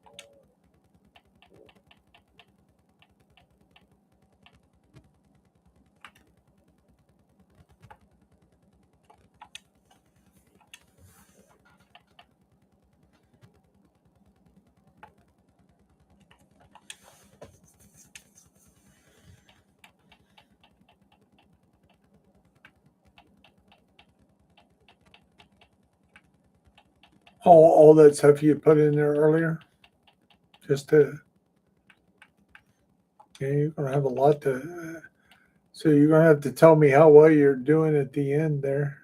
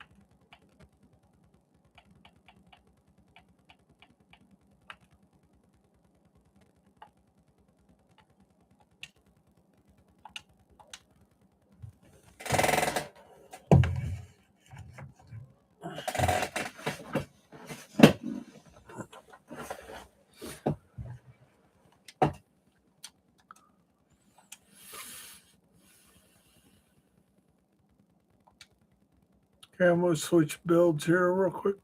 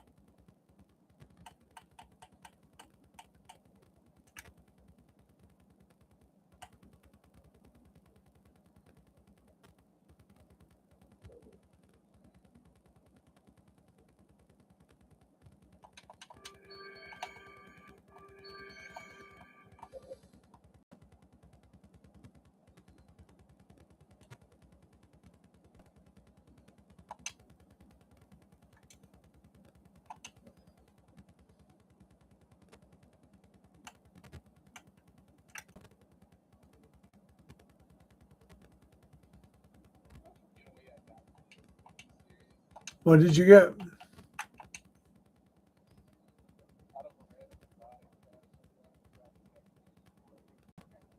There you go.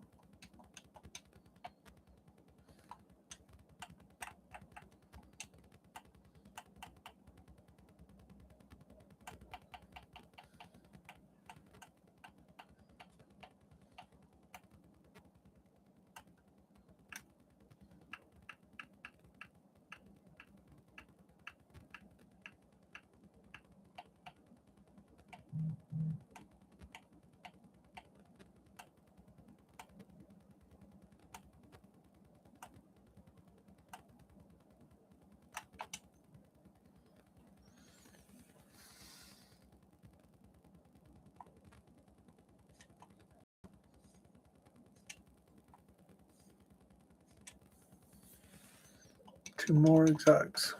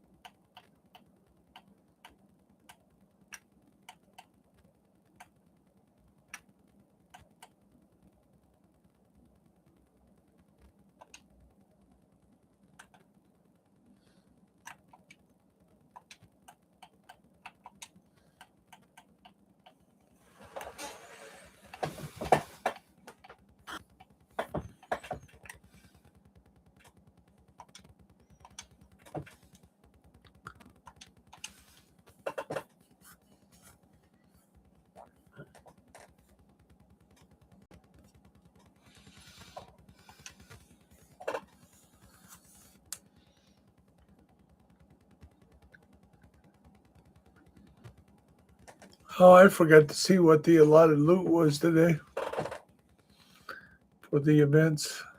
Um,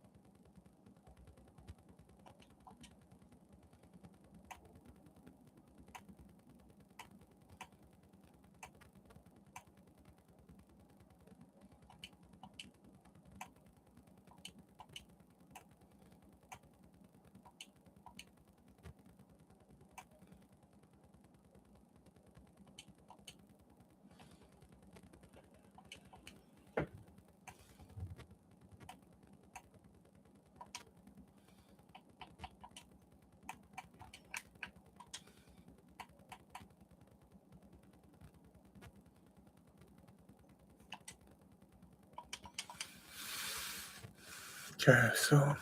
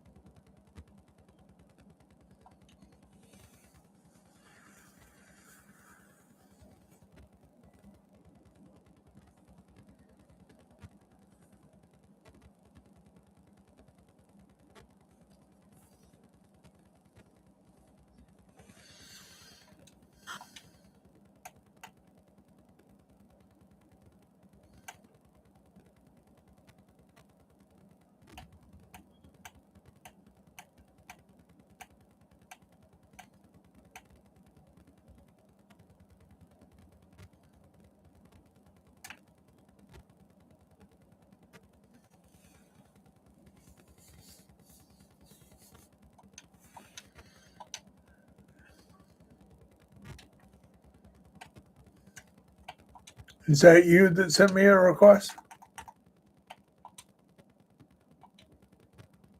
Yeah.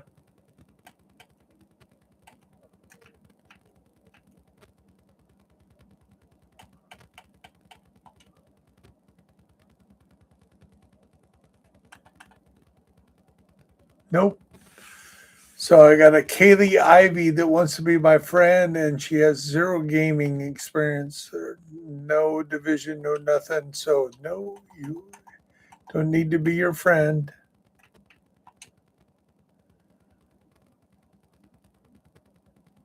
Oh, did I set ball? Oh, my game is glitching out again. I think I want to take that as an opportunity to take a unless I got people in here that wants to actually do something. Let me see. Interested? Nope. Optic Wolf. So we're gonna cancel post, and we'll come back in a little later after message.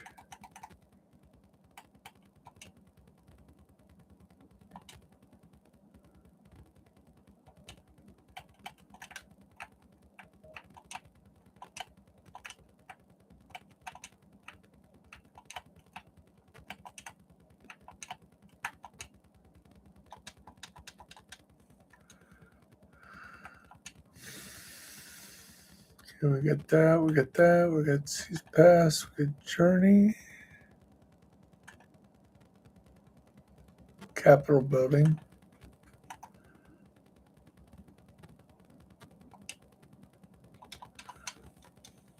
Okay, so let's see, what else do I need to do?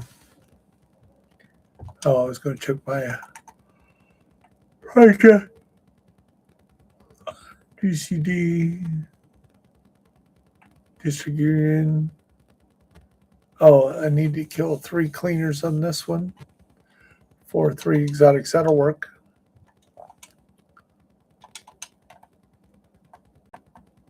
Okay, if you guys want to join me over here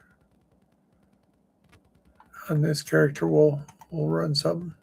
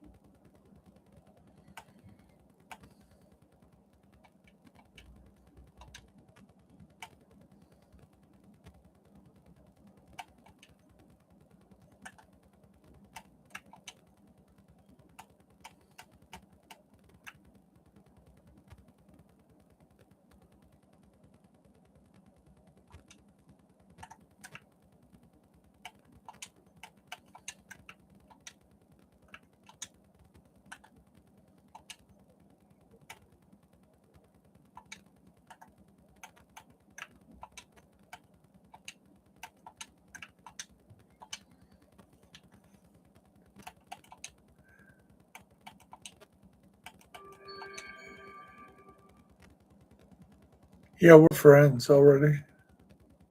We're good. Trying to figure out what this other person wants.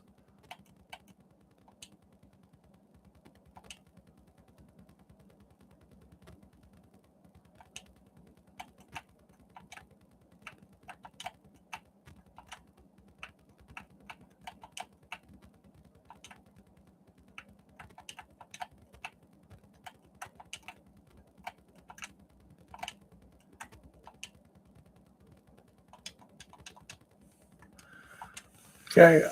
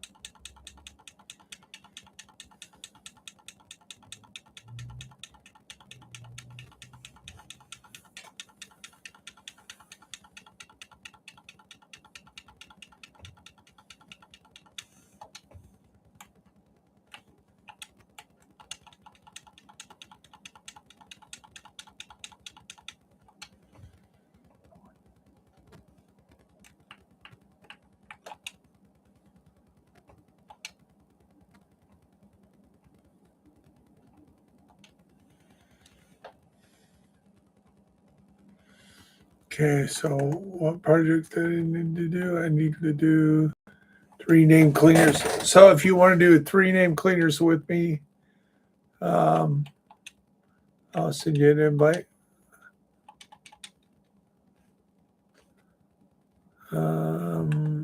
Cleaner bunnies.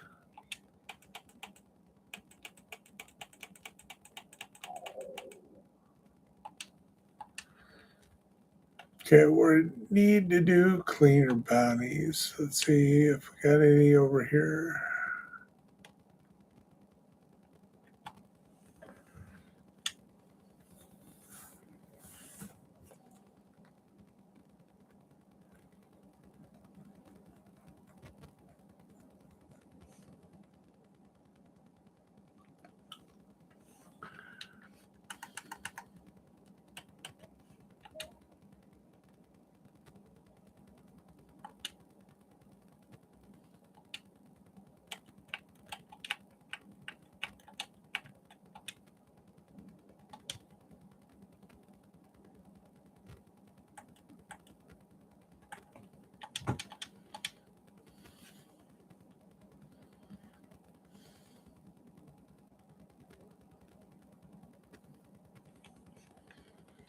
Okay, let's see. We need to clean the bounty.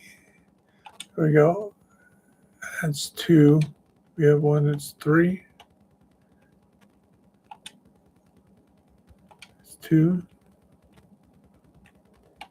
Guess we got to do those 2.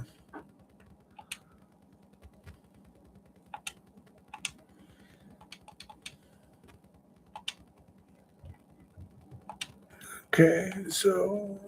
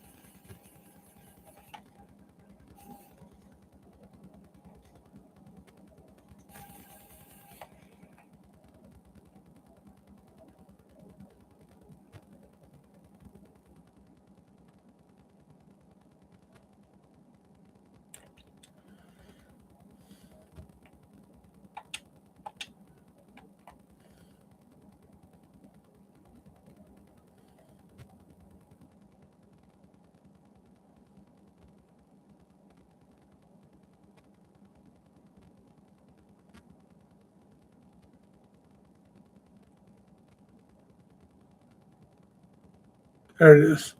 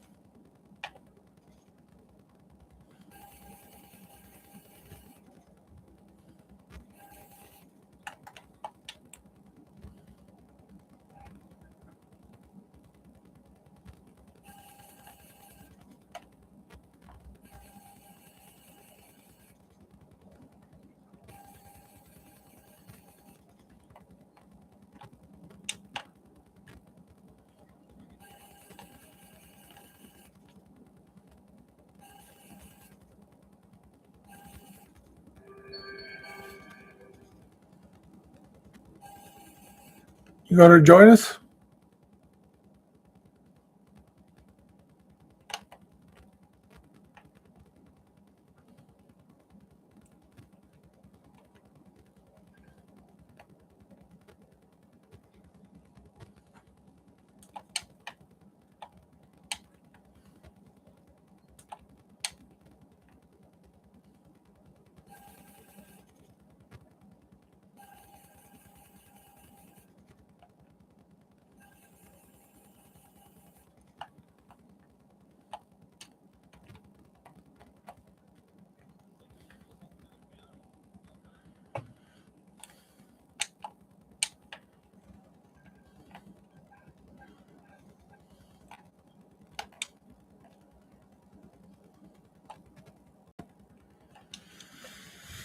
See there, and the other bounty is right here. Cleaner. And look at our event. We are all but done. Track on screen.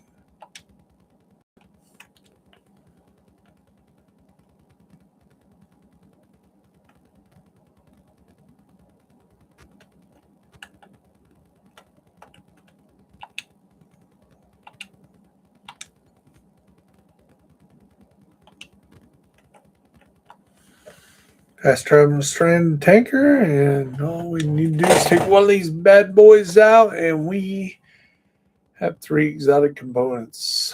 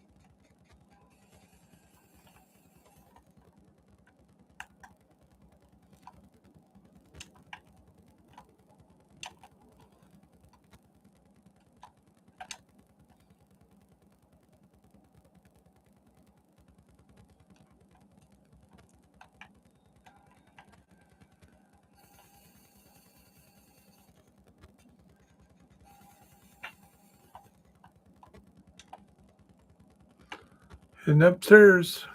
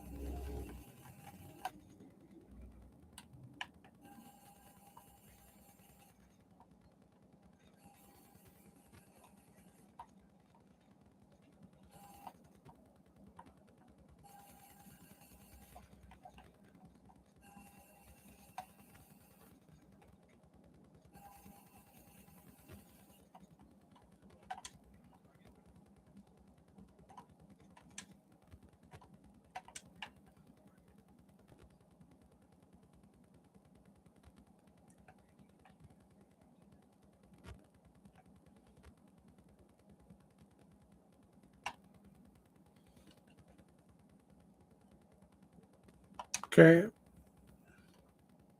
Did you not make it upstairs?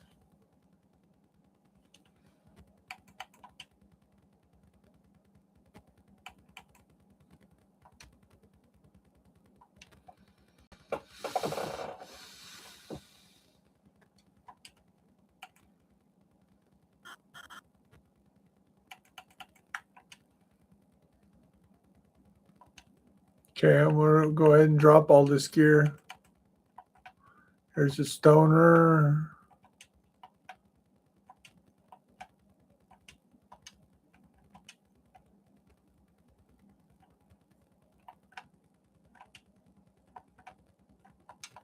Guys, want to pick his gear up? Guess you guys aren't. Okay. Go ahead back to Haven. Maybe if you go to Haven.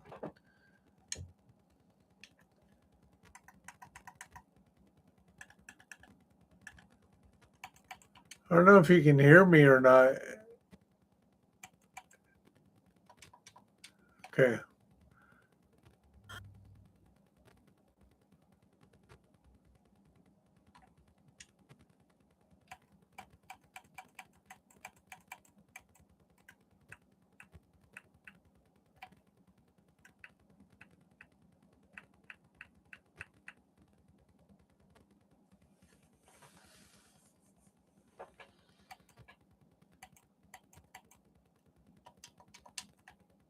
There you are. I can hear you. Can you hear me? Am I muted or something? Okay. Are you here in Haven? I'm going to drop you this items.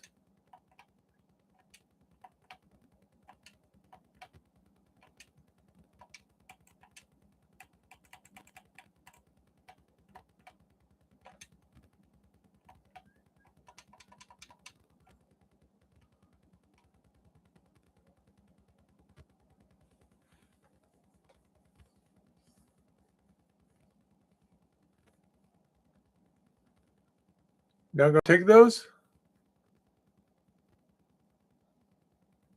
Okay. I don't know where he went. I'm going to go ahead and go to lunch then after this. Got one thing I wanted to upgrade.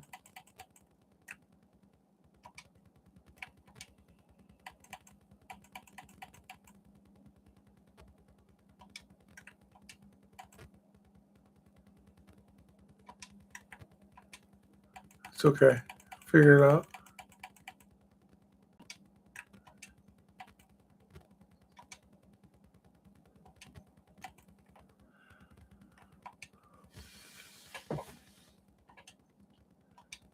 Okay, there we go. And go in here to the stash. Pull this item out.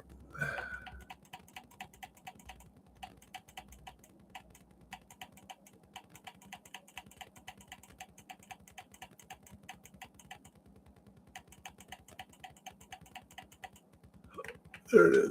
Winners.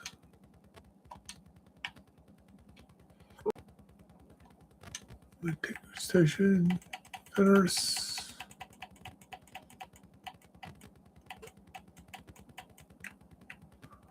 Okay, we're going to take the Fenris all the way up to 30. And right now, our Fenris, the way we have it right now, is at 15% weapon damage. Let's write this down and take a note. So we're at 15% weapon damage. We're at 6% crit chance, and we're at 12% crit damage. Now, when we take it and we go protocol, oops. So we go to the proto lab and we take our Fenris, we protocol it up. It now is, so the only thing it crissed, it went from 6% crit chance to 9% crit chance.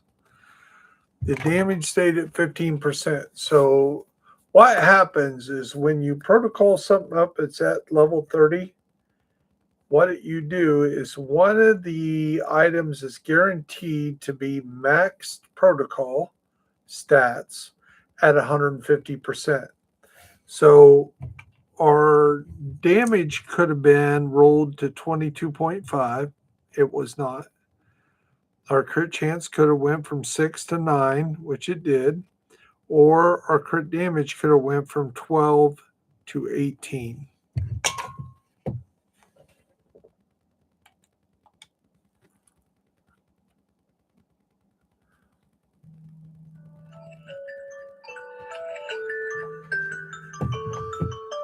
So by protocoling that up, basically all it did was add the attribute, which is we look at our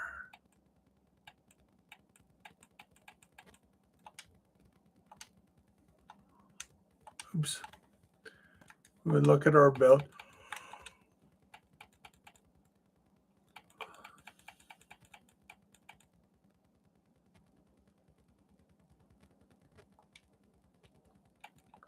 Oh, there it is.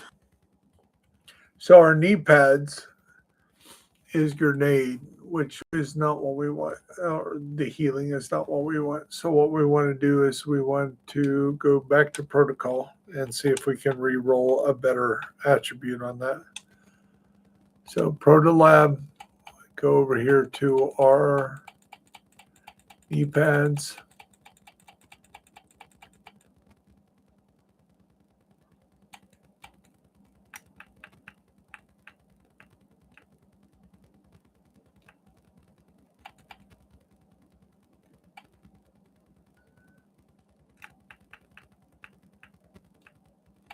It was Fenris. And we re-rolled them at re-rolled the augment from anomaly to echo. We like echo. We like echo a lot. So we're going to keep that.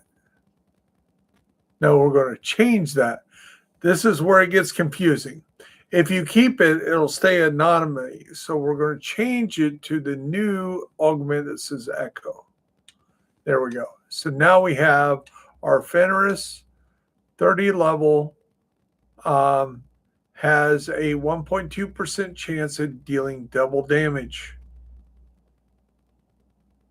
So the only difference between this and a non-prototyped was the max it could be was 15% weapon damage, which it still is, 12% crit damage, which it still is. But now instead of the 6% crit chance, it's 9% crit chance. So that was a slight improvement, and now it has 1.2% chance of doing double damage.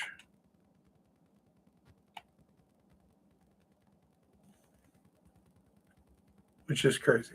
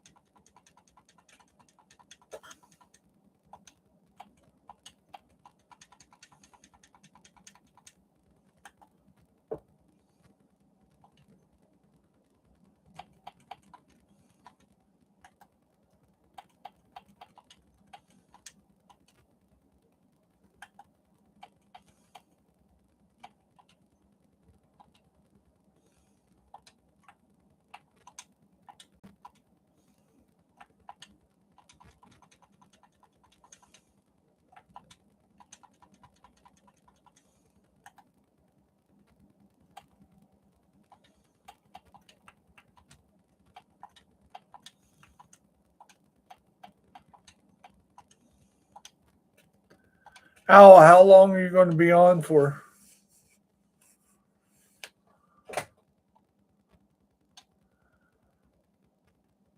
Okay, so I'll try to make this short, about a half hour, and be back here. We'll start a stream and just figure out what you would like to do the rest of the night for the time you're on, and I'll help you out. How's that? Okay, when you see the stream pop back on, you know I'm on. Hey, it's Bear Essentials with Bear Buyers. We're wrapping this video up. I will see you in the grind.